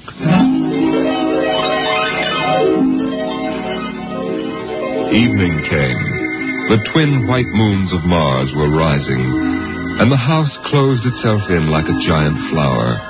A wind blew among the pillars, stirring Ela's russet hair, crooning softly in her ear. And it was then that she began singing the song. Drink to me only thine eyes, and I will pledge with mine. Ela, what's that song? I don't know. What do you mean you don't know? I've never heard it before. Did you compose it? No. Yes. No, I don't know, really. I don't even know what the words are. They're in another language. It was part of the dream I had, I guess. Oh. You know, you haven't been yourself lately. It might do you good if we went away to the Blue Mountains for a week or so. What? Did you hear what I said? I'm sorry. I was watching the sky. You're certainly interested in the sky tonight. It's very beautiful. Well, what about my suggestion? Shall we leave for the Blue Mountains in the morning? You mean go away now? Oh, no. No? Why not? Why don't you want to go? I don't know. I just don't want to, that's all. Or leave a kiss in the cup, and I'll not ask for... Ela, I'm sick of that silly song. It's late. Let us sleep.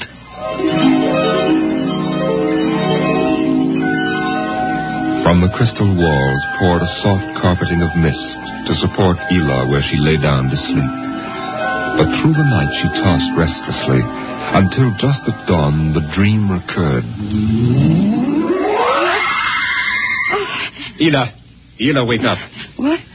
Oh, what is it? You've been dreaming again. You talked in your sleep. Did I? Yes. What were you dreaming? Oh, the ship. It came from the sky again. And the tall man stepped out and talked with me. Telling me little jokes and laughing. What else happened? And then this Captain York... Oh, I can't. It's all so silly. Tell me. He said I was beautiful. And then he kissed me. I thought so. What else? Why, Eel, you're so bad-tempered. It's only a dream. Is it? You know I can read your mind. You can't keep secrets from me. Well, all that happened was this Captain York told me... Well, he told me he'd take me away in his ship into the sky. Take me back to his planet with him. It's quite ridiculous, really. Ridiculous, is it? You should have heard yourself. Fawning on him, talking to him, singing with him all night. In your dream, he landed in Green Valley, didn't he? Please. And he told you he was coming today. Yes. But what's come over you? It was only a dream. You can't be jealous of that. No, I suppose not. Forgive me. I'm being childish. You're sick. You've been working too hard. No, I'm all right. But perhaps you're right. Maybe I could use a little relaxation. Yes. I think I'll take the morning off and go hunting. Hunting? Yes, in Green Valley.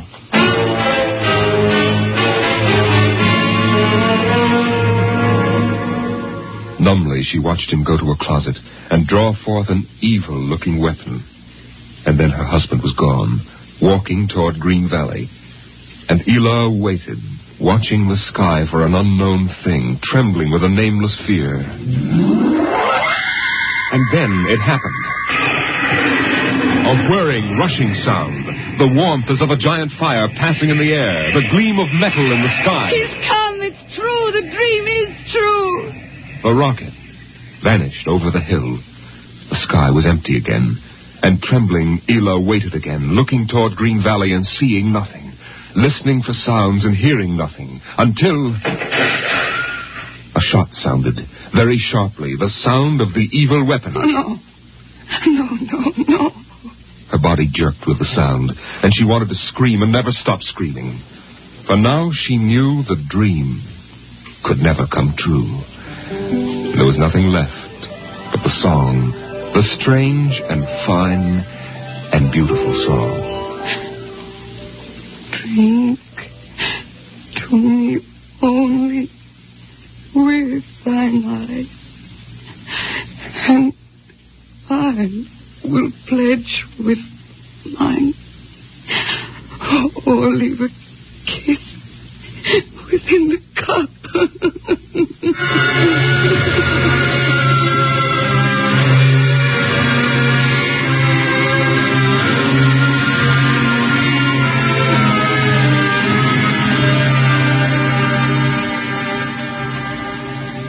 But still the rockets came.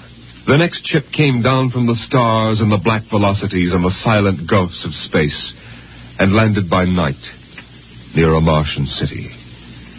The men made their way to the outer rim of the dreaming city, and then Jeff Spender went in to reconnoiter, while the others watched and waited for something to stir in the haunted city, some gray form to rise, some voice to break the unearthly stillness. Where were the people? Where were the Martians? Nothing stirred to disturb the silence until... Halt! Who goes there? Don't shoot! Hold it, Parker. Let's Spender and his party. They're coming back. Captain Wilds! Over here. Well, Captain, we've searched the city. People were living here last week. People? Martians. Where are they now? Dead. Dead? What did they die of? You won't believe it, Captain. Chickenpox. Good Lord, no. Yes. No resistance to an Earth disease, I guess. So the other rocket did get through to Mars. It looks like it, Captain. God only knows what the Martians did to them. But at least we know what they did to the Martians. You mean they're all dead? Yes. This planet is through. Hey, you hear that, guys? We're safe. Break out a bottle, Cookie. Let's have a drink to celebrate. Stop it, Martian. Put down that bottle. What's eating you, Spender? The planet's ours now. We got a christener, don't we? I christen thee the city of... Hey, Park Hill City, huh? Park Hill, I warned you. All right, Spender, that's enough. That'll cost you a $50 fine. Cookie, McClure, take care of Park Hill. Spender, you come with me.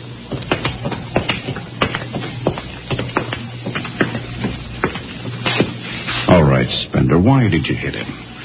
I don't know, Captain. I was ashamed, I guess.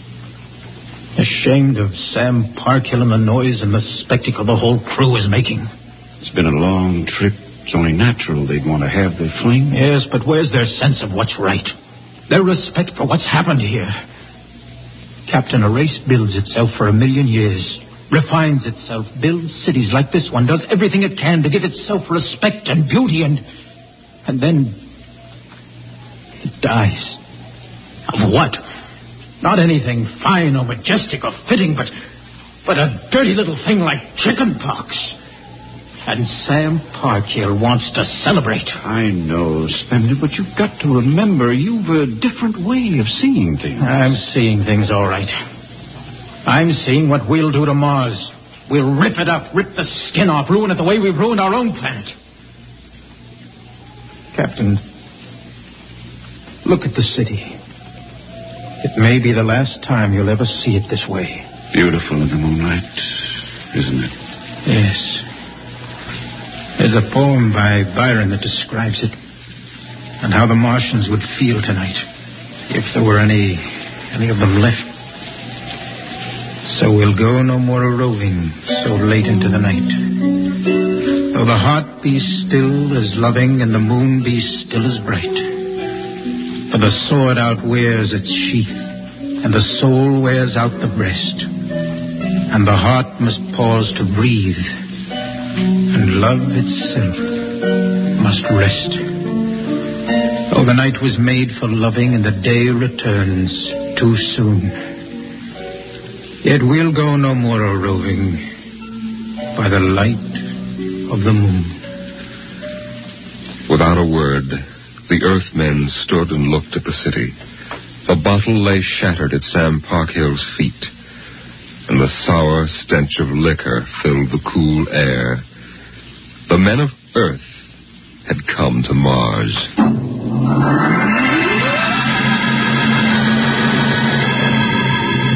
The men of Earth came to Mars. They came because they were afraid or unafraid, because they were happy or unhappy, because they felt like pilgrims or did not feel like pilgrims. The government posters screamed, "There's work for you in the sky. See Mars!" The men shuffled forward, all kinds of men, all coming for different reasons. The rockets came like drums beating in the night. They came like locusts, swarming and settling in blooms of rosy smoke. Mars was a distant shore, and the settlers spread upon it in waves. First the pioneers and builders, then the people of civilization. Some came because they were afraid of a coming war on Earth. Some came because they were afraid of nothing. Some came to escape from the smell of the subways and the cabbage tenements. And some came from houses like the one in Ohio. It was a good house, the house in Ohio, and for 6 years the family had lived there contentedly, enjoying music and poetry and the rich, warm things of life. For the house had been built to be lived in the year 2020. It contained all the latest automatic devices, from talking book recorders to singing clocks. 7 o'clock, time to rise, open your eyes, tick-tock. 7 o'clock, time to rise, open your eyes. As the family rose and dressed, the beds whirred electronically and made themselves. In the kitchen, the stove sighed, and ejected from its warm interior 8 eggs, sunny side up, 12 bacon slices, 2 coffees, and 2 glasses of milk. 7-9, breakfast time. Come and dine. 7-9. Beside the breakfast table, the facsimile machine clacked and deposited the morning paper on the table. The headlines today spoke ominously of the danger of a coming war, and the man frowned as he read the news. Today is August 4th, 2026. Insurance, gas, and and heat bills are due. And today, remember, the family has planned a picnic. Gee, Dad, are we really going? Sure, Timmy, why not?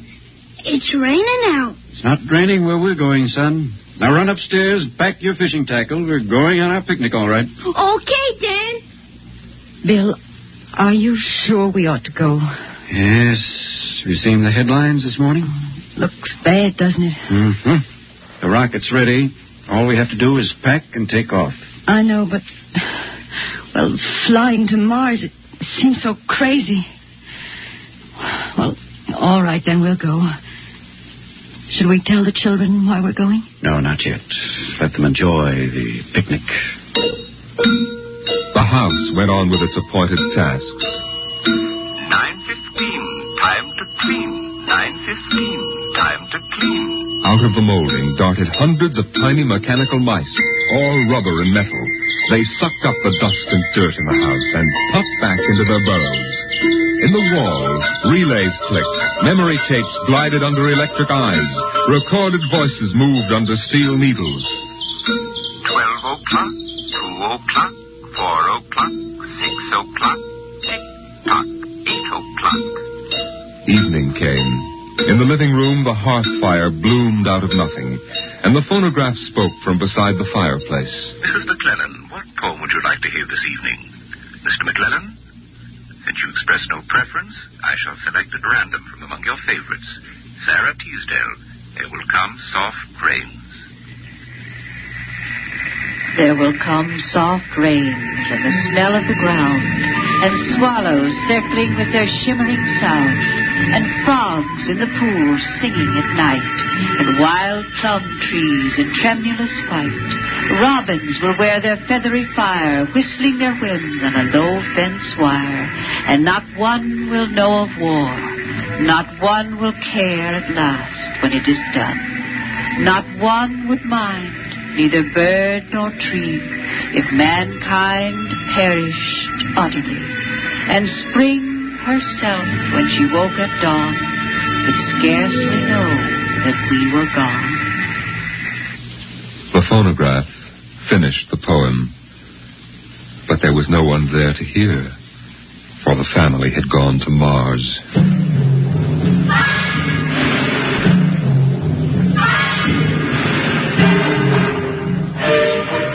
On the Martian desert beside the highway, there rose a blare of red and yellow neon lights that spelled the death of Jeff Spender's dream. Sam's hot dog stand was what the sign read. And Sam, of course, was the same Sam Parkhill who had fought with Spender years before. 10,000 rockets were reported leaving soon for Mars, with 100,000 hungry customers. And Sam wanted to be ready for them. Hey, look up there, Elmer. See that green star up there? That's Earth. Good old wonderful Earth. Makes you feel almost reverent, don't it? Yeah. Send me you're hungry and you're starved. Something. That's a poem I learned in school. Come on, Earth, send me your rockets. Here's Sam Parkhill with the only hot dog stand on Mars. Sam, what if the rockets don't come? What if there's a war on Earth? Don't worry, they're coming all right. Ain't nothing gonna happen to spoil my plans, baby. I figured it all out. Sam! Hey, Sam, look up there. Earth! Oh, what? Oh, no. It's catching fire. It's burning. Oh, no, that can't be Earth. Go ahead, Sam. Switch on more lights. Turn up the music. Get the hot dogs on the fire. There'll be another batch of customers coming along in about 100 million years. Oh, no, it couldn't be. What a swell spot for a hot dog stand. Let you in on a little secret, Sam. This looks like it's going to be an off-season.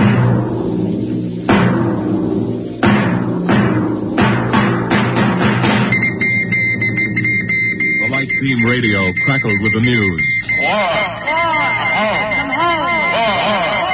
By morning, the shelves of the luggage store were empty, and the rockets were blasting off, headed back to Earth.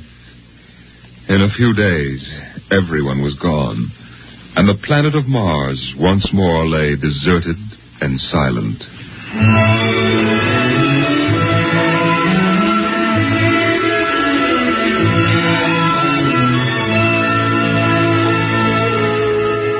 And then, after all the rest had gone, one last rocket landed on Mars. A small, family-sized rocket come all the way from Earth.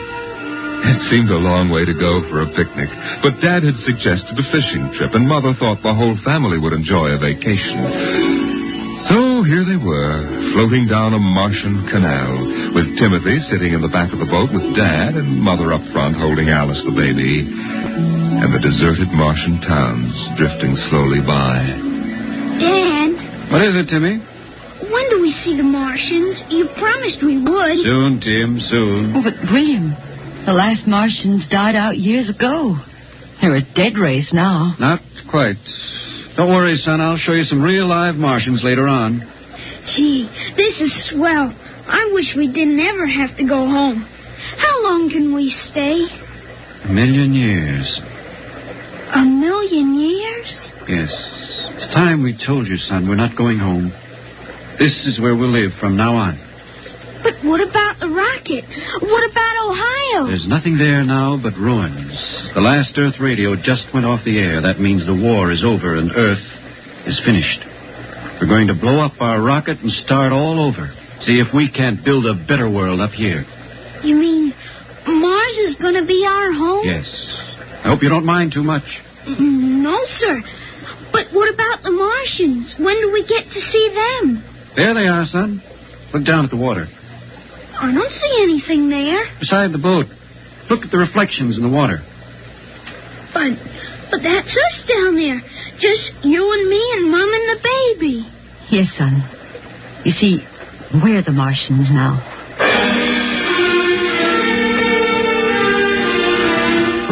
long, silent moment, Timmy stared down at the reflections of the family in the waters. And the Martian stared back up at him.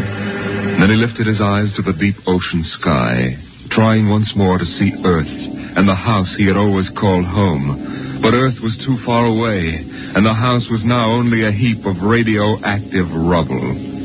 Only one wall remained standing, and within the wall a voice spoke again and again and again. Not one would mind, neither bird nor tree, if mankind perished utterly, and spring herself, when she woke at dawn, would scarcely know that we were gone, that we were gone, that we were gone, that we were gone, that we were gone, that we were gone. 2026. Today is October 5th, 2026.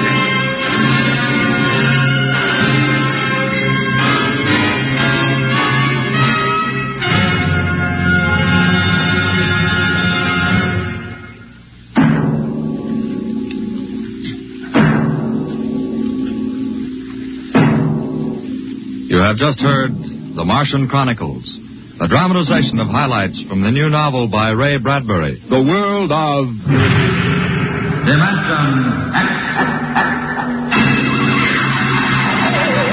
Dimension X, one of my absolute favorite shows, and from 1950, The Martian Chronicles, the adaptation of Ray Bradbury's book, one of my absolute favorite books of all time. So go check that out if you haven't yet. You will thank me. Coming up next, we have an endearing series called Escape. I love this series. It seems to never get old. This one in particular from 1948 called Country of the Blind with Paul Frees. Paul Frees was a great actor, did a lot of voice acting, did a lot of the voices that you hear in Disney World, and strangely enough, William Conrad here is in this one as well. And William Conrad of Gunsmoke fame actually announced a lot of these Escape episodes. This one included. So stay tuned right here to Hojo Radio for Escape and Country of the Blind. Fed up with the everyday grind? Tired out from the summer heat? Want to get away from it all? We offer you Escape.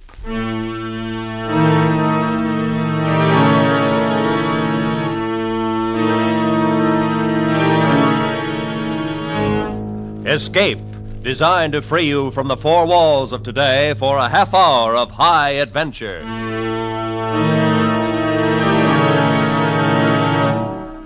You are trapped in a remote valley in the Andes, walled in by sheer rock precipices, and surrounding you, closing in on you, is a band of blind men who want your eyes.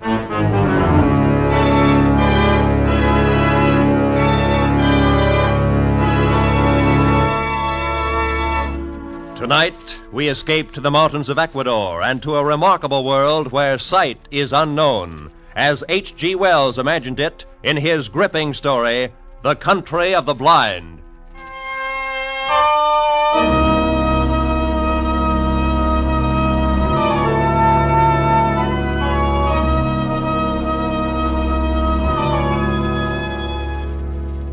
My name is Ibarra. I'm a mining engineer in Quito, Ecuador, high in the towering Andes. Up until a year ago, my chief sport was mountain climbing. My last climb was an attempt to scale the remote and forbidding peak of Pariscotopetl, a 20,000-foot crag unconquered by man. It is unconquered still. 3,000 feet from the icy summit, we turned back and fled for our lives. All of us escaped, except one, a guide named Nunez, who slipped over the frightful precipice and disappeared in the vast chasm, yawning 10,000 feet beneath us. The horror of that man's fall has terrorized my dreams for a year. Because of it, I've forsaken mountain climbing for the rest of my life. And that decision still stands, even though today I have seen Nunez. He was sitting on the steps at my shack when I arrived at the mine this morning. At first, I didn't recognize him. He was so much changed. I thought he was some weird, ragged beggar. Is it you, Senor Ibarra? My name is Ibarra, yes. What do you want? You do not know me, Senor. No. Well, you look like a man I knew once, but he's... He is dead. Dead on the slopes of Periscotapetl. Nunez. Oh, no, it couldn't be. Nunez, that is my name, Senor. At least that is the name I remember. But you fell. I saw you fall. Yes. But it's impossible that you could have lived. Perhaps the gods of the mountain had some reason to spare me. Nunez, if we'd had any idea that you were alive, but you went down thousands of feet. We couldn't even attempt to find your body. I know. I do not blame you. You could not have reached me, and if you had, I should not have welcomed you at first. But then, later... Yes, what do you mean?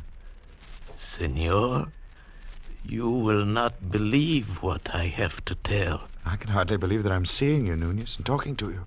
You remember that night, the night I fell? Yes, of course. We had been toiling all day, inching our way up a steep ice wall, and as darkness came, we found a narrow ledge, barely 3 feet wide.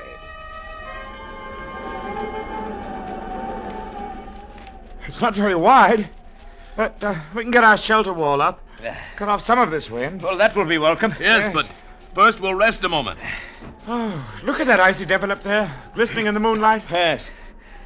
There's another 3,000 feet of sheer ice wall. We'll have to cut our own holes from now on. Won't even be ledges like this for resting places. Well, I can see why no one's ever made it. Do you think we should go on? I don't know. Nunez, what do you think? It is not my place to say, senor. I was hired to go to the top. I agreed. But what do you really think? If I believed in the gods of the mountain as the Indians do, I should be frightened now. Why? Because we have invaded the Forbidden Circle. This part of the Andes is unmapped and almost unknown, senor. It is an easy thing to believe strange things in this white loneliness. Some of the legends are fascinating. I've heard of one, something about a hidden valley called the Country of the Blind. Yes. See? It is supposed to be somewhere down there, below us.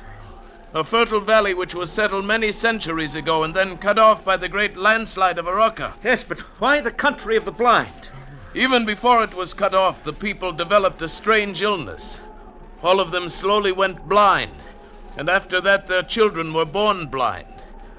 The legend is that the valley was the home of the mountain gods. It was too beautiful for human eyes. It's odd. But then, of course, it's all nonsense. Yes, of course. It would be pleasant to find it, though. You know the old proverb, in the country of the blind, the one-eyed man is king. I doubt if we should ever find it. I even doubt if it exists. Of course not. I was only joking. Yes. Now, if you're rested, we'll make the shelter wall. Righto. I'll give you a hand in a moment. Believe me, Ibarra, for 2 pesos, I'd give up this climb. I never realized... Senor! Nunez, I'm slipping!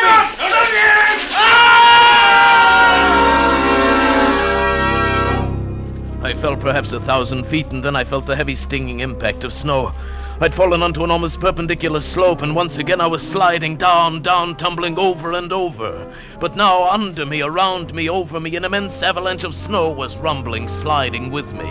Suddenly I realized that my own motion had almost stopped, and it was the snow that was moving. I was riding the avalanche, and at almost the same moment I went over the second precipice. It was higher than the first, much higher, perhaps 4,000 feet. I fell with the snow for what seemed minutes every second, expecting the terrible final impact, but the impact never came. Miracle of miracles, that sheer wall blended almost imperceptibly into another steep slope, and again I was sliding. And gradually, as the arc of the slope curved away, I felt myself slow down. I was whirled along on top of the avalanche, and then, as it subsided out onto the gentler snow upon a gentler slope. And finally, I rolled to a stop and lay still.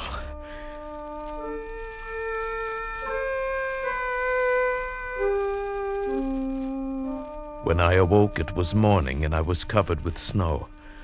I shook off the cold white blanket rolled over on my back and looked up.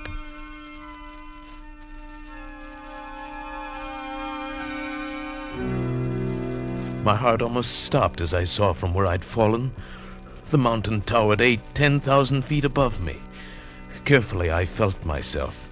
My clothes were torn. I was bruised and bleeding. I ached in every muscle, but I had not a single broken bone. I lay there and offered up a prayer to the gods of the mountain.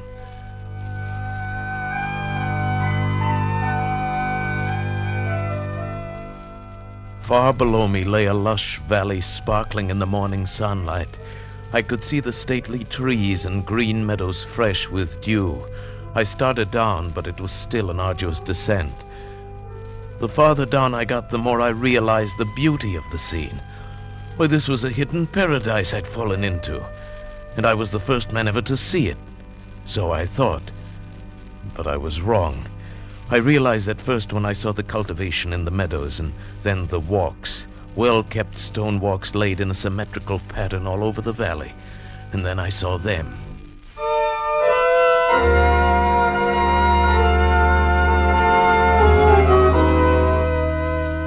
There were men and women lying under the trees, resting. Nearby, a collection of windowless huts marked a village, and the plastering of the houses was done in a wild variety of colors. I thought to myself, the plasterer who did that must have been blind as a bat. Then I saw the two men who were quite close to me. They were standing on a bridge over the little stream. They were dressed in odd, loose clothing, and there was a strange look about their faces. They failed to notice me as I approached until I shouted, and suddenly they looked up attentively in my direction. I waved wildly at them, but they took no notice. Why, the fools must be blind. Blind? Could it be I'd fallen into the legendary country of the blind? In the country of the blind, a one-eyed man is king. Hello there. It is a man, or a spirit come down from the rocks. Oh, I'm a man, all right, just like you, but I've had a miraculous escape, and now I find myself here in your valley. Valley? Valley? Come hither. Let me feel of you. Certainly, here, my arm and my face. You see, I'm indeed a man like yourself. My lips move with speech. You feel... careful there. Gently on the eyes. Eyes? Eyes? That is strange. Feel this, Correa. Yes, I feel. Careful, you feel the eyelids flutter? He is but imperfectly formed. Some strange bulge there. Unseemly. No, your eyes are shrunken in, but mine are whole. I can see. See? See? Pedro, he's a strange wild one. Where does he come from? Down out of the rock. No, from over the mountains, out of the country beyond there, where men can see. From Bogota, where there are 100,000 people and the city stretches out of sight. Sight? What strange words he uses, without meaning. And feel the coarseness of his hair, like a llama's. Ugh. And you have come into the world? Into? Why, no, out of the world. The big world beyond the mountains. The world that stretches 12 days' journey to the sea. Our fathers have told us men may be made by forces of nature. It is the warmth of things, and moisture, and rottenness. Let us lead him to the elders. You don't have to lead me. I can see. See? Yes, of course. I didn't see your water bucket. His senses are still imperfect. He stumbles and talks meaningless words. Lead him by the hand. But look, Oh, well, all right. These people had been blind for centuries. They'd forgotten even the words associated with seeing, and they thought I was an idiot, only half-formed, especially when they led me into the pitch blackness of one of their windowless huts, and I stumbled over someone. Oh, 1,000 pardons, Medina Sorote. He is a clumsy one. I'm sorry. I fell down. I couldn't see in the darkness. Who is this? And what is he saying? He is but newly formed. He has come down from the rocks. He stumbles as he walks and mingles words that mean nothing with his speech. He is a wild man out of the rocks. No, I come from Bogota, over the mountains. You hear? Bogota. He uses wild words. His mind is hardly formed. He has only the beginnings of speech. Bogota. Yes.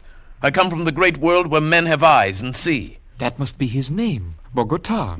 He stumbled twice as we came thither. He must be taught. No, don't you understand? I can see, but not in the dark. To you, darkness or light is all the same, but to me, to us outside in the world beyond the mountains... Mountains? What are mountains? Oh, very well, then beyond the rocks. There is nothing beyond the rocks. That is the end of the world. But surely you must realize the sky above covers Sky more than this above, valley. There is nothing above but the roof of rock. He is very raw, my children. He shall have to be taught from the beginnings. Take him away, feed him. But guide him, see that he does not stumble over my daughter again. Do not fear, Father. I shall guide him myself and feed him. Very well. Come, take my hand. Thank you. It'll be a pleasure to get outside again, out of this darkness. Come this way. Yes. What is your name? Medina Sarote. Medina Sarote. Mine is Juan Nunez, and... Oh, sunlight. Oh, this is better. And now Senorita, you're beautiful. I cannot tell what a wonderful thing you are to see. Please, I'm afraid for you. Afraid? Yes. If you do not learn quickly and cease speaking such strange words, they may not be so kind to you. They might be angry. They might even destroy you. This thought had not occurred to me before, and suddenly I had a twinge of fear. Still the proverb kept running through my mind.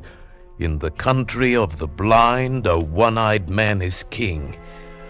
But try as I would, I could not make them understand my wonderful gift of sight. They simply could not comprehend it. Worse, they were not impressed. They thought me stupid and untaught, almost an idiot. Day by day I learned their peaceful ways, but they could not learn mine. It was getting on my nerves, and theirs too, perhaps. Bogota, come hither. Bogota, you move not. No, and I won't, you old beetle. I'll show you. I'll leave the path and... Bogota, trample not on the grass. It's not allowed. How did you know I stepped on the grass?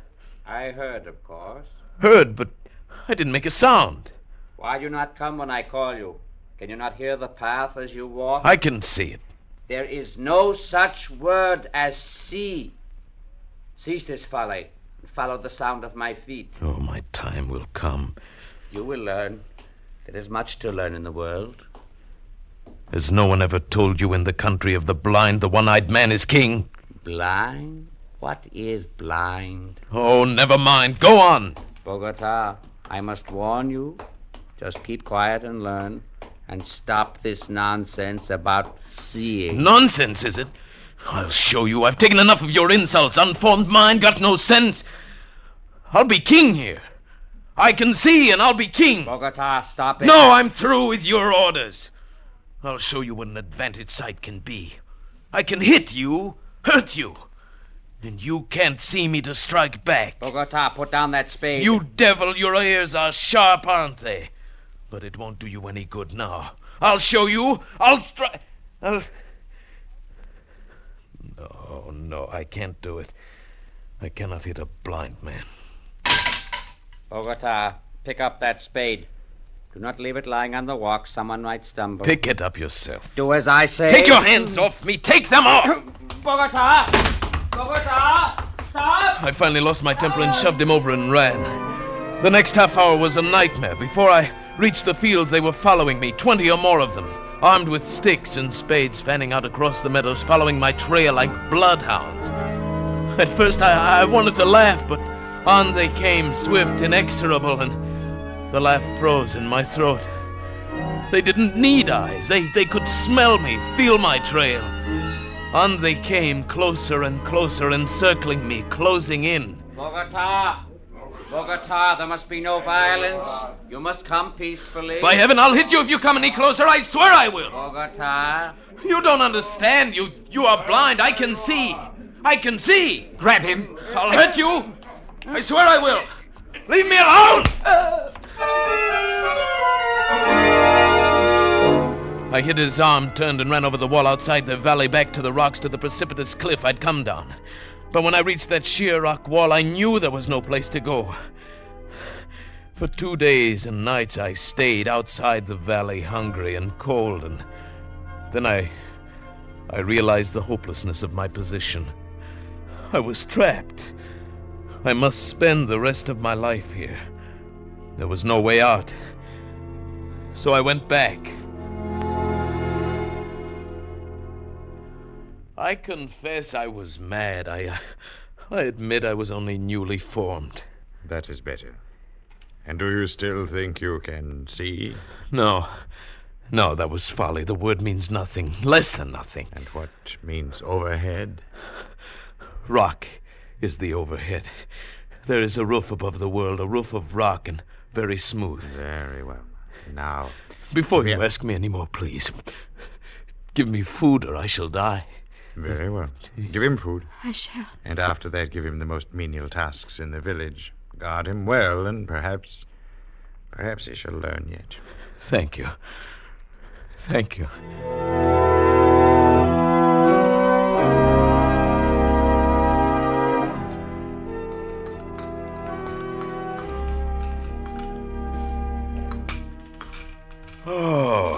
Oh, that is better. You are kind, Medina Cerote. Very kind. I am glad you came back. You are? If they were all like you, I should never have run away. What was that word you said I was? Beautiful. It means something nice? Oh, something very nice. Medina Cerote, why is it you have no husband? I have a disfigurement. These long hairs. Your eyelashes. Oh, but they're beautiful. They're considered a disfigurement. Well, you're the most lovely girl in the valley, but they wouldn't know, would they? And so you have no lover? No. Medina Cerote, what do you think of me? Do you think of me as an idiot like all the rest? No. You have much to learn, but you will learn it, I'm sure. And you are kind and gentle, and your voice is soft. You speak the words that are soft and warm. No one has ever spoken such words to me.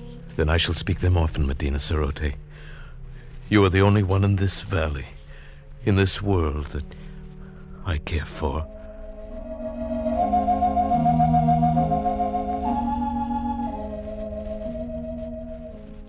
And so it began.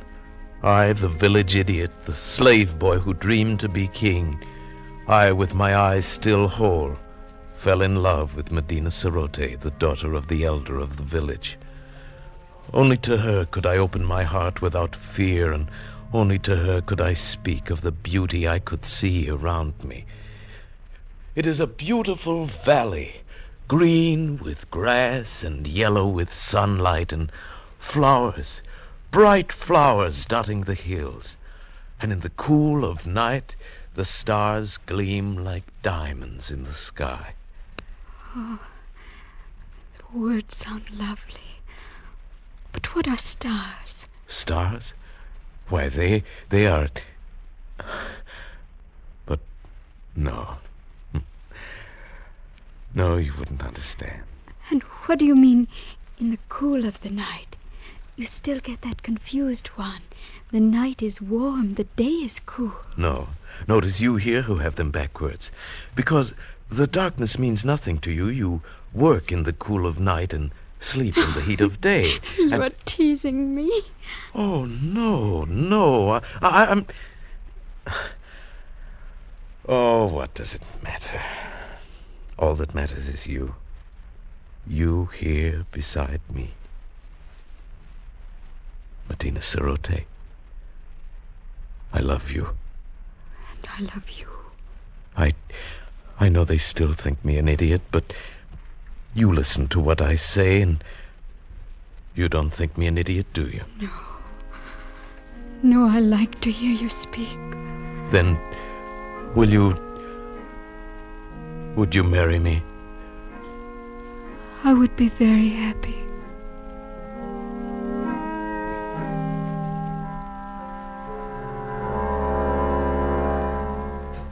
No, I will not have it. But, Father... He's an idiot. He has delusions. He cannot do anything right. But he's getting better. He's better than he was. And he is strong and kind. Stronger and kinder than anyone in the world. And he loves me. And I love him. No, I will not have it. Great sire, if you please. Yes? What is it, good doctor? I have examined Bogota, and the case is clear to me. I think very probably he might be cured. Uh-huh. And how might that be done? His brain is affected by something. I believe I know what it is. Those queer things he calls eyes. Where we have but an agreeable depression, he has great lumps. Consequently, his brain is in a constant state of irritation. But what can be done to cure him? Oh, it's a very simple surgical operation. Remove the cause of the irritation. We will merely cut out his eyes.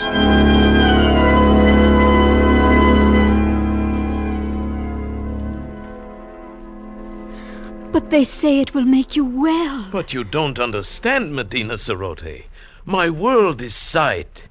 You would not want me to lose my most valued possession. I do not know. There are so many beautiful things to see. The flowers, the far sky with its drifting clouds, the sunset, the stars, you. Why, just to see you it is good to have sight, and I would never see you again. I wish sometimes you would not talk like that. Like what? I know it's your imagination. I love it. But now... Now? You want me to... Oh, Medina Cerote. If I were to consent to this... Oh, if you would. If only you would. What else can I do? Oh, my dearest one. My dearest with a tender voice. I will repay you. Oh, Medina. Be brave. Carry my voice in your thoughts. Now I must go. And tomorrow... Yes? Tomorrow will be forever. Goodbye. Goodbye, Medina.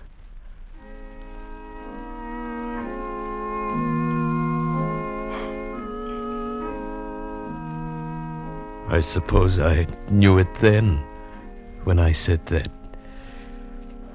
I only meant to go up on the rocks and look out over the valley, to spend my last day feasting my eyes on the wonderful, beautiful world of light and color. But when I got there, it was too beautiful, too lovely, this valley, this home of the mountain gods. Beautiful and forbidden. I drank it in, the green of the fields, the blue of the gently curving stream, the orange of the lichen in the rocky crevices. I climbed higher to see the great snow-capped peaks towering above and away to the distant sky, and higher still as the shadows turned the snow to purple and crimson and deep blue. The valley was far below now, and as beautiful as a painting. But like a painting, it looked unreal. Medina Cerote was small and far away, a distant dream.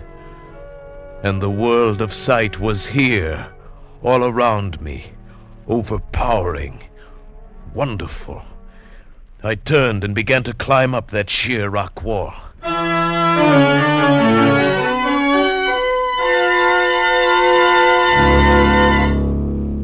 How many months it took me to make my way out over those mountains, over glaciers and snowfields and sheer precipices, I cannot guess.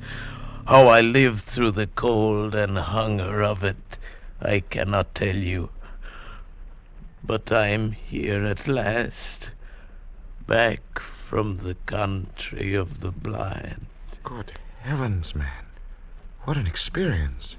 Terrible and wonderful. But you aren't sorry you came back? Sorry? I see her face clearly now. It is the only thing I see. Nunez, come, you need food. Here, take my hand. Thank you. Where is it, Senor Ibar? Nunez, you are. Yes, the god of the mountains has had this revenge. Those months of crawling over the snow and ice with the sun glaring down. Yes, I am blind.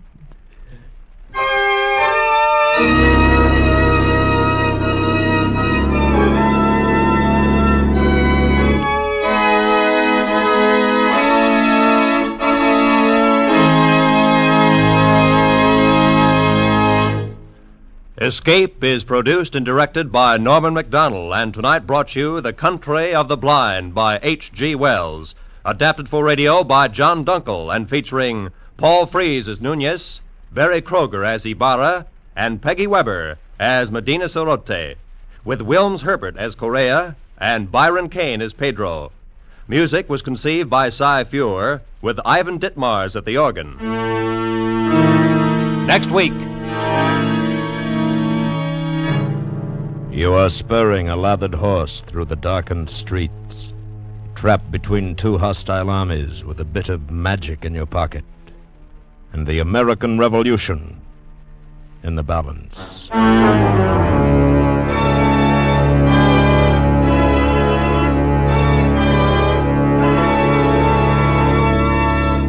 Next week, we escape with Stephen Vincent Benet's delightful fantasy, A Tooth, for Paul Revere. Good night, then, until this same time next week, when once again we offer you Escape. This is CBS, the Columbia Broadcasting System.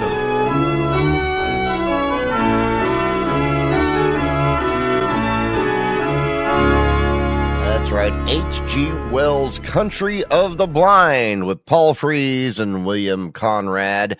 That was Escape from 1948. Coming up next, we take a little turn, a slightly darker turn for Inner Sanctum. I don't know if you've listened to this radio show before, but it is one of the original chillers. So I hope you enjoy it. From 1945, we have The Dark Chamber. Stay tuned right here to Hojo Radio.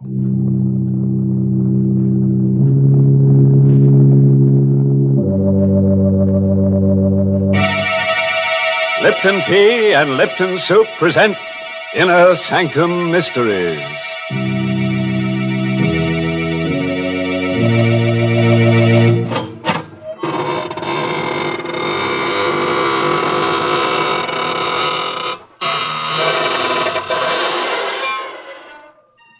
Good evening, friends of the Inner Sanctum. This is your host to welcome you through the squeaking door. Draw up a tombstone and sit down. Don't mind the fact that we've carved your name on it. Well, it's rather lonesome around here tonight, isn't it? Yes, most of the folks who haunt the place are out tonight with their sleds. If it snowed near your house, you may find them ghosting down here. But, Mr. Host, ghosts don't go sledding, do they? Why, of course, Mary. Especially the ghosts of gangsters. They're used to being taken for a sleigh ride. Well, now, why don't you take your sled and join your friends and let me have a word with our Lipton listeners? Folks, have you ever noticed how often we all use the words good, better, and best? We're always comparing things, because comparisons help us decide what the best things in life are. For example, the perfect way to prove how really flavorful Lipton tea is to compare Lipton's to any other tea and taste the difference. Lipton's flavor is brisk, never flat or wishy-washy. It gives you all the flavor, tastes just the way you like tea best. No other tea gives you more bright, mellow goodness, because that superb flavor of Lipton's is extra rich, extra satisfying. Yes, friends, just compare Lipton's to any other tea. You'll find Lipton's gives you brisk flavor, and you'll find Lipton's wonderful brisk flavor gives you more contentment in every cup. All right, Mary. Now you go and perch yourself on that teapot over there and get ready to hear about The Dark Chamber. It's an original radio play by Robert Newman, who witnessed the story while peeking through a keyhole. Yes, and our star tonight is Kenneth Lynch, who plays the role of Joe.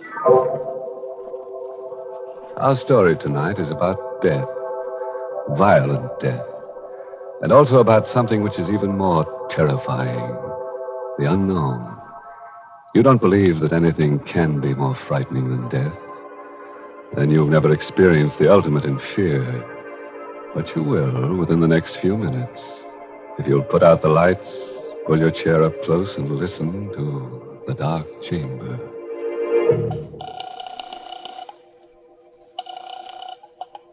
Police headquarters, Ryan speaking. Hello, police. Listen, you've got to help me. You've got to. I don't know how you can, but my name is Watson, Joe Watson. I'm a driver for the Acme Sanitary Hand Laundry. Address? Where I am, I don't know. That's part of the trouble. Now, look. Hey, wait, listen. I know it sounds crazy, but it's true. Check the laundry. Check the veterans. I'm an ex-GI. They'll tell you I'm straight. Well, I'm in a room someplace. I don't know where it is or how I got here or what I'm here for. I don't even know how long I've been here. It's a big room, but it's funny. No doors, no windows that I can see. It's just a couple of chairs and a table with this phone on it. I'm scared. What do you expect us to do? Find me. Find out what this is all about and get me out of here. I don't know. Oh, listen, this isn't a gag. Can't you tell? You don't know what it's like just sitting here waiting, not knowing where or why or what's going to happen. Can't you trace this call or something? Well, okay. Hang on. Oh, thank heaven. I was afraid. Listen, I hear something. Someone's coming. I better hang up. I'll call you back later if I can. How do you do? Who are you? My name's Helming. Dr. John Helming. And your name? I don't have to tell you anything. That's very true. Although I didn't think you were aware of it. I think I already know everything about you that I'm interested in knowing. Like what? Name? Joseph Watson, age 26, occupation, employee of the Acme Laundry, honorably discharged from the Army 6 months ago, with the Bronze Star and the Purple Heart. What the... So you cased me. Went through my pockets, huh? Well, if you know that much, you know I haven't got any dough. Money? I'm not interested in money. Well, what do you want, then? Where is this place? The last thing I remember is making a delivery on Spruce Street, noticing that the lights were out in the hall and hearing a noise behind me. You or somebody slugged me. That's right. Well, will you stop grinning like that and tell me what this is all about? Of course. I brought you here because I need your help in an experiment. An experiment whose details I've already worked out with mice and rabbits and cats and other animals. What kind of an experiment? An experiment in fear. Fear? Yes. You fought in the war. You were wounded. That means you've probably known fear. And still, you won the Bronze Star, which means you overcame it. Now, the question is, can you overcome your present fears? What are you talking about? You're afraid. Nothing has happened to you yet, absolutely nothing, and yet you are afraid, aren't you? You're afraid because you're face to face with the unknown. Because you don't know what I want and what I'm planning to do. Which is as it should be. And that's the way we'll leave it. For the moment. Hey, wait a minute. Come back here. Come back. You can't...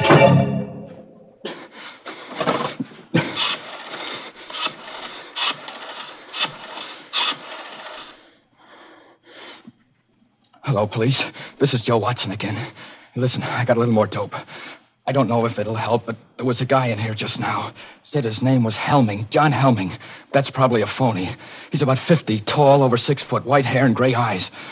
No, I still don't know what it's all about or what he's after, but have you been able to trace this number yet? Well, how long will it take? Okay, I'll hang on, but... What? The lights just went out. The room's pitch dark and somebody's coming in again. I better stop. But for Pete's sake, hurry!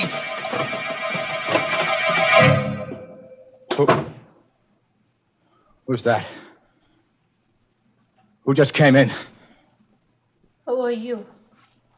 A girl. Keep away from me. Keep away, do you hear? Keep away. What's the angle now? Angle? Why did you bring me here? Wait a minute. You mean he put the snatch on you, too? When I was on my way home, chloroform or something. And the next thing I knew... Why are you pretending? You're in on it, too. You must be. It's a trap. It's a trap, all right. But I'm not in on it. I'm in it, along with you. My name is Watson. Joe Watson. I'm Betty Grant. You swear? I swear. What would I lie about it for?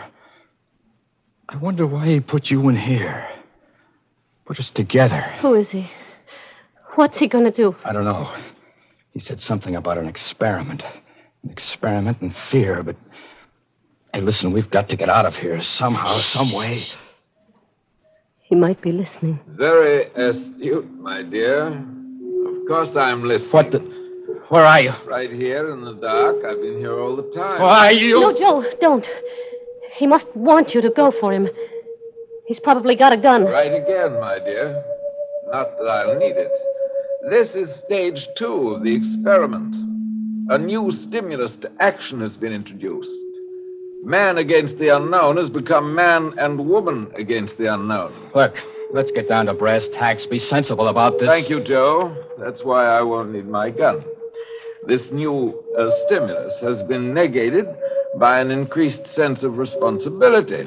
Responsibility towards the girl, and therefore by increased fear. Blast you, gun or no gun, if I get my hands on you! Where are you? Where are you? Outside now, so you can relax.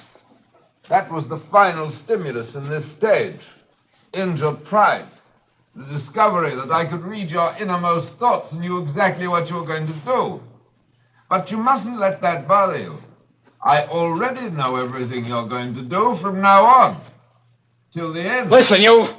Helming! Helming! He's gone. Joe. I know. Hold on, baby. Don't let it get you. There must be a way, some way. I suppose he's still listening? It's hard to say. But I'm going to take a chance. There's one thing he didn't figure on. A telephone. Here? Yes. If I can find it again in the dark. It was over on the... Here it is. I put through 2 calls already to the police. Told them what was happening and asked them to get me out of here. I had to hang up both times before they could trace the call and get this number, but this time... Hello. Hello, operator. What? No, this isn't the operator. You're on a busy wire. It doesn't matter. Thank heaven I got somebody. I've been trying for about 10 minutes now. Hey, look, get off the line, will you? I've got to get through to the police. It's terribly important. But you've got to help me. You've got to. My name's Ben Lazarian. I'm a prisoner someplace. I don't know where. What? It's true. Strange house somewhere. A doctor who says his name is Helming. What? What are you laughing at? Joe, what is it? What is it? I haven't got headquarters. I've got a guy that... I'm sorry, Ben. It's no use. What do you mean? We're in the same boat you are. A girl named Betty Grant and myself. Helming's got us locked up, too. You too? Yeah. He said he knew everything we were thinking, everything we were going to do. I did get through to the police before, but I guess he caught wise. We're talking to each other over an inside line. Then... Yeah. We're through. No. Joe, don't say that. Don't even think it. Look, ask him exactly where he is. Just where are you, Ben? Do you know? It's hard to say. I was out cold when he brought me here. It's a kind of a hall, a passageway. Cement floor, ceiling, stone walls. There doesn't seem to be any door opening or anything like that. That's what I thought here, too. But there must be one, or how would he have gotten you in there? Hey, listen, start looking. See if you can find it. That's true. I never thought of that. If I do find the door and it opens into where you are... That's right. 3 of us together. We'll surely be able to figure something out then. Hold on. I'll start pounding on the walls. You see if you hear anything. Go ahead. What's he doing? He's going to knock on the walls to see if he's anywhere near us. And if he is, if he can find a door, we can get together. Hear anything? I'm not sure. Maybe. I'm not sure either. Sounds awful far away, is it? There, listen. That wall right there. Hello. Hello, Ben. Yes? We heard you. You're right next to us. Now, Ben, you listen, and Betty will knock back. Go ahead, Betty. That way, Ben, you'll be able to tell just which wall it is. Okay. Right. I hear it. I know where it is. Now to find the door, if there is one. Hold on. He's got it. He's going to see if there's a door. There must be one. There must be. Ben. And... Ben. Ben. Hello. What is it? I don't know. I thought I heard a moan. Joe! Look! There is a door. It's opening. It's open. Dr. Helming. Why, yes. Were you expecting someone?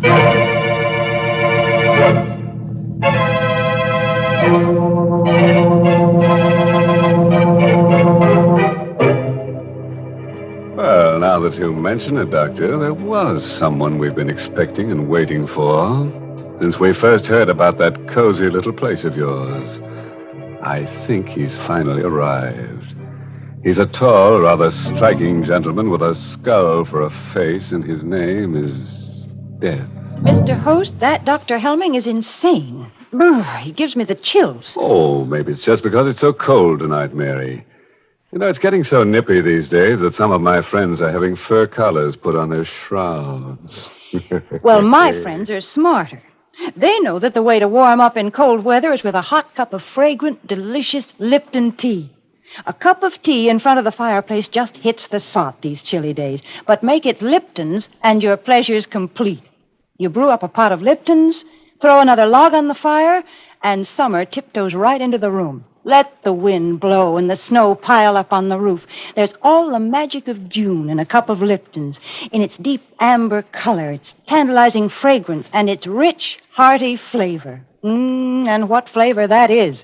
Never wishy-washy, always brisk and full and satisfying. Try it, folks.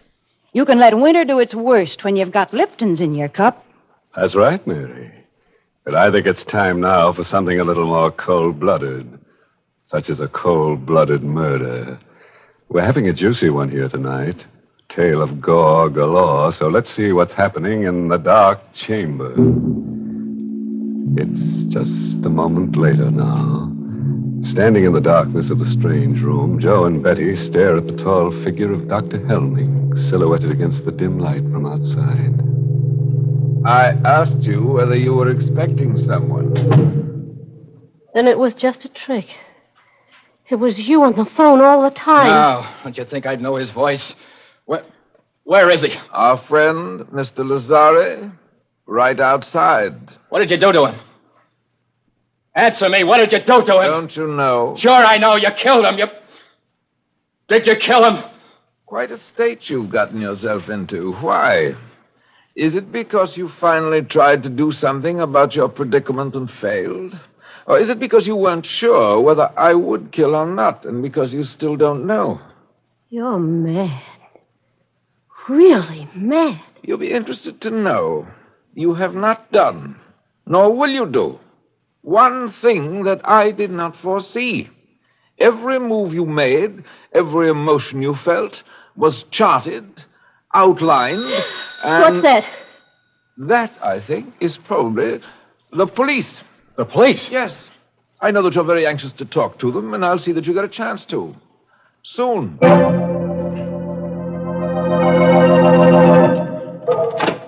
Good evening, officer. I'm looking for a guy named Helming. Dr. Helming. I'm Dr. Helming. Come in, won't you? Okay. Thanks. This is kind of a funny business. It's about a phone call we got a while ago, finally traced here. A guy who said he was a prisoner or something. That must have been Watson. Yeah, that's his name. Joe Watson. Do you know him? Of course. I can't tell you how sorry I am. It was really very careless of me, and I'll see that it doesn't happen again. What do you mean? If you did any investigating, which I'm sure you did, then you know that I don't run a sanitarium exactly, but I do take a few patients. Mental cases for treatment. Ah, so that's it. A nut, eh? I wish you wouldn't say that. Watson's case is particularly interesting. A 4F who wasn't able to enlist, and he developed a persecution mania. Thinks that everyone is down on him, eh? Not everyone, exactly. His present fantasy is that he's an ex-GI and that I'm keeping him prisoner. Sure sounds plenty tough. Well, I guess I'll run along. I'm sorry I bothered you. Don't you want to see them first, officer? Talk to them? There's no need of that, Doctor. We get calls from cranks every day. We always investigate a cause. But I insist. After all, you only have my word for it. There's just one thing I'd like to caution you about. Sure, I know. I'll play along. Humor them. Splendid. Right in here. It's quite a room. Joe, look. It's a cop, and that means... Then you did get my message. Sure, Joe. Took a little time to trace the call, but everything's okay. Oh, thank heaven. It was such a screwy story, I was afraid that... Hey, wait a minute. Then why is he standing there like that? Why haven't you got the bracelets on him? After Helming? No need for any rough stuff. He said he'd come along quietly. What? You're lying. I don't know why, but there's something wrong here. Something... I know. You think we made the whole thing up. But we're crazy. No. It's true. He told you we were, and you believed him. Of course not. Look, Stop it, will you? Stop saying that. Well, if I could only prove it somehow, show you. I know. Lazzari. Joe. Murder. That'll open your eyes. Somewhere in that wall is a door. Make him open it. Show you what's behind it. I think maybe I'd better be going, Doc. But there is a door there, officer. Just a second. I'll open it for you. Here we are. Joe. Body. It's gone. These doctors are always hiding the bodies. But turns up again later. Give us another ring, huh? Maybe I shouldn't have said that. Can I go out this way, Doc? Down to the end of the corridor, then to your right. I'm sorry I gave you all this trouble. Perfectly all right. Thank you for being so understanding. Quite all right. Goodbye.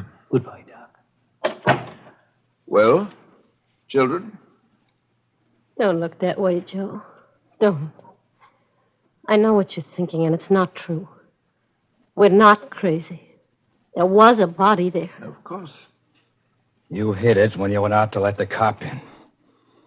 And the telephone. You left that here purposely.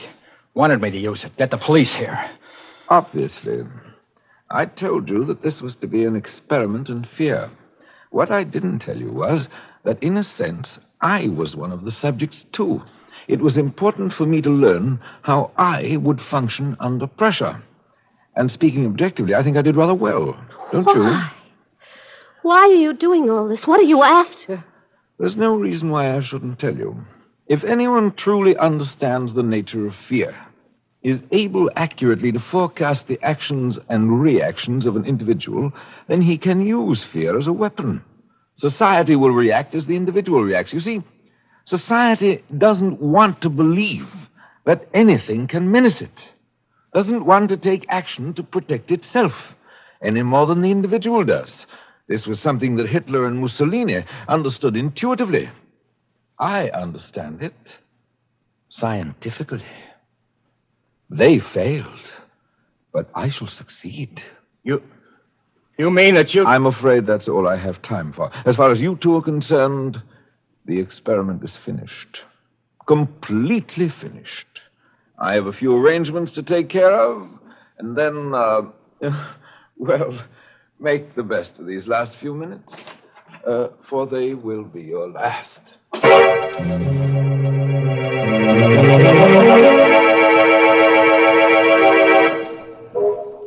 Joe, do you hear anything? Is he coming back? Not yet. He's going to kill us, isn't he? Just the way he killed Lazzari. He's going to try to. Why are you sitting there like that, looking at me? I guess because it's the first chance I've had to look at you. How do you mean?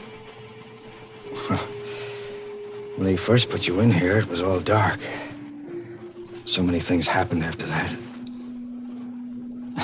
It's funny. What is?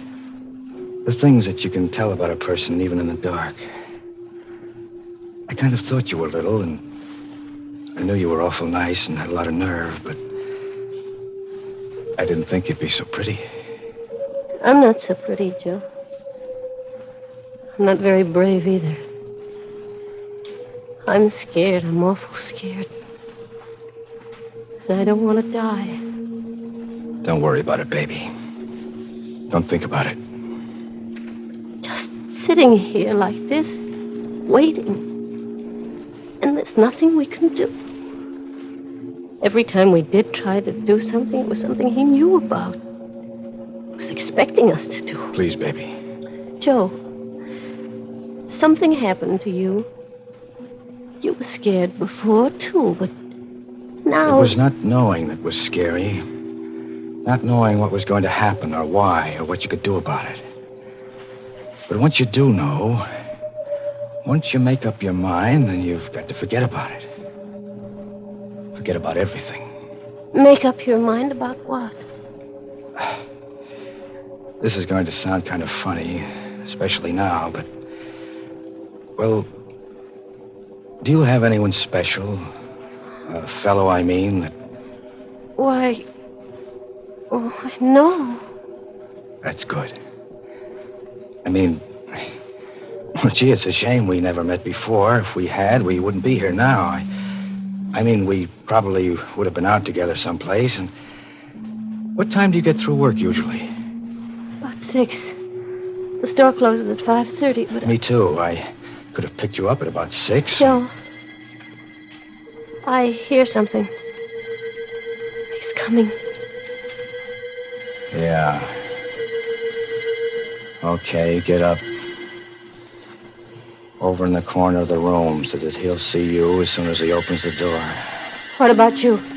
I'll be waiting over here, behind the door. Joe, you're not going to... I know I haven't got much of a chance, but... Well, wish me luck. That it'll be quick anyway. Oh, no. Joe, please. All right, my young friend. Time. All my arrangements have been completed, and I'm... Where's Watson? Right here. Joe, Sally! It's okay, baby. Didn't get me. I had the barrel of the gun and... Good Lord. Got him. In the chest. But you couldn't have done that. You couldn't have. Outside, Betty. See if you can find another phone. Call the police again. And this time, tell them to bring an ambulance. But you couldn't have done it. It was all plotted, graphed, and worked out in detail. I knew just what you were going to do, how you would react. By this time, you were to be in a state of complete frustration, resigned, ready to die. Why did you do it? Why? I don't know. Now, just take it But easy. I've got to know. You've got to tell me. Was it because of the girl? Out of desperation? Because you knew you were going to die anyway? I tell you, I don't know. I just know that... Well, a guy will take just so much pushing around.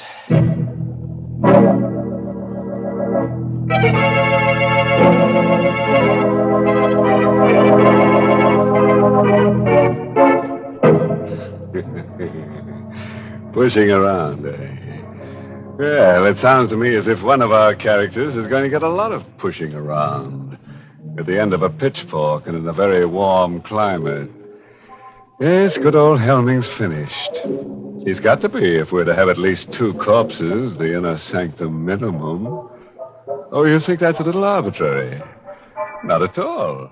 We've got to have at least 2 corpses to play our theme song, When a Body Meets a Body. Theme song? I didn't know we had one. Oh, Mary, we've got lots of them. Didn't you ever hear our Skeleton song? I ain't got no body. Mr. Host, let's be serious for a moment, because I want to talk about one of the most serious things in life, our health.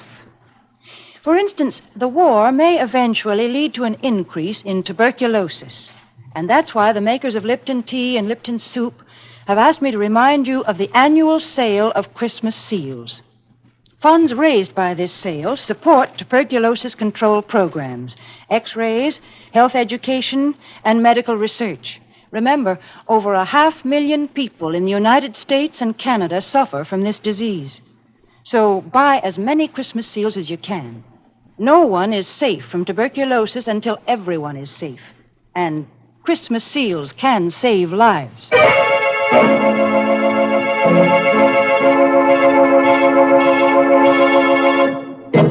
And now, friends, here's a word of wholesome advice.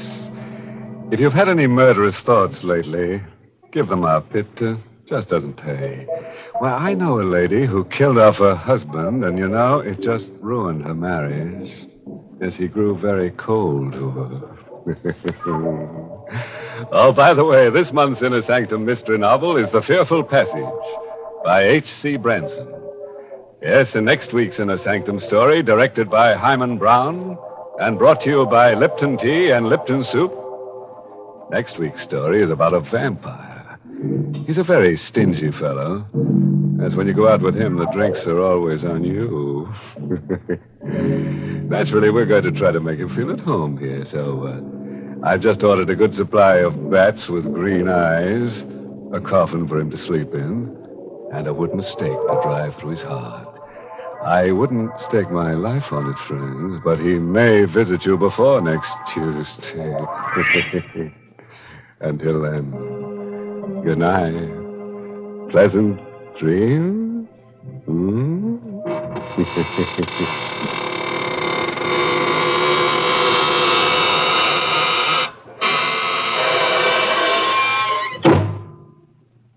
Easy to make and easy to take. That's Lipton's Noodle Soup, the perfect opening dish for your cold weather menus. Lipton's Noodle Soup has that real chickeny flavor your family likes so much, and it has that wonderful fresh cooked homemade goodness. You can prepare Lipton's Noodle Soup in a jiffy, too, and it's oh so kind to your budget, costs less and makes more than canned soups. So don't forget to serve Lipton's Noodle Soup. And don't forget to tune in next Tuesday night for another Inner Sanctum mystery.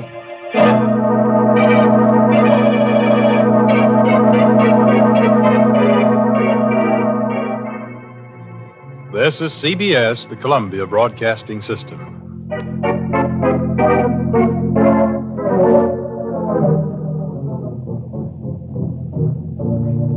From 1945, The Dark Chamber, that was Inner Sanctum. Now we're going to round all this 6-hour block out with one of my favorites. We were talking about the original Chillers before. This one is definitely the original Chiller. Besides Escape, we have Suspense. That's what's coming up next right now. The White Rose Murders from 1943, starring Maureen O'Hara. That's right. We've got some big stars in these things. Anyway, I hope you enjoy it. But first, listen to this. This month's sponsor, Big Easy's House of Pops.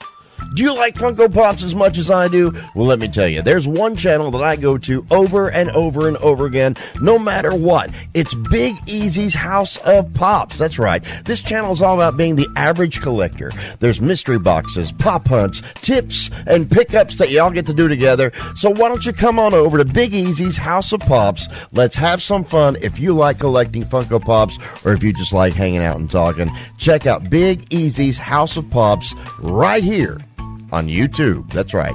Big Easy, House of Pops. Suspense.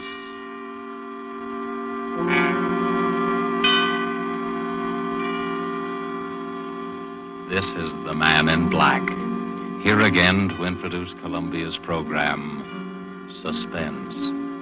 Our star this evening is Miss Maureen O'Hara, whom you've seen rise to stardom in Hollywood within the short space of a year. Her performances in the 20th Century Fox production, How Green Was My Valley, then more recently in The Immortal Sergeant, and now currently in the RKO production, This Land Is Mine, have given her an enviable place in the ranks of America's new film favorites. Miss O'Hara makes her first appearance on our Suspense stage tonight as the heroine of A Study in Homicidal Mania, The White Rose Murders by Cornell Woolrich, which is tonight's tale of suspense. If you have been with us before, you will know that suspense is compounded of mystery and suspicion and dangerous adventure. In this series are tales calculated to intrigue you, to stir your nerves, to offer you a precarious situation and then withhold the solution until the last possible moment. And so it is with The White Rose Murders and the performance of Maureen O'Hara, we again hope to keep you in suspense.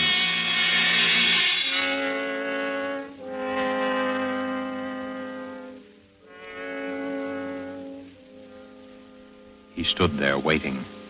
He knew that presently they would come out of the second-rate dance hall, out into the dimly lit street. He listened a while and smiled as the orchestra played that tune inside.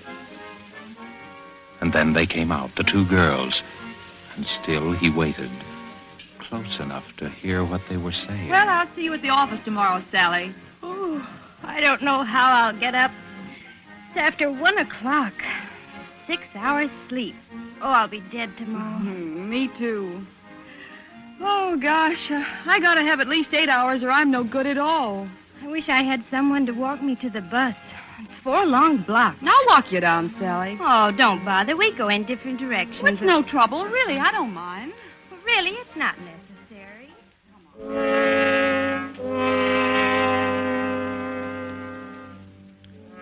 In the narrow alley that divides the dance hall from an ugly office building, he stood smiling.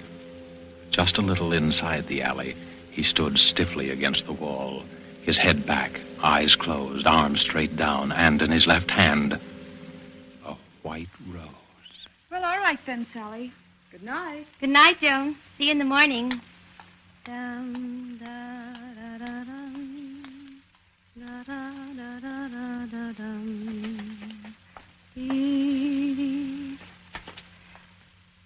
Oh, I hope I don't have to wait long for the bus. Who are you? Keep away. Keep away from me. Let me go. Let me go.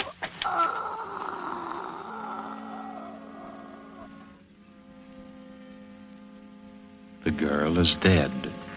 Tenderly, the figure straightens her hair and gently places the limp body on the ground.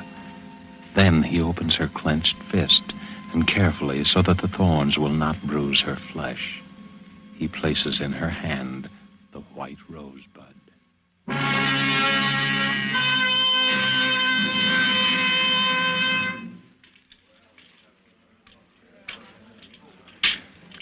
Pardon me, my good man. Is it true that you are the famous detective Terence Riley? Huh? Oh, Jenny, I didn't see you come in. Well, now that I'm here, how about offering to buy a cup of coffee for the girl you're going to marry? If you can ever get up enough nerve to ask her. Oh, it's no use, Jenny. I guess we better call it quits. I'm just a dick on the homicide squad, and that's all I'll ever be. And I'm a rich debutante. We don't belong together. Oh, you've been reading too many of those romantic stories, Terry. What is it this time? What's wrong? Yeah, they call him the White Rose Killer. And he's got to be caught. There's a general demotion coming on if he isn't, and that's all I need to get back into uniform. Oh, don't worry, darling. You always look good in blue. Yeah. Just to match the way I feel. Tell me more about the White Rose Killer. What's he like? That's the stumble. He could be anybody. No one's ever seen him except the dead, and they don't talk about it afterwards. Just slips out of the shadows and kills and then slips back again. How many has he murdered? 4. And he's not through yet. It's going to be one of those chain things if he's allowed to keep on. Are you sure it's always the same one? Yeah, that part of it we're sure of. It's the same touch, the same way of operating every time. How do you know that? Well, it's a rose. A white rosebud. Death rose. Puts it into each victim's hand after he kills her. Her? Yep. It's always a woman. A young woman between 19 and 23. What's behind it? Do you have any idea? Well, I'm not sure. But here's what I figured out. You know what a rose stands for. Symbolically, I mean. Why, yes, it's the flower of love. The white rose, the bud, has another meaning. Purity, loyalty, devotion, and especially it stands for a young girl. That's right. And that's about the way I see it. So maybe it's a double cross, committed against our murderer by some young girl whom he worshipped and who betrayed his faith in her. You ought to be a detective, not me. Thanks, darling. I've got a very fine teacher. Sweet. There's another thing. The murders were all committed near places where there was music, dance halls, and cabarets and the like. There's a song that brings back the original shock that, gives him the final push over into the darkness. As far as we can figure out, it's the beer barrel polka. Well, how does he commit the murder? Is it always the same way? Always. Strangulation between the hands, with the thumb into the windpipe to keep his victims from crying out. But isn't there anything else you know about him? No, that's why it's so hopeless. He's insane, of course, but there's only this one phase to his insanity. Probably perfectly normal in appearance and behavior. You could pass him on the street and even know it. Well, it's only when he sees someone vaguely like the girl he loved and hears that song that the one defective wire in him is jangled and short circuit. But, Terry, the flowers, don't the flowers tell you? He must get them somewhere you could trace. Well, we don't know where he gets them. Maybe he steals them or... Terry, what if you were the one to get him? Well, it would mean a citation and a promotion. And then all the things that stand between us would disappear? We could get married? Well, the chances would be a lot better anyway. But what chance have I? Everyone in the department has been working their heads off for weeks and they've all failed. Uh-huh. Terry, what were the girls like? The ones he killed? Well, as I told you, they were all between 19 and 23. Their heights were pretty much the same, too. They were all tall girls, around 5 feet 6 or 7. A little taller than you. And all dark-haired. How did they wear their hair? Why, they... Say, what is this? Oh, nothing, darling. Just interested. How did they wear their hair? Well, from what I remember, they wore it sort of loose and curly down the back. I suppose each one had a resemblance to that long-dead love of his. That's probably it. Well, anyway, that's how the record stands. And we're all waiting for it to happen again. I see. Terry, I'd like to go home now. I shouldn't have told you all that stuff. I've given you the creeps. Oh, come on, Terry. Take me home.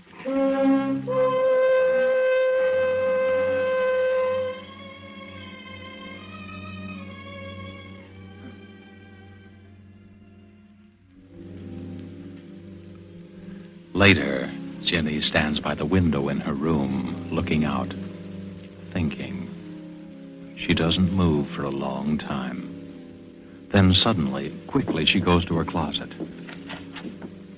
and begins to rummage through her many pairs of shoes. Carefully, she picks one pair with 3-inch heels. 5'6" or 7. Then she walks quickly to the dresser, opens a drawer, takes out a comb and starts redoing her hair. One loose and curly down the back. Well, here we go. Edwards! Yes, miss? Is the car ready? Yes, Miss Virginia. I've been waiting for you. Let's go before Mother sees me. Your mother's been looking for you, miss. I hope you didn't tell her. No, Miss Virginia, I didn't. Good. Come on, Edwards. Where do you wish to go, Miss Virginia? The Starlight Dance Hall on Grove and 2nd Street. The Starlight, miss? Yes, Edwards, that's the place. I wouldn't go there unescorted if I were you, miss. It's one of the worst places in the city. Has a very bad reputation. The Starlight Dance Hall, Edwards. Very good, miss. Very good.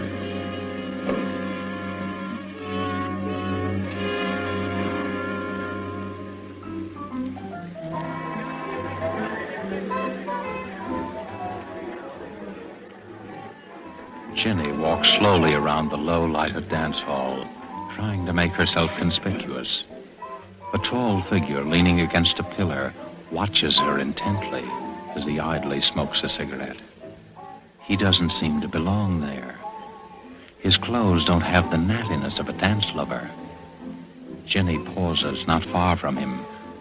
Deliberately, he throws his cigarette on the floor, steps on it, and slowly walks over to her.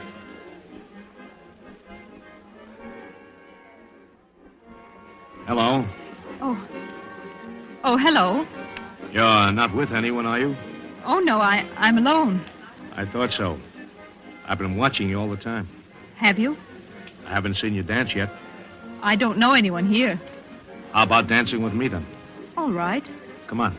Let's go out on the floor. Do you come here often? No. I never go to the same place twice. You don't? Why? I'm always looking for new faces. I'm restless. Do you find the faces you're looking for? Listen. Listen to that song. I like that. I like it very much. Yes, it is a nice song. You know, you remind me of someone I used to know. I'm trying to think who. I do? Yeah. You mind if we stop dancing and go over and get a drink? No, let's go. Oh, look.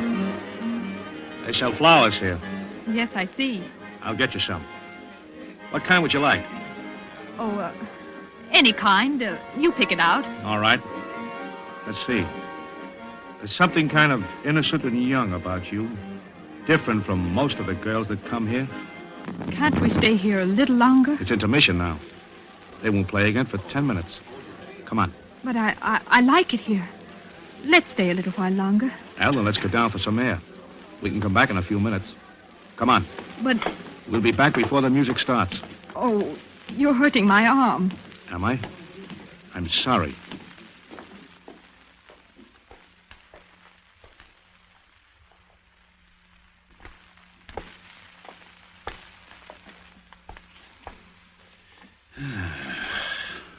Fresh air smells good, doesn't it? It's so dark here. Let's go back. You're not scared, are you? Oh, no, it's Let's walk just down that this alley and back. Please. No, you Let me don't. go. Thanks. That's a lovely necklace, beautiful. Why, you're just a cheap... Shut up. All you wanted was my necklace. So long, beautiful. Look out.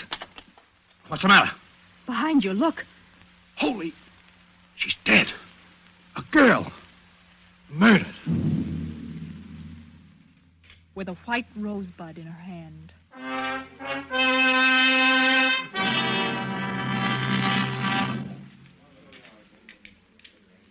Well, Jenny, happened again last night. Just like the other times. A girl strangled in an alley and a white rose in her hand. Any news of the killer? No. He might just as well float through the air for all the trace he leaves. He must have bought the flower upstairs in the dance hall. He must have been there earlier, bought it, and saved it No, until... there was only one rose sold up there all night. And to a man who had a different girl with him. We had the flower girl at... How did you know that they sold flowers there? I didn't tell you. Well, I must have read it somewhere. You couldn't have. Wasn't in any of the papers. No details were given, just the statement that an unidentified body was found. Well, I just imagined that they'd sell flowers in a place like that. Well, I'm glad you don't go near those dance halls. Why, with this nut running around loose... Don't bother about that. We'd better catch this killer. And fast. Where do you get this we stuff? To hear you talk, you'd think that you were on the case, too. Wouldn't you think so? To hear me talk?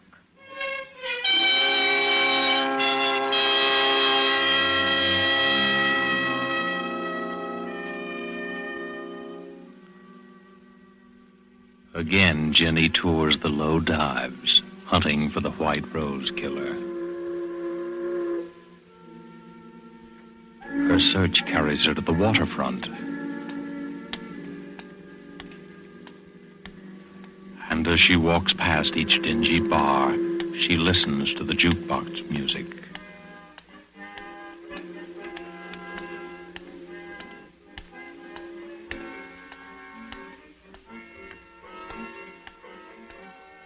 A little after midnight, she passes a dirty windowed saloon. The thin music catches her ear.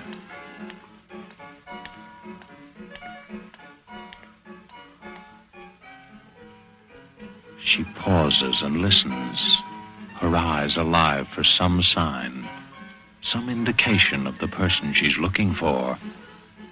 Then suddenly her body becomes rigid as her eyes fall upon a figure huddled in the shadows. Someone's watching me. Slowly, she starts to walk up the street.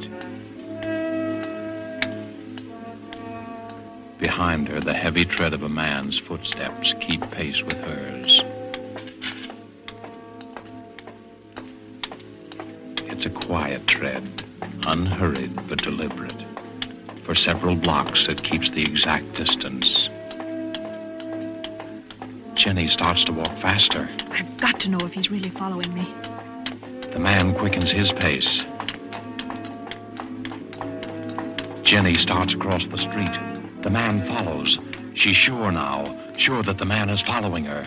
She fumbles for something in her purse. Her hand closes around a gun. If he tries anything, I'll shoot.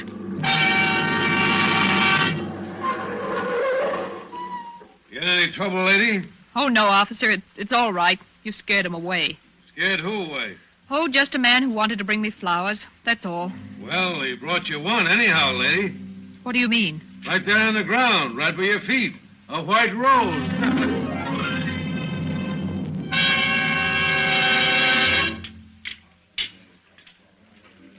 Coffee, Mabel. Sure, coming right up. Here you are. Terry. Terry. Hello, Jenny. Sit down. Thank you. Say, what's the matter with you? Look, darling, read the gossip column in this paper. What daughter of a socially prominent family is that way about a detective and waits for him outside the station house in her limousine every night?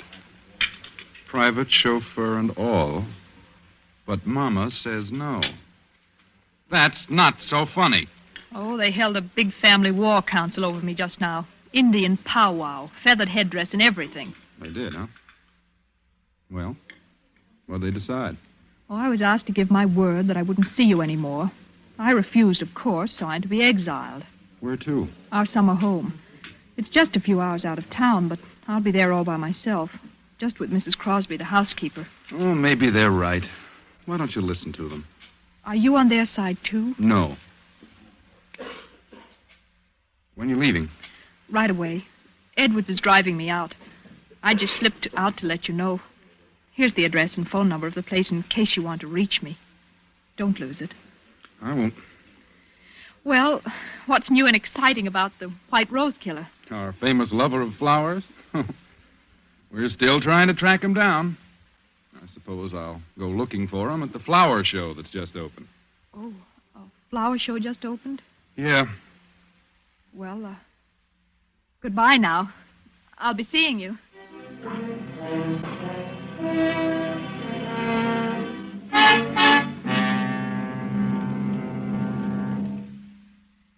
What floor is the flower show, please? 3rd floor, miss. 3, please.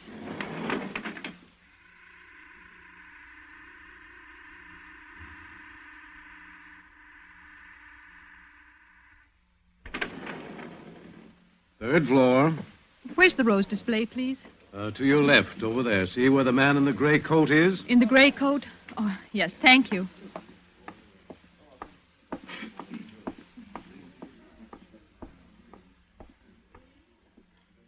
They are lovely, aren't they? Oh, you startled me. I'm sorry. I was just admiring the roses. Oh, yes, the nicest flowers here. I just can't keep my eyes off them. Yes, you can feel that way about some flowers. Now, that's the way I feel about white roses. Have you been here long? I really don't know. I suppose so. You see, I've come here every day since the show opened. I like to be near the roses, the white roses. Those big ones are nice.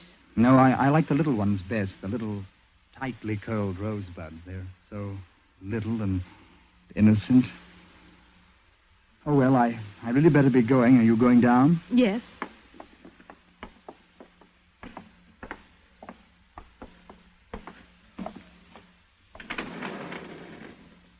Down, please.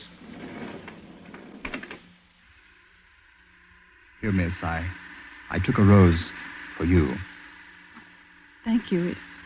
It's lovely.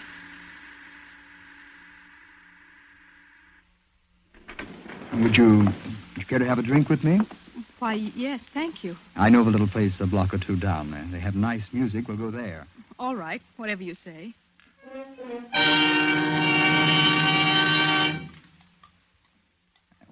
This is it. Where's the music? A nickel in the jukebox does it. Any special song you'd like? No, go ahead and pick one. Okay. There we are.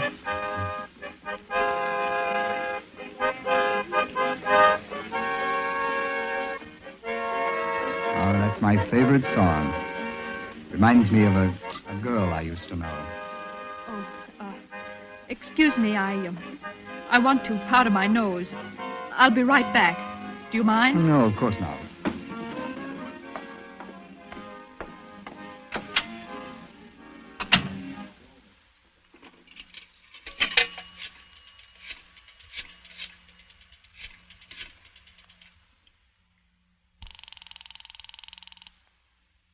Police precinct. Sergeant Thomas speaking. Hello, is Terry Riley there? Just a moment, I'll see. Please hurry, it's important. No, sorry, miss. Terry Riley's not here just now. Will you tell him that I can't keep that date with him. Goodbye. Do you always go to the phone booth when you want to powder your nose? Why, I had to make a call. Uh-huh. Well, I'm afraid I'll have to leave you. Oh, wait, let me come with you. I'm sorry, miss, but I've got other things to do. Oh, What's the matter? that car, someone that knows me. Let's get away from here. That's just what I'm going to do. So long, lady. Wait, please don't go. Miss Virginia. Miss Virginia. I'm sorry, Miss Virginia, but I must speak to you for a minute. Oh, Edwards, what do you want? I'm sorry, miss. You'd better come with me at once. I've been looking for you everywhere. Your mother's been taken seriously ill. Mother? Where is she? She's out at the country place, miss. I drove her there shortly before dinner.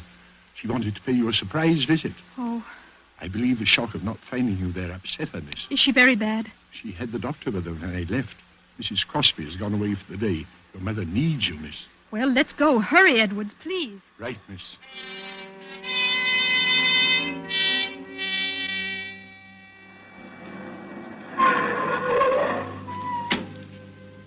Where is Mother, Edwards? In her room, miss. You'd better hurry. Mother? Mother? It's Ginny.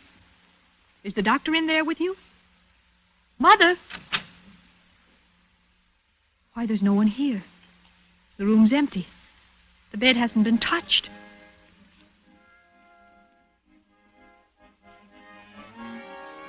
Edwards, what are you doing? Merely playing a song, miss. A favorite of mine. A favorite? Yes, Miss Virginia. Where's Mother? She's in the city, miss. You lied to me. I'm afraid I did, Miss Virginia. Why are you locking the door? You know why, Miss Virginia. It can't be. You're not the White Rose killer. But you see, I am, Miss Virginia. Driving you and your family around day after day. Sitting there right in front of you all the time. It was amusing to watch you hunting for me. Hunting for someone you saw several times a day. It can't be. You're not insane. Of course not. Who said I was? Edwards, you know I'm not the girl who betrayed you. Yes, I know that. Well, then unlock the door and let me out. Please, Edwards. I've killed 5 times. I've never regretted it. I'm going to kill you, Miss Virginia. Why, Edwards? Why? Because you've been so clever. Too clever. You made yourself look like her, the girl who deceived me. I could have killed you the day you first went out looking for me, but I had to be careful. Oh. I almost caught you that night at the waterfront. The night I dropped the White Rose when that police car came. Edwards, I've never done you any harm. Your sweetheart, Terry. He loves you, doesn't he? Yes. That's good. Because now you won't be able to deceive him like my girl deceived me. Keep away, Edwards. Keep away or I'll... You thought you'd use your gun, eh? Well, don't think I was fool enough to overlook that. I took your gun out of your purse. It won't do you any good to kill me, Edwards. I didn't have anything to do with it. No, and you're not going to have a chance to break another man's heart like she broke mine. Terry! It won't do you any good to call to him. He can't get in here without breaking down the door. Keep away from me. Terry! It'll be too late then, because I'm going to kill you now. Terry! Yes, let me get my hands on that pretty white throat. Oh, keep away. Keep away from me. Terry! Stop!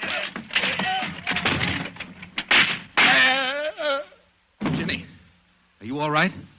Yes, Terry, I'm all right. Oh, take it easy. Here, sit down. Oh, Terry, I was so scared. There was nobody here but Edwards and I. How did you know where I was?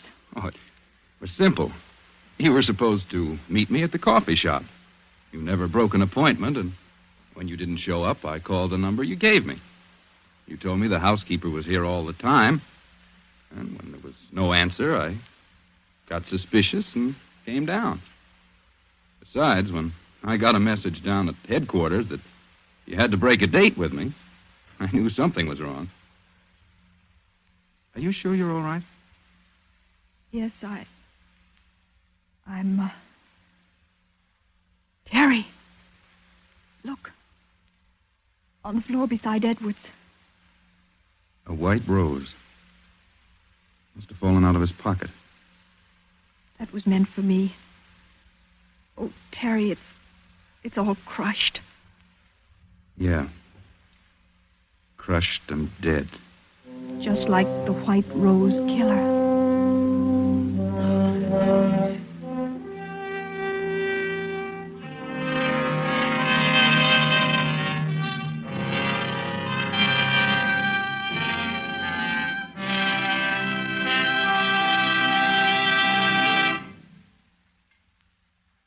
And so closes The White Rose Murders, starring Maureen O'Hara. Tonight's tale of Suspense. This is your narrator, the man in black, who, speaking for Columbia, hopes you have enjoyed Miss O'Hara's performance and our play.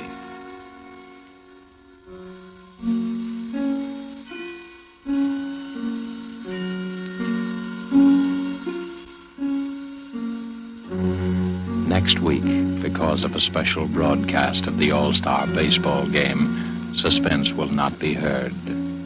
But again the following week, we will be back with another play on this series and more of your Hollywood favorites. The producer of these broadcasts is William Spear, who, with Ted Bliss, the director, Bernard Herrmann and Lucien Marowik, conductor and composer, and Cornell Woolrich, the author, collaborated on tonight's Suspense.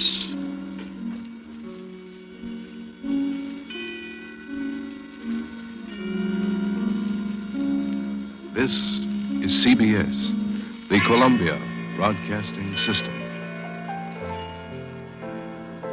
From 1943, that was Suspense and the White Rose Murders with Maureen O'Hara. I want to thank you all for listening tonight. It's been a great time. At least I've had a great time. I hope you have too. If you like this kind of broadcast, please let me know in the comments section. If you want to hear anything in specific, let me know down there too. This is a give and take type thing. I enjoy being with you, and I hope that you enjoy being with me. And until the next time, ladies and gentlemen, make sure you stay cool and stay tuned to Hojo Radio. I'll catch you on the flip side.